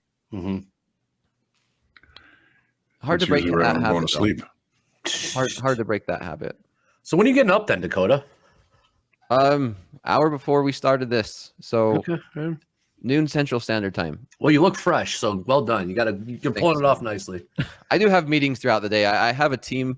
I'm also a director at a supply chain company. I have team members in China, Vietnam, and Mexico that I have to go through and do interviews. That's why I was dressed nice yesterday. I had a nice suit or nice sweater and tie. Where end of year reviews for a lot of team members, bonuses, all that fun stuff. Yeah, you look sharp. You look very sharp. Yeah, look good, the background. Feel good. Look good, feel good. Trade good. Yes. I'm gonna close out of a couple contracts down here. I like to get out if I'm short. I like to get out on the down tick. Yes. If I'm long, I like to get out on the up tick. So I'll usually, if I'm short, I'll buy a bid as we're pushing down. Gotcha. Yeah, I'm taking some heat. Did you get out? No, I'm still in 5 right now. Okay. Yep. So will you peel off? Will you start shaving your position or peel off as you get into profits, or you get out all at once?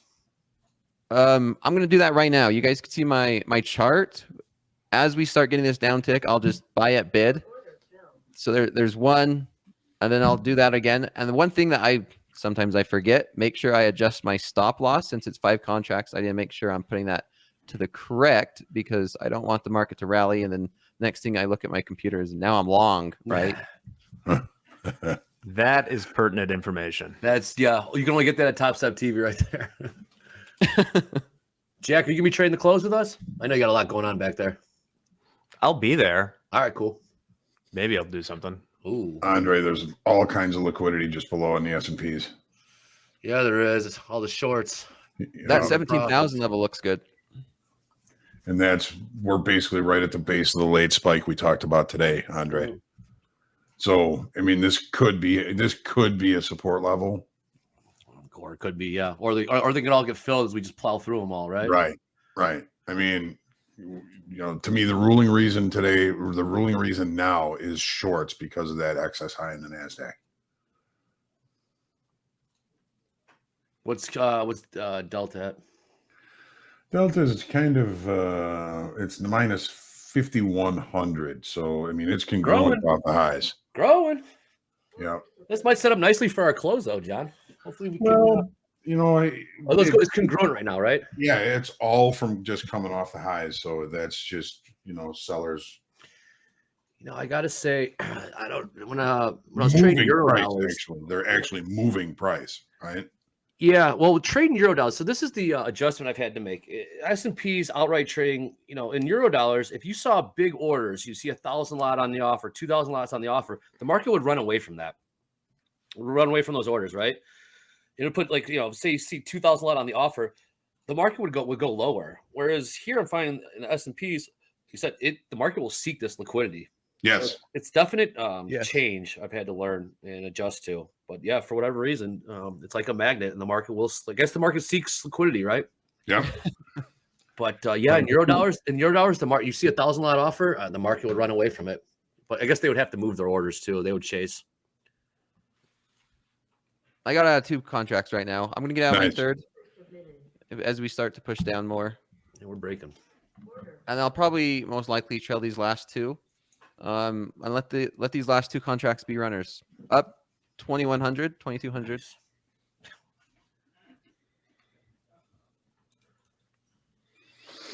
Here comes the stop.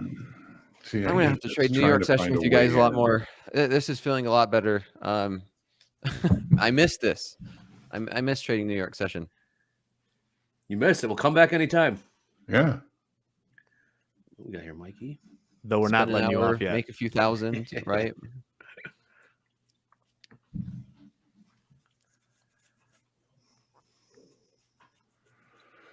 All right. Dang it. Continuing to push. Boy, that pullback, that was the money entry right there. Yeah. What was the dang it, Hoag? He wants to get short. Well, yeah, it was during group coaching, and I lost connection to the live market, and I was trying to get back in, and it was telling me something, and I finally got it back on, but now I'm chasing. Mm. I don't want to chase. I'm not a chaser. I can't chase anybody. I'm very slow. The worst thing that happens to me is when I chase and it works out, then I feel like it's okay to do that. Every I see time, traders right? do it all the time and come to me, and this one time it worked, and then you get a bad habit.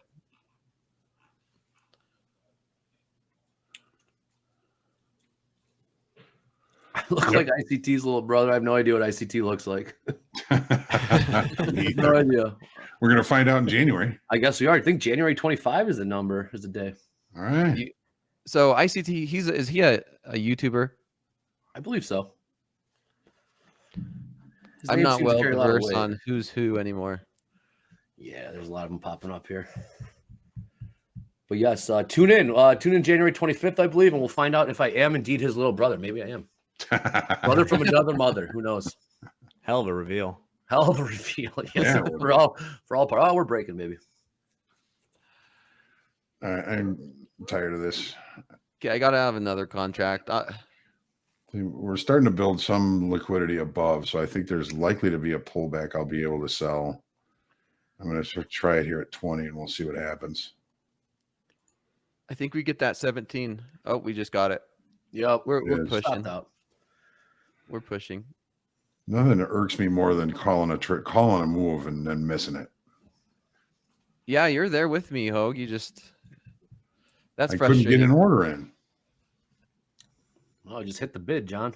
All right, I'll do it now. Hey. Close in. He's in. Big call. You want to expand your ES? Sure. That's what you're trading, right? Yeah. I mean, we're back below the base of the late spike. If we close below that, then the late spike actually proves to be true. You'd be surprised how many questions I get. There's some questions in the chat asking if I have my own YouTube channel. No, I'm exclusive performance coach here at Topstep. That's right. Everything else I do on my own. That's right. Yeah, I don't think I'd be able to do one of these by myself. A one-man show is tricky. Yeah, it is. You're Topstep, especially for all day. Yeah, an ensemble cast. For a couple hours, it's fine. Is there anyone out there who does it all day by themselves? Besides you, Hoag. I don't know. What like Wheelan stuff. Is he not all day? No, a couple hours.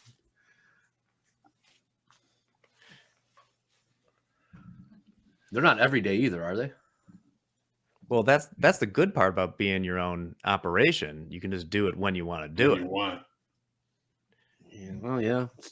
All right, we got a poll result here. 431 votes. What session do you trade? 71% US, 22% combination of all three, I assume, and 4% London, 1% London Asian.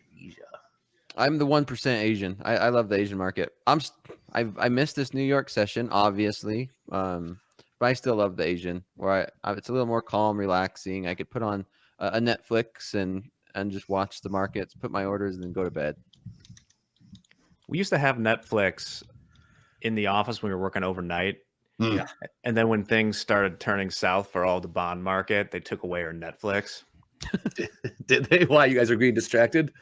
No, that was just one possible reason they came up with. Yeah, exactly. You know, it was like there's two options. It was either that the bond market completely seized up and it wasn't moving anymore, or is it the night guys are watching Netflix? Yeah, the latter. I know what I would blame. Yeah. One is an easier decision to make. Exactly.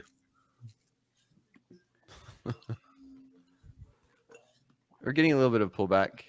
Yeah. So here's why you don't chase. Yes. We'll see if we could hold above 17,000, or it's going to chop into the close around 17 again like yesterday. Can't get down to the opening. NASDAQ traded right to the high of the opening range. Perig, why do I use a 100-tick chart? I do it because that's where I use my entries. My setup is on a 5-minute chart, and then the 100-tick, it helps me see these pivots on a more granular scale, and then I can also follow with a stop a lot easier. So if you see my screen and this nice move down, I'll zoom out just a little bit. You could see that. Let's see if I could do some drawing magic here. You can see it's a lot easier to find these pivot points on the 100-tick chart to trail my stop versus a 5-minute chart over on the left. For me, it's just a visual thing. Zooming in, I think you guys say it all the time about Google Maps, where you have these higher time frames. You zoom in, get more detail, especially in a fast market or a fast session like the New York session. Still breaking.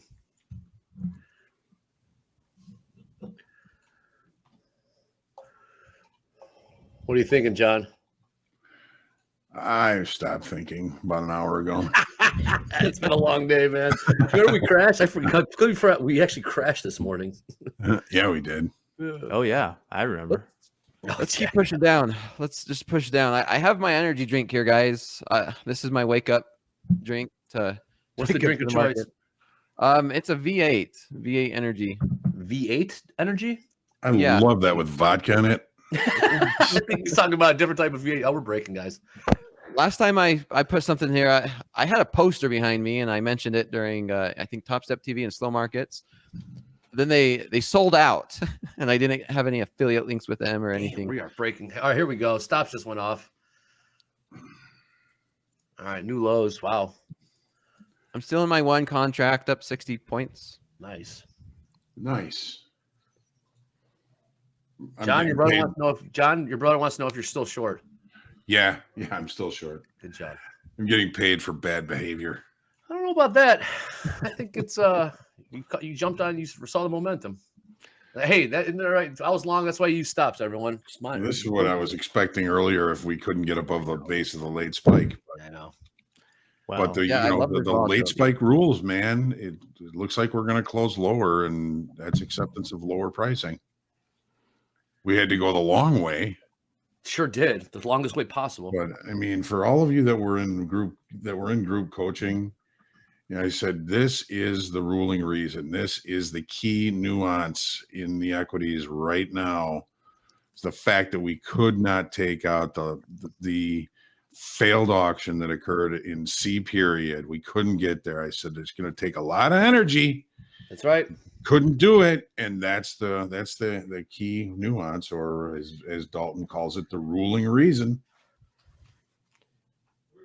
We also have, I want to bring Mike E in. Ooh. Mikey, are you there?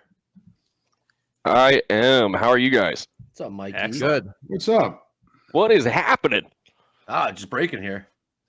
Just waking up. It was nice. Obi-Wan Kenobi. Yeah. I will say this: the chase sometimes gets you, but I don't think it was bad behavior.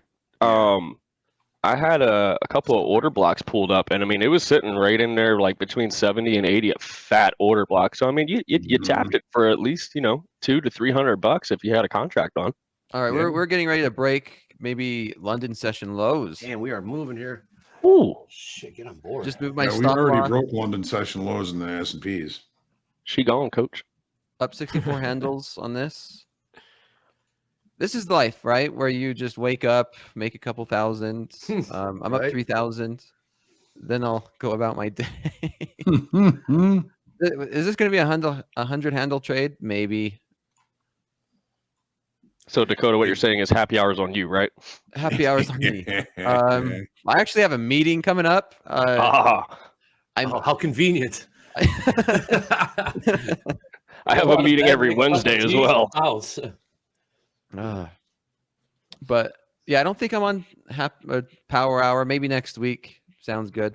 Love to be on here more. I still need to practice. I mean, my entry today was a little bit sloppy. My entry yesterday was a little bit sloppy, but the direction's right.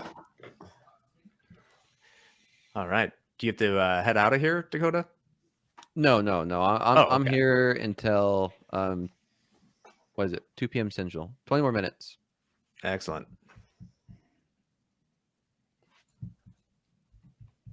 Meeting canceled. Right. Canceled. Gotta count my money. Meeting canceled. If the market keeps going down, I'll just have to make a phone call and say something. Yeah. So, Mikey, for those who have not seen you before, maybe introduce yourself.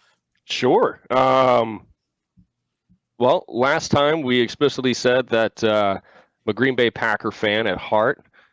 They're not. Ooh. I know it's tough. I have a lot of tough. Green Bay Packer swag here. I'm a Green Bay Packer fan since I was a kid. John, we're almost outnumbered. John. Here we go. Take both Almost. of these guys off screen. Yep, right now. All right. Immediately. Shut it down. Shut it down. But out here today is a little bit of misery in Arizona. We've been dumped on with rain for pretty much the past 24 hours. Look like a damn monsoon in my backyard. But nope. Golf coach turned Topstep employee turned trader at the same point. Well, I'm like the average Joe's of trading. It's you get knocked around quite a bit. But Yeah. I took them out. We all do. A shot just for you. Golf coach, is that what you said? Thank you, Jack. I love it. Let's go. Let's go Bears. I'm a Bear today. Today I'm a Bear fan. Well done, Dakota. For the markets. Well done. You said you're a golf coach. Is that right, Mike? Man, I need to get out again. I played golf in high school, and being in Utah, you don't have too much availability. I lived right next to a Top Golf, So Nice. I'm more So of a I was the Top director golfer. of instruction for Top Golf for like 2 years. Really? No kidding. What's that like? Interesting. Yeah, it's like a frat party every Friday night, pretty much, and people are trying to walk around with swinging golf clubs and trying not to get hit. So Yeah. it's different for Just sure. hammered. Absolutely, you'd be surprised how many people fall off like the third floor into those nets, and it's hilarious. Oh my gosh. Are you serious? Really? Oh my god. Oh yeah.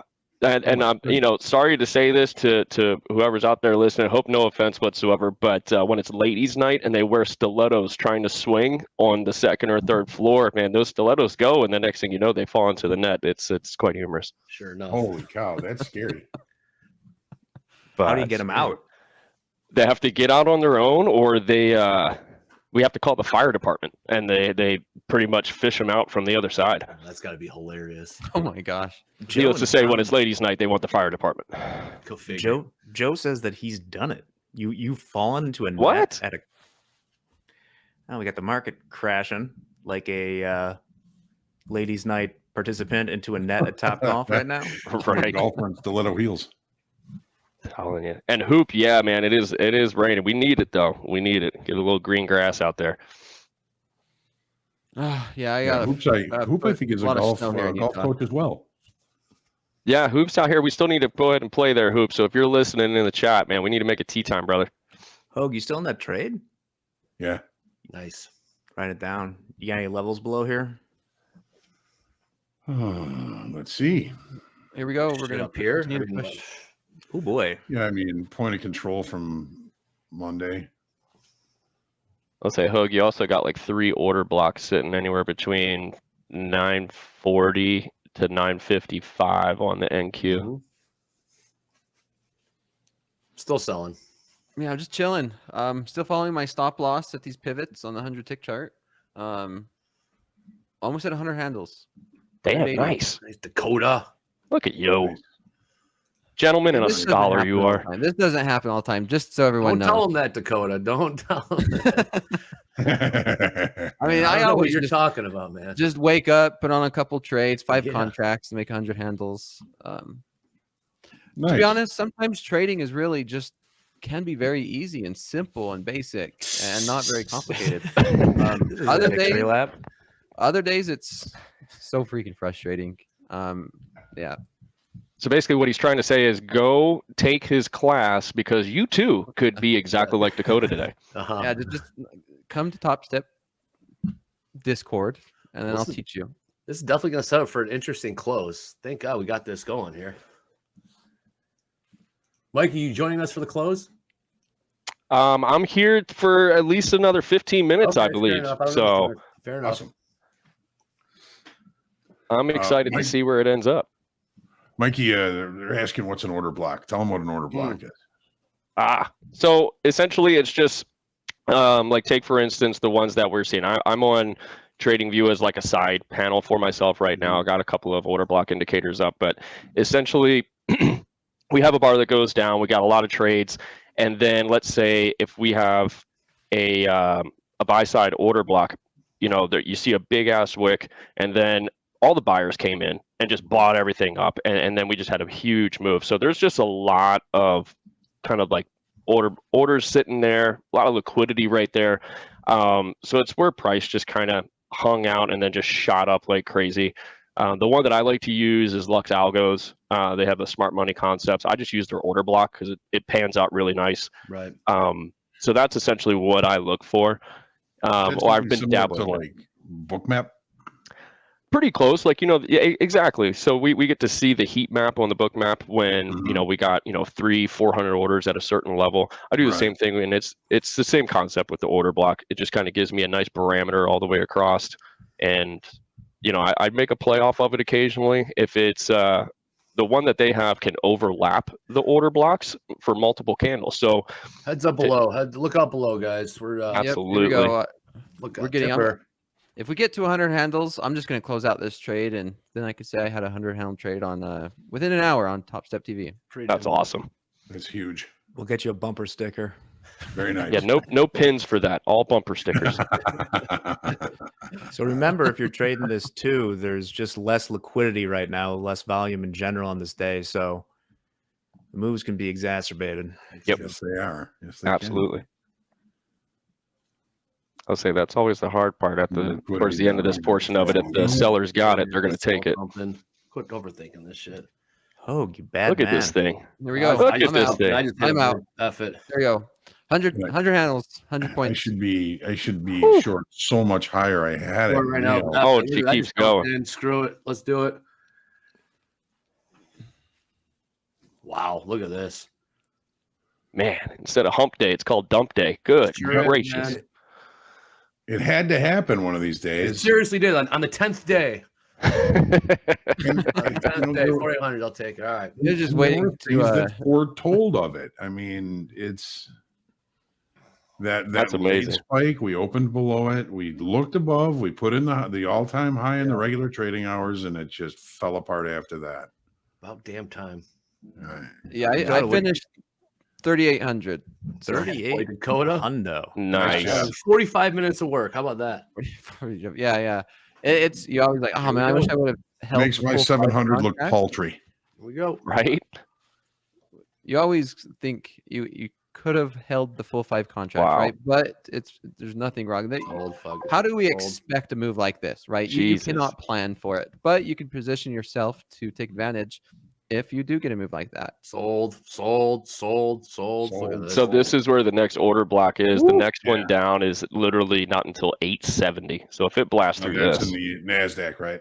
yeah. No. I'm making a little comeback here. Took us all the way back to weekly kickoff high, 16,925. Wow. Look at this. Wow. That was amazing. Yeah, it was. I'm just making my day back right now. This is crazy. Yeah, I'm hoping that some of you took the kind of suggestion that high in the NASDAQ was ominous, and hopefully a lot of you took advantage of that. I got locked out of my account for a few minutes there, and I missed it, but I got a piece of it, so I'm happy. Yeah, Good. Man, I know a couple people in support that can help you out with that, Hoag. No problem. No, Here we go. More selling. Hello. It came back on, but wow. I'm happy for you guys. I'd be sleeping, to be honest, if I was on. I would have missed that.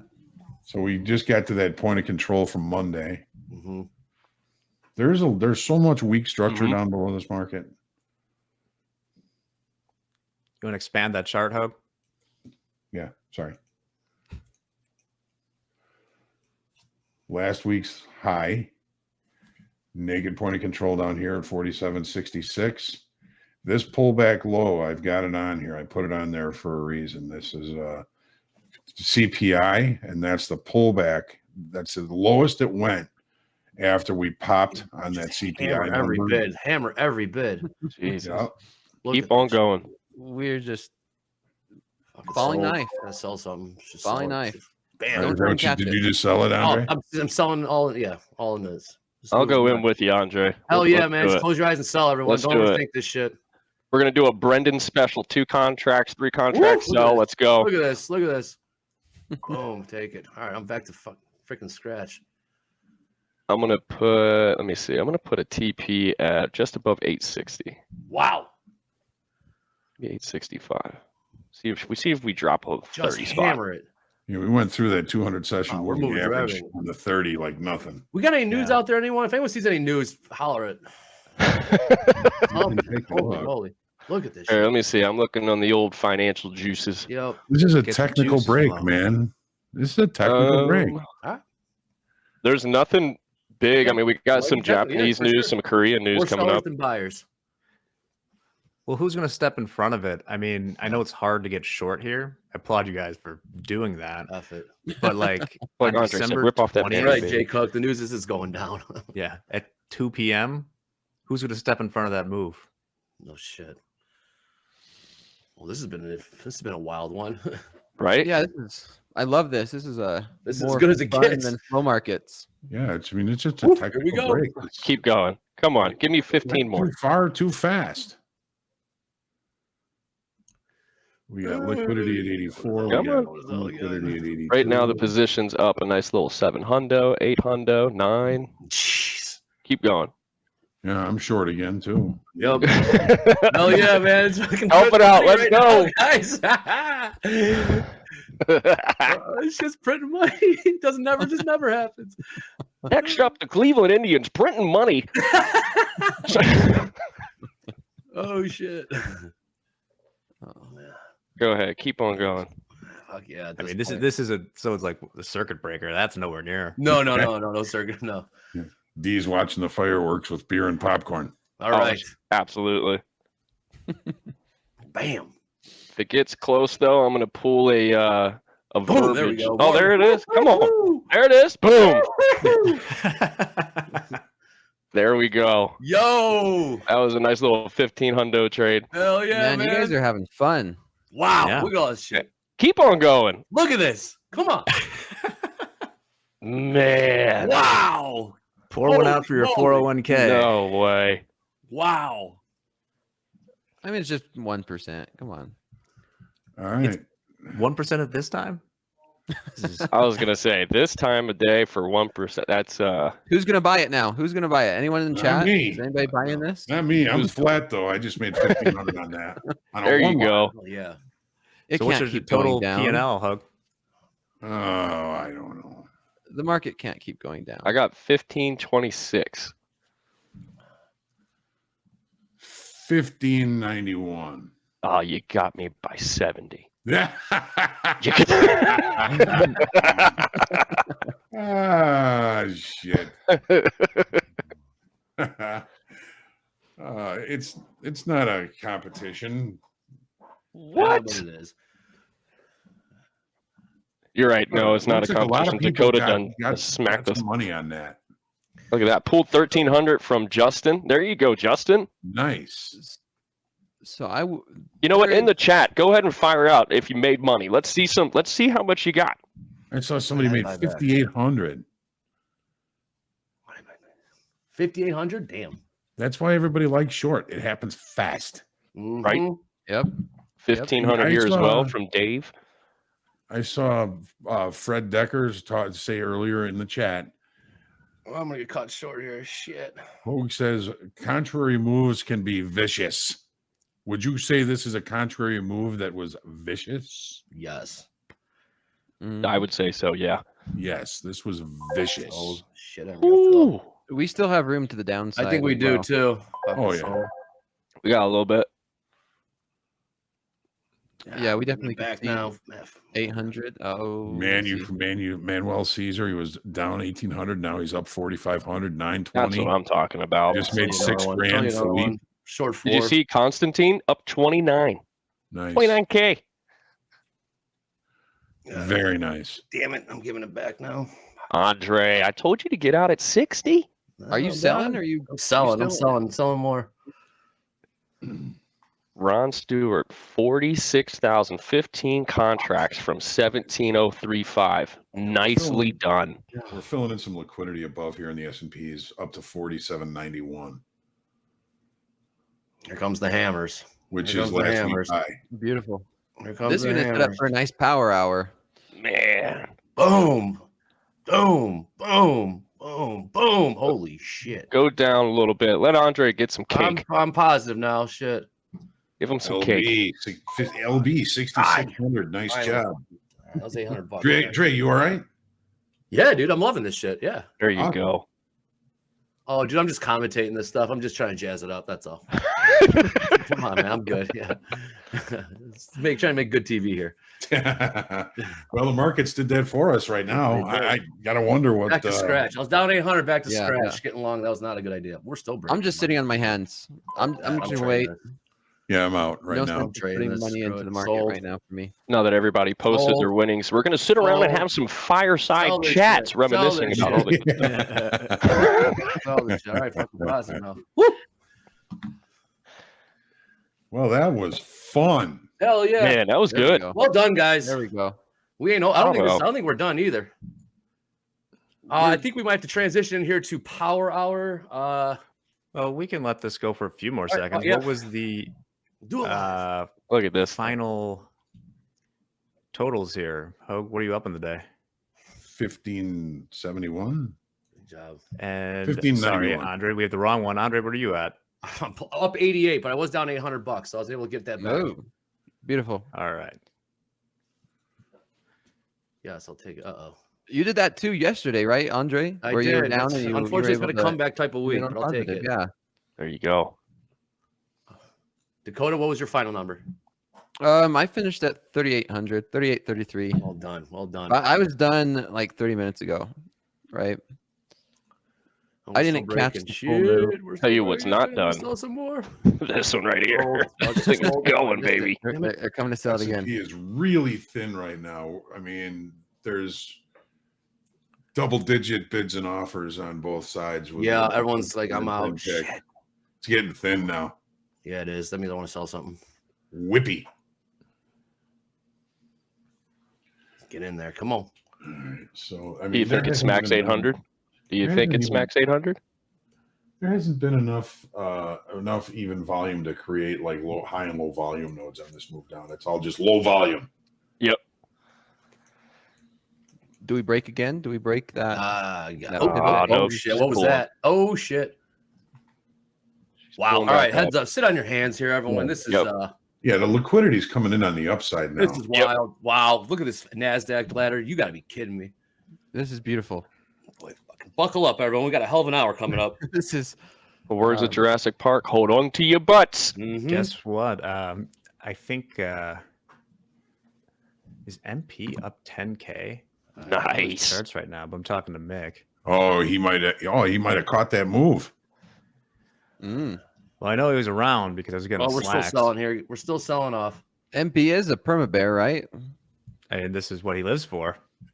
Oh, Yeah, I he hope he loves was it. listening to group coaching.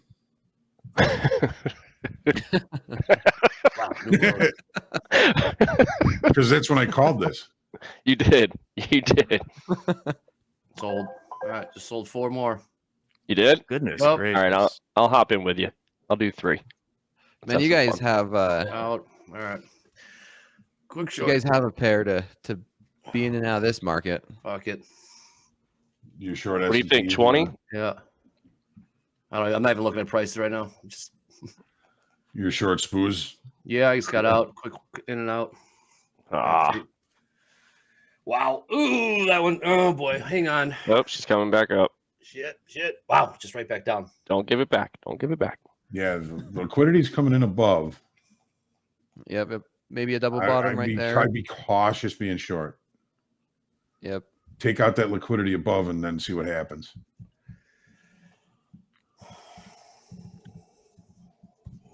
If we do break 34, we can see 800. That's what I'm saying.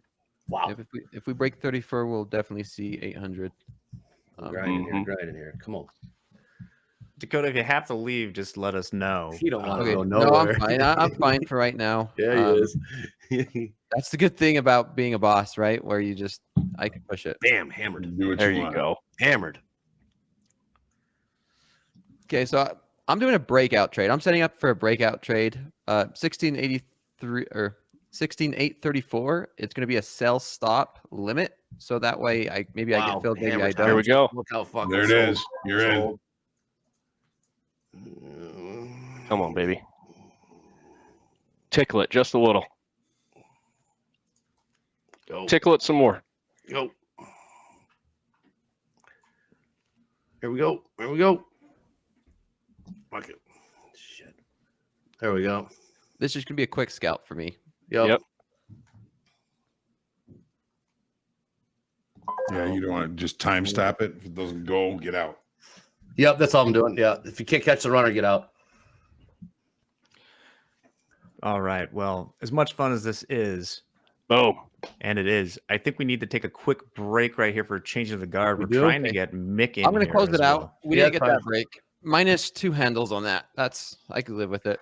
Sure. Yeah, I went for a quick scalp to bring it up to 2,300 on the day. Boy. Nice. 3,800 even now for me. Gave back that $30. All right. Well, we're going to take a quick break right now. Mike E, Dakota, thanks for joining. Thank you guys. Thanks, Yeah, no, that was guys. fun. That was a hell of a 30 Hell minutes. yeah, I tell man. you what. That's what's up, dude. That was Man. That's what's up, man. Come on. Yeah, that was So- fun. Golly. Golly is right. That segment was brought to you in part by Cialis. Rise to the occasion.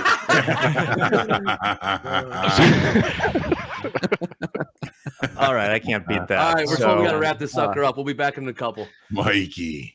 See you guys.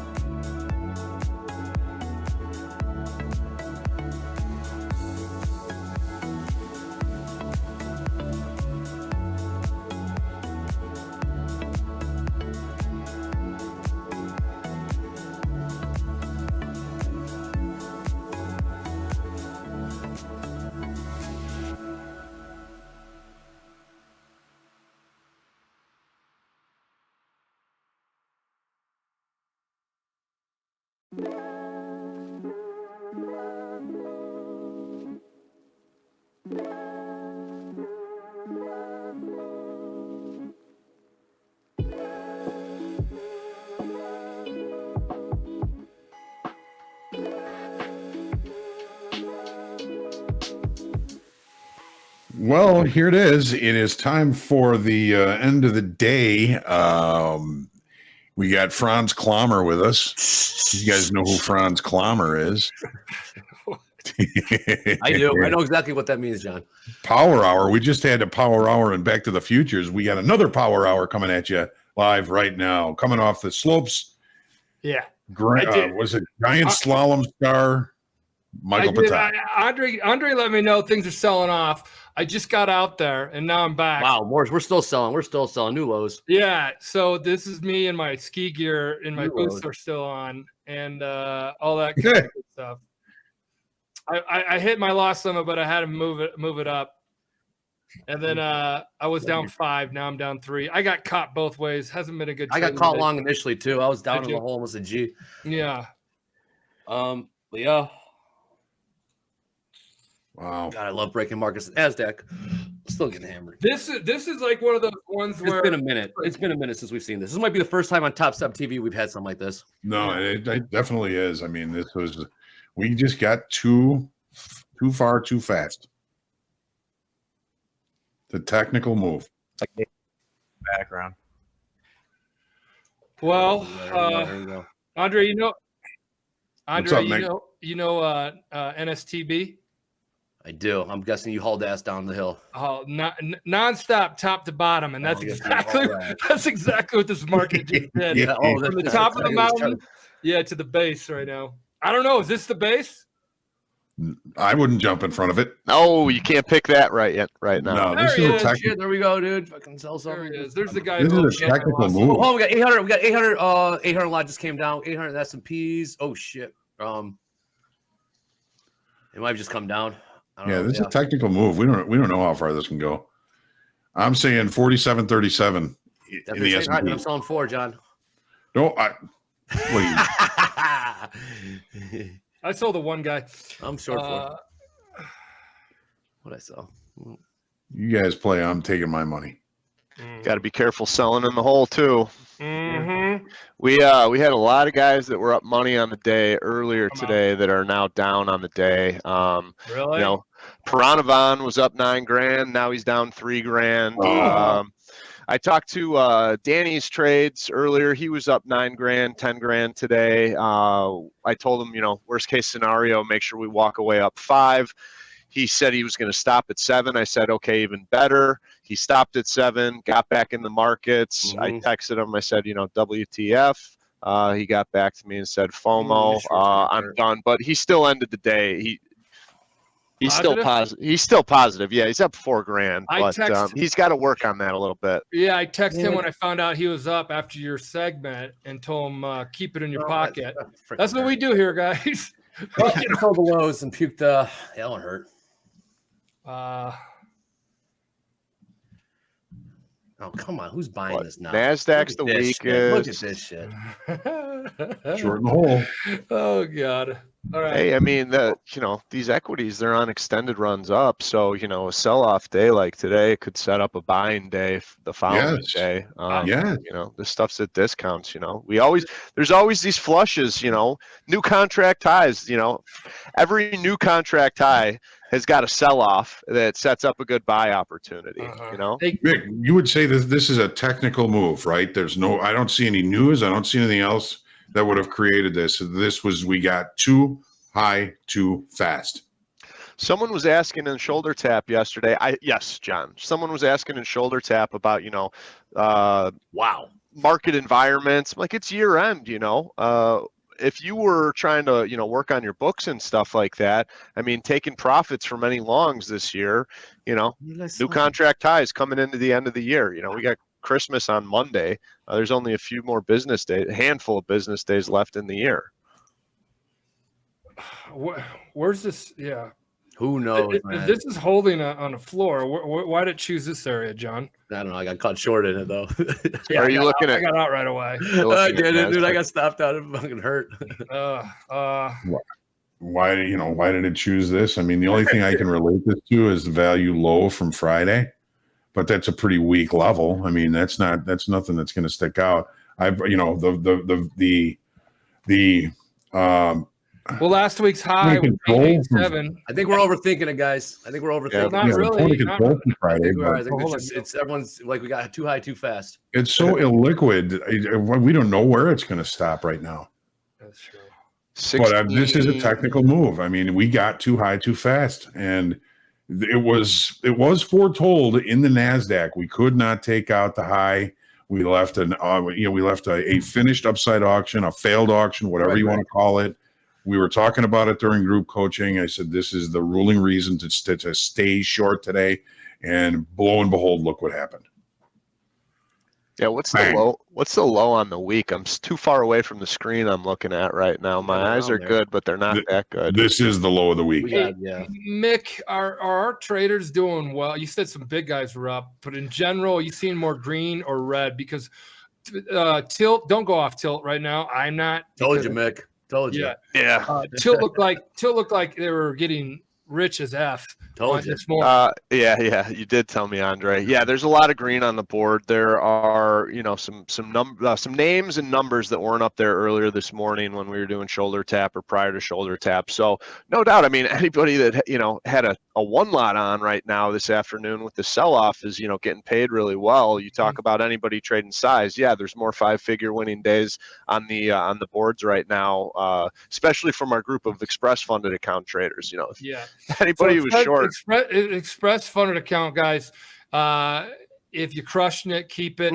Those in the combine, if you're crushing it too much, you do want to pause, and you're gonna be like, well, you're stopping me. No, you need that consistency. Don't let this affect your consistency target, because that helps us show that you have some level of consistency. Then when you get funded, this shit happens again, then we'll tell you to keep going. Yeah. I think we're going to get a lot of payout requests today. Honestly, it's been a good week for our group of funded traders, no doubt. That's what MP was saying. Yeah. Okay, well, we're chopping around here a little bit. We'll see. Hey, Johnny, Delta, is it even worth taking a look at? No. Yeah. So real quick, some people are pointing to the catalyst being the week 20-year bond auction.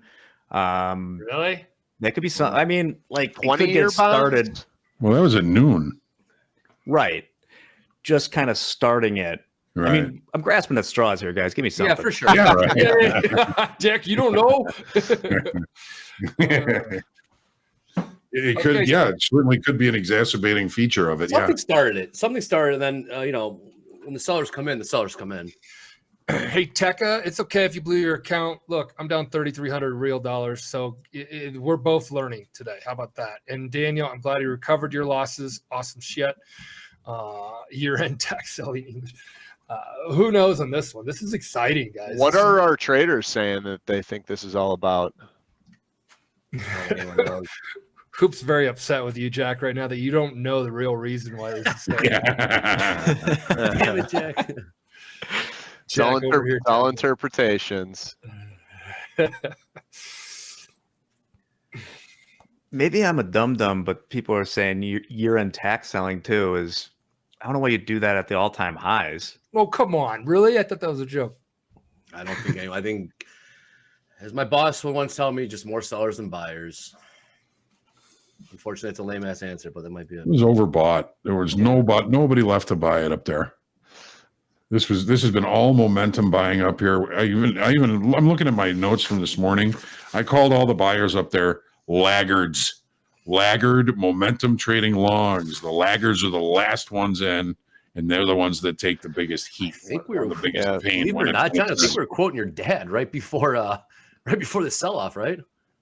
Speaking of taking heat, just for those people out there watching, I mean, this is all super exciting, this price action, this fast stuff, these big moves, but this is where people can really get cut to pieces. And it's like, if you're chasing the carrot, you're going to be selling it, and then it rallies against you, you puke, and you're like, oh, I think it's going up.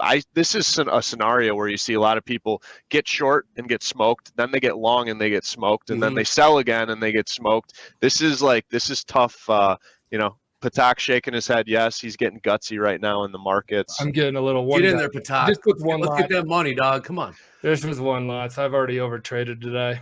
Yeah, but now's the opportunity. You can't sink your teeth into anything right now anyway. Right now. One lots is definitely good. You don't want to be doing size. I remember when I was with the prop firm and we were trading, big size, but that was like market making in the calendar spreads. Like, we didn't trade outright futures. We didn't trade just, December corn or anything like that. We were spreading against the different months, but on the so we would do size doing that. But on those crop production days, we would play around with one lots because they were one lots, and just it is a little exciting. But this is as good as it gets, man. This is as good as it freaking gets.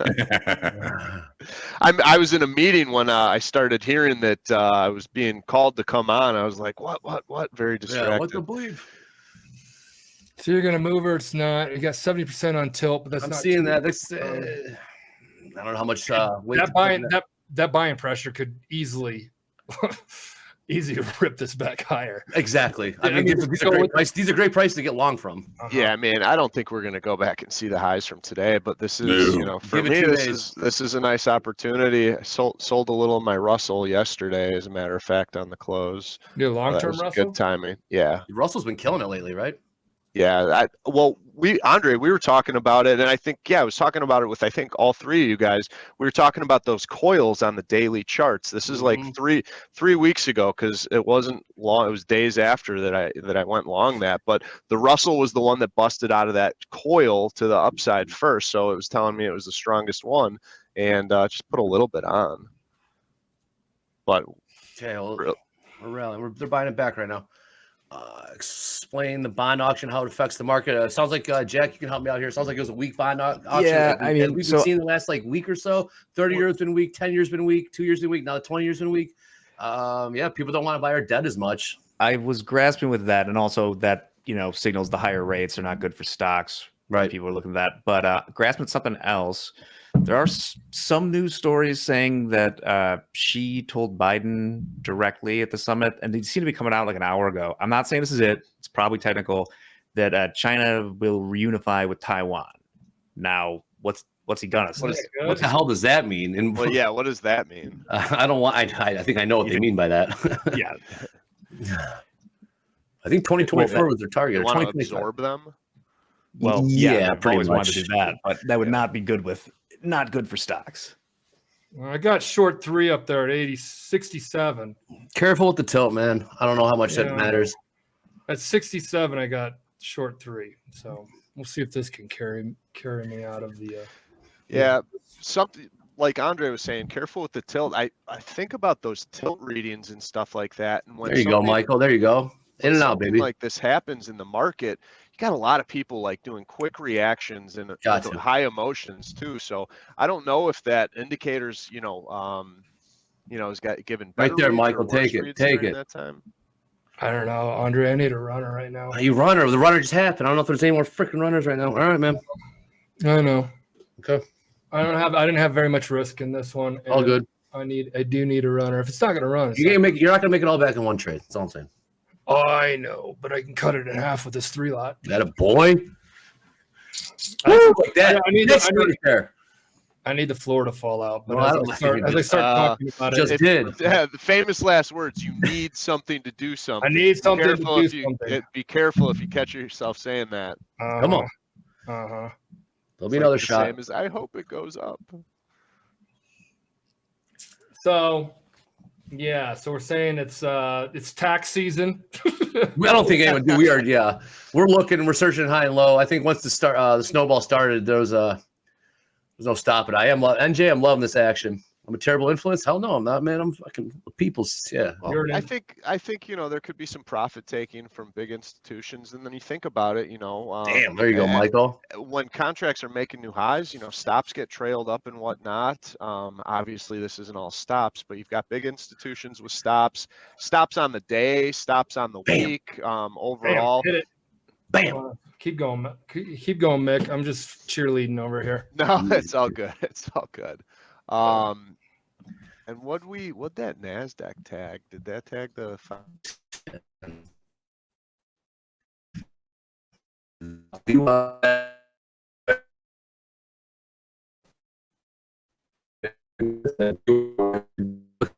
It's green now. Confusing me.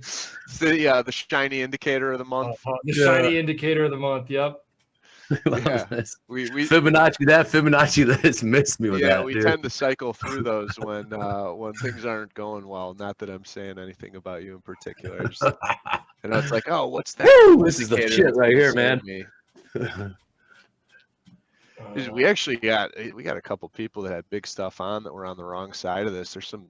Well, were they using stops, Mick? Pretty decent slippage. No, I mean we tell our funded traders to have stops in on open positions. That's right. And it's gotten a little difficult for me to police, for the risk team to police with how many traders we've got. But rule of thumb, do that. Some people rely on the loss limit for that though. Yeah, I'm starting to see that more too. All right, Michael, I need that energy, dog. Come on. Oh, you got energy right Come now. on, baby. Come on. Right when I get a position on, it kind of just It peters out on you. kind of peters out on me. Come on, buddy. It's like you showed up to a dance floor and the music stopped or something. Yeah, right? You're good. You're good. Dude, trust me. All right, 222. We got 30 minutes ish, 28 minutes till we get the MOC orders coming in. When Ho gets back out here, we'll check out the imbalance orders coming in. Yeah, stay tuned. We're in for a hell of a close here.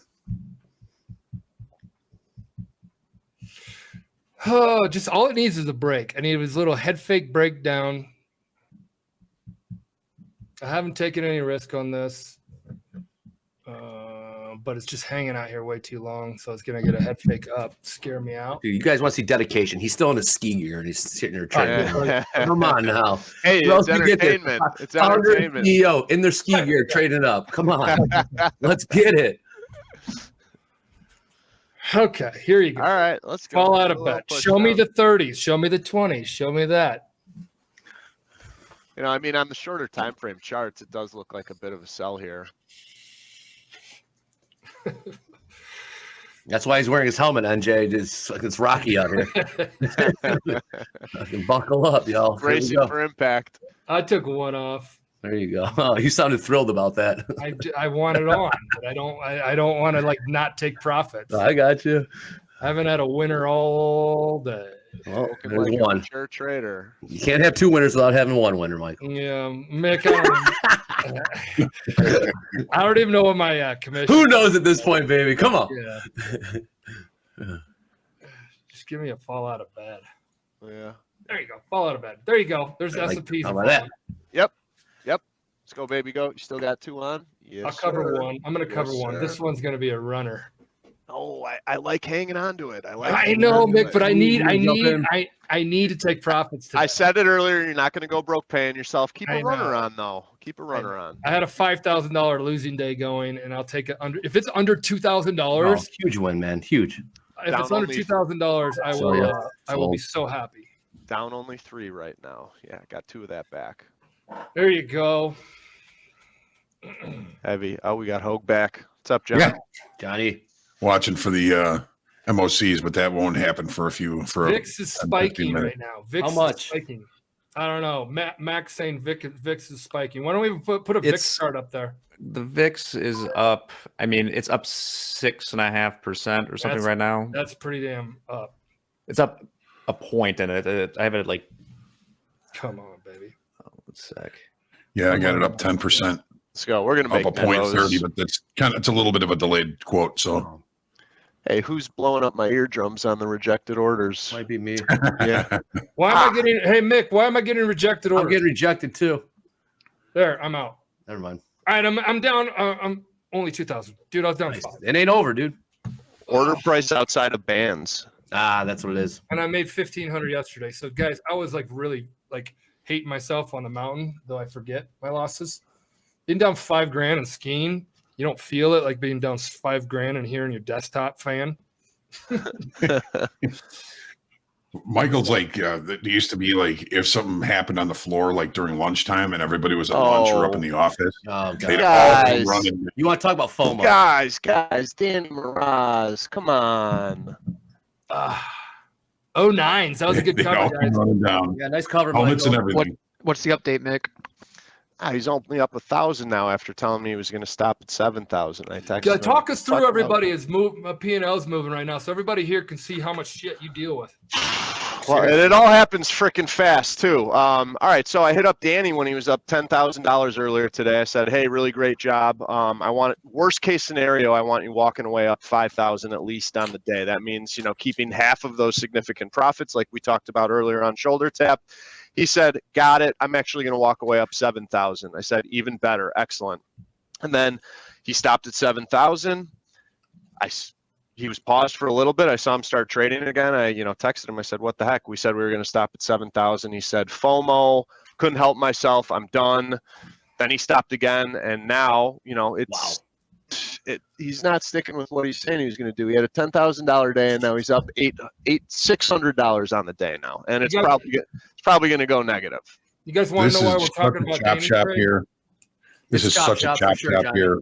It's It is nothing but chop here. Nothing but You're chop. gonna get ripped up if you start fooling around here. Yeah, You guys there's wanna know why a lot of bottom pickers gonna be coming in right here, trying to set themselves up probably for longer term shit. You guys want to know why we're talking about Danny Trades right now? We're not talking about a knock him. Danny Trades is a very good trader of what I've seen so far. He certainly is. One of the best traders that Topstep has. Cut that up, slice it up, give it to Danny's Trades in his community. He's and Mick and him have a good relationship, so he can talk like this. The kid's a good trader.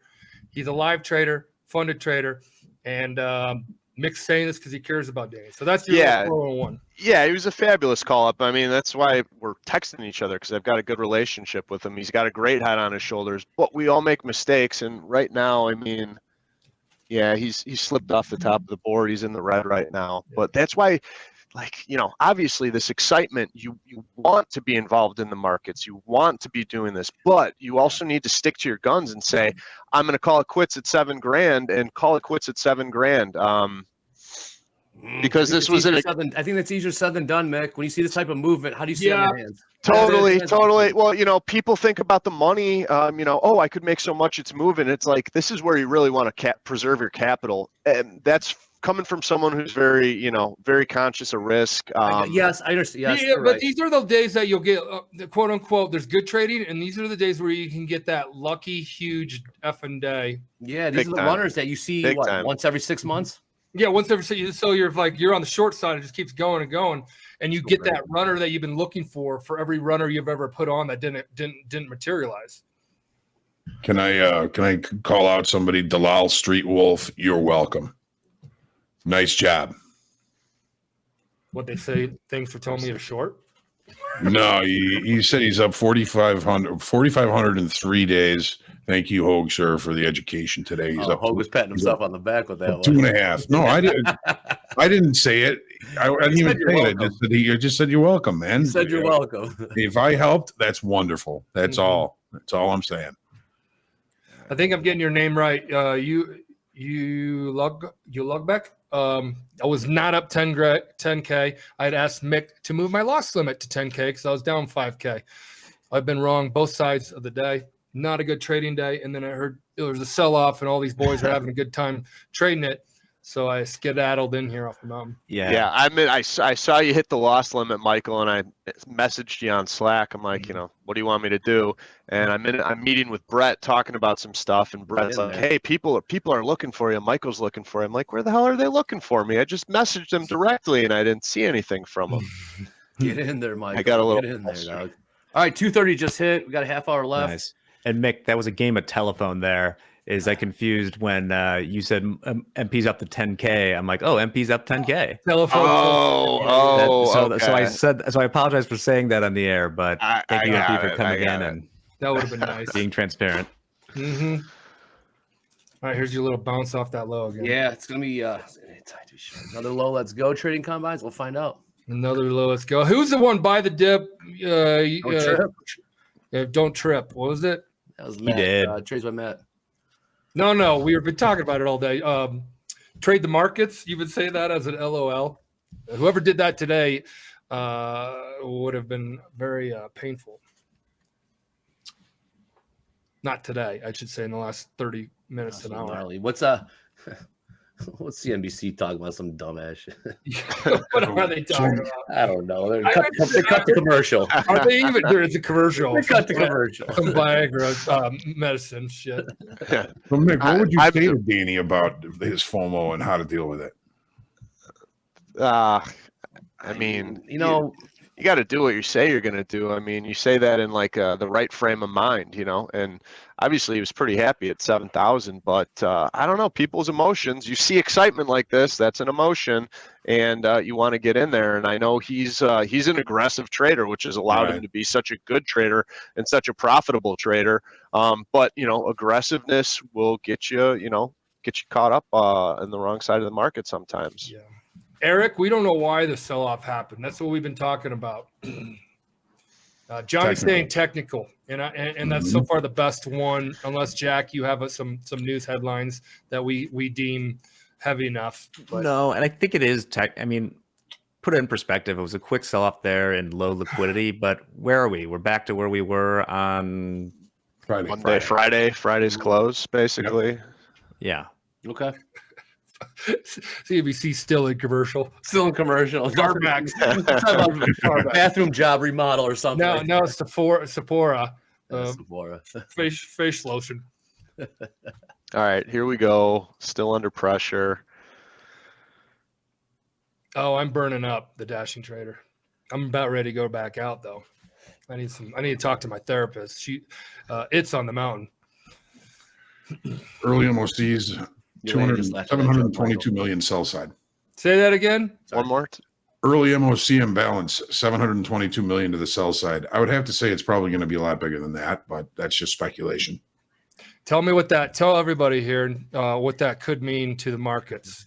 Well, the order imbalance means that there's still money that needs to be allocated by the end of the day. So they're saying about 722 million worth of assets need to be allocated by the end of the day. Then that MOC is market on close. So by 3:00, all of that money that needs to be allocated to some sort of investment by the end of the day has to be done. What's the volume looking like on this sell-off here? Because like afternoon volume is usually pretty dry, but I would imagine I don't have it on these charts on this laptop. It was legit volume. Oh, I certainly believe that. 1,240,000 in the E-mini S&Ps. In the New York Stock Exchange, we're only slightly bigger as of 2:00. We're like 0.79% higher on the New York Stock Exchange than we were yesterday. This is a low volume move. New lows. Yep. I just read that the Grinch just took over Santa's sleigh.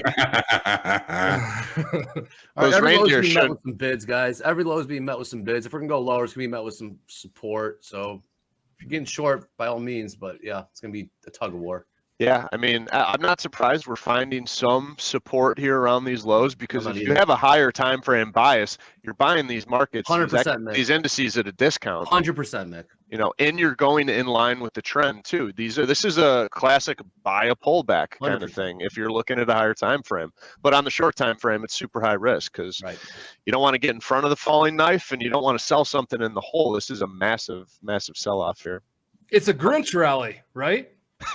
It's going the right way for the Grinch. Mm-hmm. Grinch has that little dog pulling him down the hill right now. Right. Credits go to Trading Combines on that one. Yeah, I am starting to get hot. You got to be. How many layers you got on over there? That's it. Just a hoodie. Gotcha. In the onesie. Let's see the hat head. Helmet head. There you go. Helmet head. Oh, look at that beautiful lettuce. Look at that. Receding hairline showing and all. You know it. New lows. Actually, I have my music on in my helmet too, so I'm going to put it back on. So what did I say? That afternoon pullback from the CPI last week, Wednesday, the 13th, that pullback low is 47.37 quarter. That could be easily targeted. And that's the S&Ps. Is which one? One more time? So when that CPI came out and we had that big up day, went last Wednesday, the 13th. So the market rallied, and the deepest that pullback came to after that rally was what Dalton would call the afternoon pullback low. And that level is 47.37 quarter, and that's vital to maintain price above that. Otherwise, we could see deeper moves to the downside, but it's also kind of a subconscious visual target for traders to look at. And when traders are looking at a level, they have a tendency to bring it there. Oh, do you know what the open interest is on these equities right now? Well, yeah, open interest was blurry over the past couple of weeks because of rollover. So we had 500,000 expire and settle in cash yesterday. So the open interest is always right over. It's between 2 million and 250 million. Right now, it's 2,157. New lows. Okay, really quickly, why? Because a bunch of guys were asking about skiing. If there's any Colorado folks in here that are close to Aspen, jump in here and say you are, because I would be very interested, because I would put a ski day together with all you guys and buy your lift tickets. And Mick, one more thing about that, the open interest in the rollover. When we're in rollover, the longer time frame traders avoid directional activity because their focus is getting a cheap roll done. Rollover ended. Now look what happens. We finally get a big directional move. ZK, Danny, Jasmine. Okay. You guys are talking me into something. This could be fun. Down in Mexico, New Mexico, one time. Is that Taos? Oh, love New Mexico. Andre and I ripped it up in Taos Mountain. Sure Mick, you've been down there multiple times. Taos, I have not. Yeah. You were a Durango guy that never went north south? I mean, I've skied all around. I just haven't been there. It's somewhere I definitely want to go. Yeah, Telluride was my spot. Okay, cool. That's the best spot. I'm gonna talk to Danielle about putting a day together. I can't house you guys, but I can pay up to like 20 lift tickets. I'll do that. I would be there in a heartbeat. Well, Nick, you'd be sleeping buddies with me. What? Not like, come on. What? I didn't say anything. It's the We're mustache. not supposed to talk about that on the air, Mike. What? Hold on. We'd be up late talking. Oh. Yeah, no doubt. It's the mustache. Still looking for imbalances here for you. Okay. You think there's gonna be some profit taking here and some long-term traders trying to get long? Hell yeah, Glenwood Springs. Hell yeah. I don't know. I mean, at this point, I wouldn't even, made some money. It's chop. It's dangerous to be trying to figure out how to make money in this. Yeah. We don't have very many people trading right now, guys, in the tilt data. It's pretty small. Yeah. So don't look at tilt and do it. I mean, do what you want for your personal free will, but I wouldn't touch it. It has been choppy there. I want to take this opportunity to kind of talk about like end of day functions and stuff like that. And if you're like trying to follow a trend for the day, the sweeter spot to do so is usually in the morning. As the afternoon goes on a little bit, there's statistics around continuation. The probability of continuation in a direction goes down. Now, obviously, this is an end of day sell-off, so I'm not talking about that. I'm just more so talking about morning sessions for people that have a long bias. If they're trying to get long, throughout the day, that the probability of continuation goes down. But again, unrelated to this afternoon sell-off. You guys had a great, what was it, Back to the Future? Back to the Future's last one. Is that what you guys are in? Yeah, Dakota. Yeah. Dakota literally rolled out of bed and just hit sell. Puts up 3,600. I know. Yeah. Oops. Oh, whoops. I know. Dakota, good trading. But Mick, I like you during Power Hour here. This is fun. I've always been a little envious of you guys actually watching the markets and talking stuff, because I like hearing that and I like the conversations and whatnot. I've been a little out of tune with other things that I'm doing today, but happy you guys brought me on. I'd love to get integrated a little bit more and chatting markets and stuff. Not that I don't love talking traders and whatnot, but I always got something to say. Everybody loves you on shoulder tap, You guys make me look good. The traders make me look good. All right, what are we thinking here, MP? Yeah, I'm short too. Yep. Just affirmed up a little, and then if it wants to stop out. Yeah. If you're a long-term trader, this isn't that cheap, right? If you look at the daily chart, it's very expensive. I agree. Mick was saying that too. Yeah, I agree. See that, Mick? Everybody says they love you. I did not see that, but yeah, it's in the chat. I'm passing it along. Yep. This is the entry. I love our viewers. I love our traders. Care about all you. Want everybody to be successful. We all do, right? Yeah. That's the goal.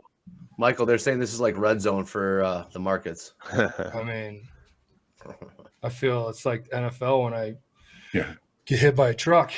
The double black diamond. Yeah. Hey, guys, I don't mean to peel off, but with it being 20 to the close, I got to get going. Yeah, you got it. Yeah. Yeah. Thanks for having me on. Stay careful out there. All right. Love you, brother. All right. Love you Hey, too. Mick, move my DLL down to 5. Okay. I'll do it right after this. Talk to you guys later. Thank you. I'm trying to give it a college try and sell off. But No, you gotta hold on tight, though. Yeah, I know. You're going to take heat no matter what. I know. It's either going or it's not. I already got stopped up. It's chop here, man. It's so hard to trade it after a move like that.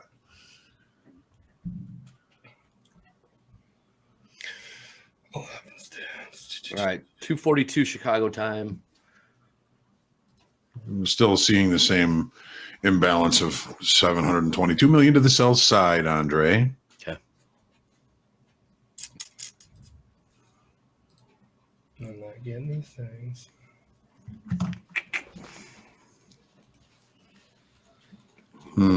What time did these? Yeah, when are they gonna start buying it back?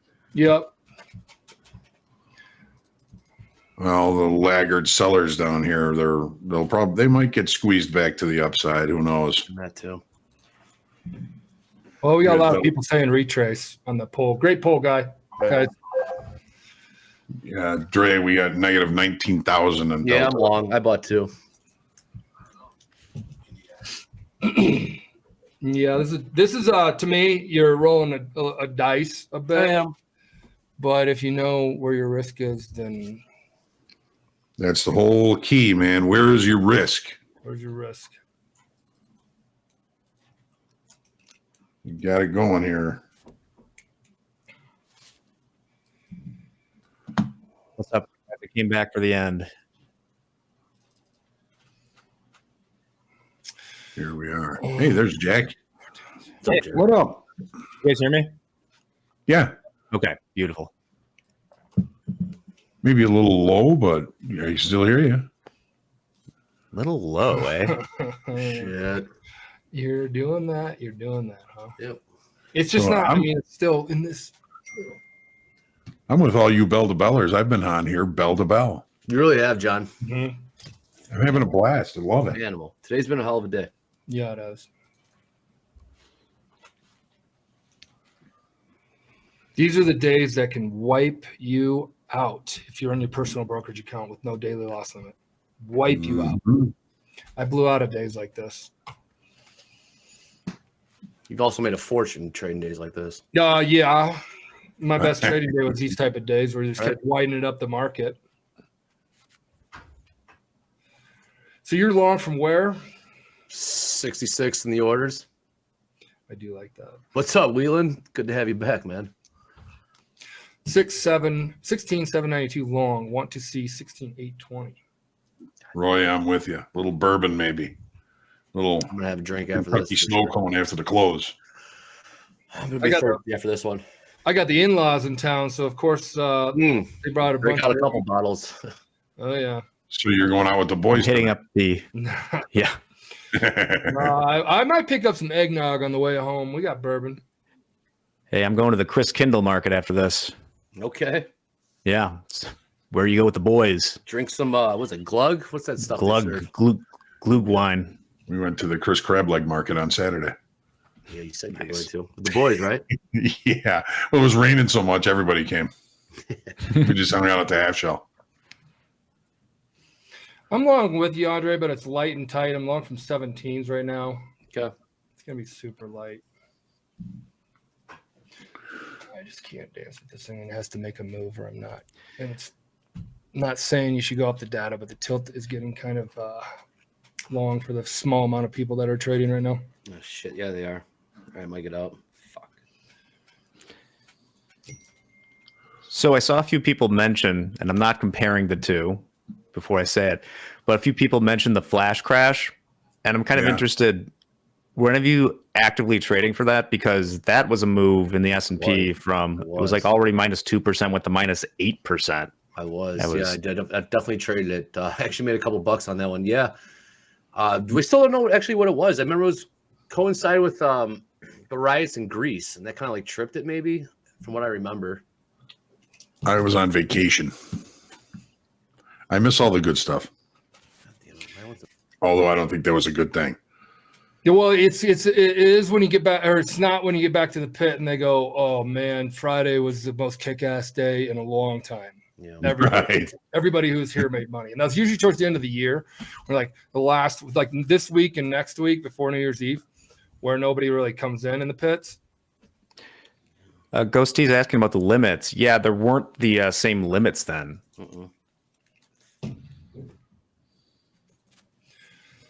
Well, okay. Thanks, Ocean Blue. I love being with you, bell to bell. Bell to bell, baby. Yeah, bell to bell club.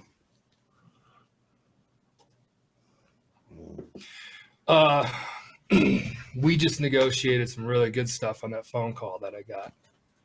Tell us. I can't tell you guys yet. Well, that's a tease. Yeah, but it's pretty dope. People like TopstepTV. Yeah, it's also with stuff with Topstep X. Awesome. It just makes it very low cost for. All right, we got 3 minutes till MOCs start hitting. 2 minutes. Yeah, it's a little bit bigger now, Andre. We're looking at 866 million to the sell side. All right, well, I'm saying. Yeah, I mean, does it affect the price action in the futures? Who knows? Sometimes yes, sometimes no. Buyers coming in. 67s. Yeah, a lot of buyers coming in. Yeah, we took 1,000 off that negative delta so far already. What's delta at? Minus 18.3. Okay. How much you want to bet there are people right now are right here, the dancing in this area that are like looking for a big move down and a big move up right now. Whatever side they pick, they're looking for something big. Yeah, this is black or red at the roulette table. In my Pretty much, Michael.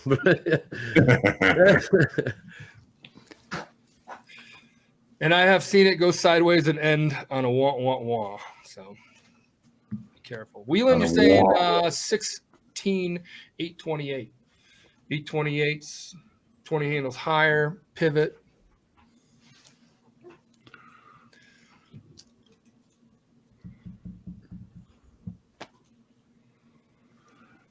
Sloth Father Trading is asking, would the cumulative delta be a factor on this kind of move? Cumulative delta, I mean, if you see that delta continues to decrease in value, but we're not putting in new lows, that would be something. But we're kind of running out of time for anything like that to happen. The move has been congruent as far as delta is concerned, so I don't really see much use in it so far today. For the rest of the day, anyway. Good question, Sloth Father. Okay, we're coming up to the 28. There it goes. Boom, boom, boom. Imbalance, 866 million to the sell side. We're coming right up to this 10 minutes to the close. We'll see what it is. I'll take it. Oh, that's a good take. Profit. Oh, yeah, profit. Nice. We might not be done, though. Let's see. You're still long, right? No, I'm flat. Oh, you're flat. Oh, okay. I thought you got out of one. Out of two. All righty. Profit is good. Profit is good. I sold 2 at 30, but I'm keeping this very light, very tight. If it runs, let it run. Let it run. If it runs, get this, Dre. So the early MOCs have been all sell side, 722 million sell, 866 million sell. Okay. The 250, 1.4 billion buy side. There you go. So what do you do with that? I don't, we like to know about it, but did it help? I'm gonna buy a couple right here. Maybe that's what kind of gave you that pop to get out of those. Yeah. I just need that pop to have flushed out all the weak shorts because I found a better entry, but I need it to do what it's kind of trying to do right now. Selling every freaking rally. Just show me like a big sell-off one time today. I've been like so beat up. Wait, what do you want? I'm short too. Oh, you are? Yeah. I see why. The bat phone. She's asking me, are we good still? She's been waiting at the bottom of the slope the whole time? Yeah. Tell her I'm on the mountain. She tunes into YouTube. You're on the mountain. Yeah. It's delayed. Yeah, it is. It's delayed by half hour. 6 seconds. 6 seconds.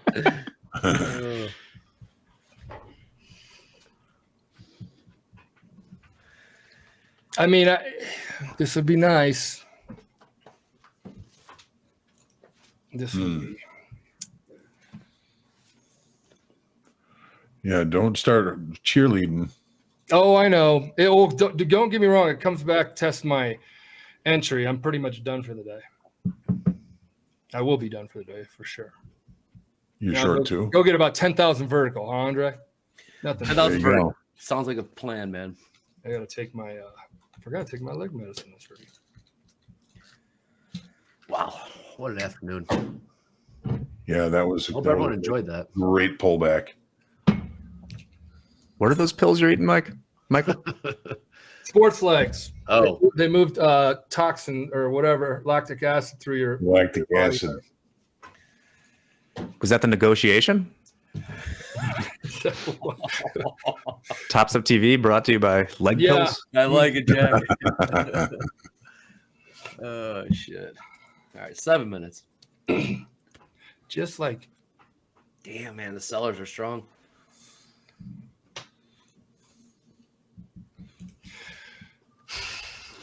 It'd be nice if everybody kind of let go of these. All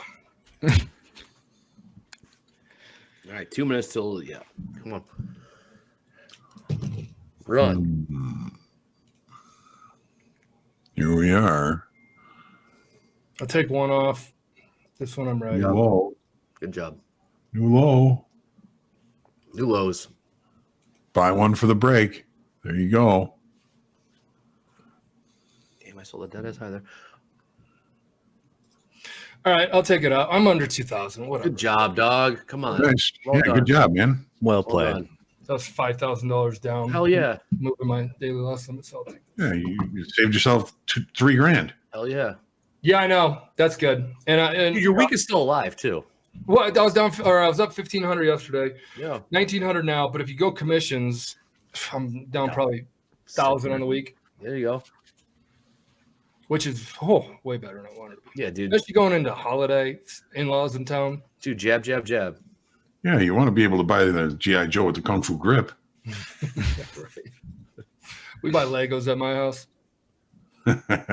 Well, you were at the actual place, so I would imagine. Lego. My son just put together the whole Star Wars bar in Legos. Oh, wow, look at this. Good luck trading this. It's pretty cool. Yeah, those are wasn't Legos going to file for bankruptcy like however many years ago, not very many years ago, and now they like signed all these Star Wars deals and Ferrari deals and all that, and I mean, Holden, my son, puts these things together all the time. And those kits aren't cheap. No, dude. It's like $300 for that thing. I'm like, what? Just make sure I don't step on any of those Legos. Yeah, Andre's up. He was down today, got himself out of the hole and turned into scratch. Dude, Henry Max is a bot, dude. Don't talk to him. He's a bot. Henry Max? No. Oh, I thought he was tap it on the lows here. Boy, good luck staying long. Oh, yeah. This is yeah. Well, Patrick Whelan, your 16.828s, it came up to there, flushed up, and then you call it a pivot. Wow, look at this. Peaked above it. Hello. Wow. New lows on the close. Lows on the close. All right, so John, what does that tell us going into the next session? It tells us that we put new lows on the close. They're asking us I don't know. We gotta look at where it goes. And see what happens. But I mean, almost like this whole move down, almost like a late spike. You know, the short term trend has been broken. Right. We finally put in a lower low. I mean, when we look at the daily chart, Andre, yeah, we have kind of a reversal pattern. So the market opened, traded higher, and then closed lower. Yeah. The market moves up, opens higher, closes lower. This is a bearish engulfing pattern. It's a reversal pattern. So we could pull severely back and still hold the longer time frame upside structure. Yeah. Hey, Andre, Henry's not a bot. Yeah, I read that. I said thanks for tuning in. Okay. Henry, we're sorry, but Andre's sorry. Andre, I'm apologizing for you. Thanks for tuning in. I appreciate it. All right. I got the closing bell already for us. Oh, that's nice. Look at this. Wow. Those 28s up there, Patrick. Man, pivoted right off of them.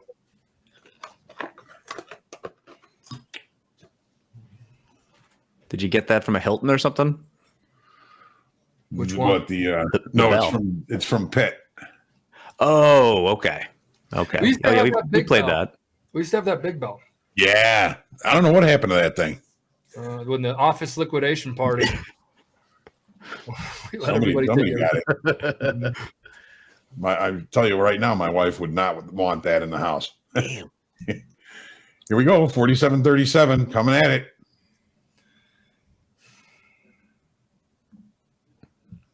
Who's short right now? Anybody? Damn.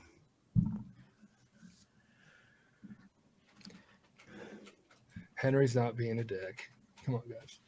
Stop.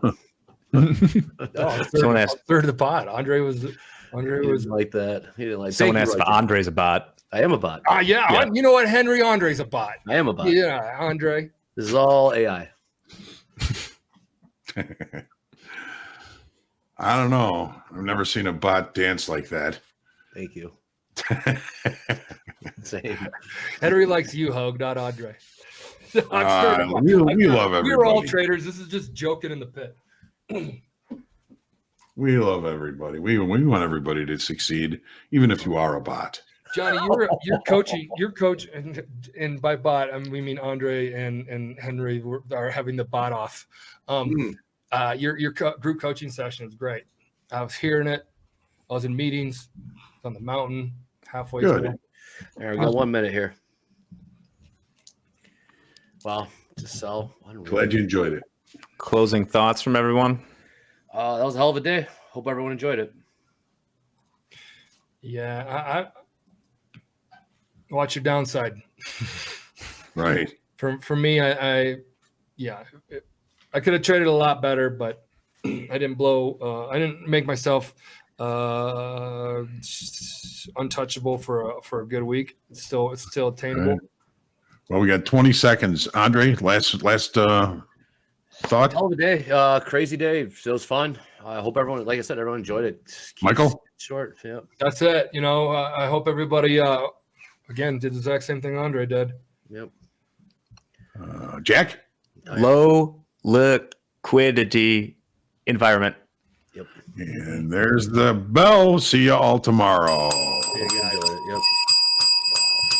John, that's your bell. That's what I got. That's what I got.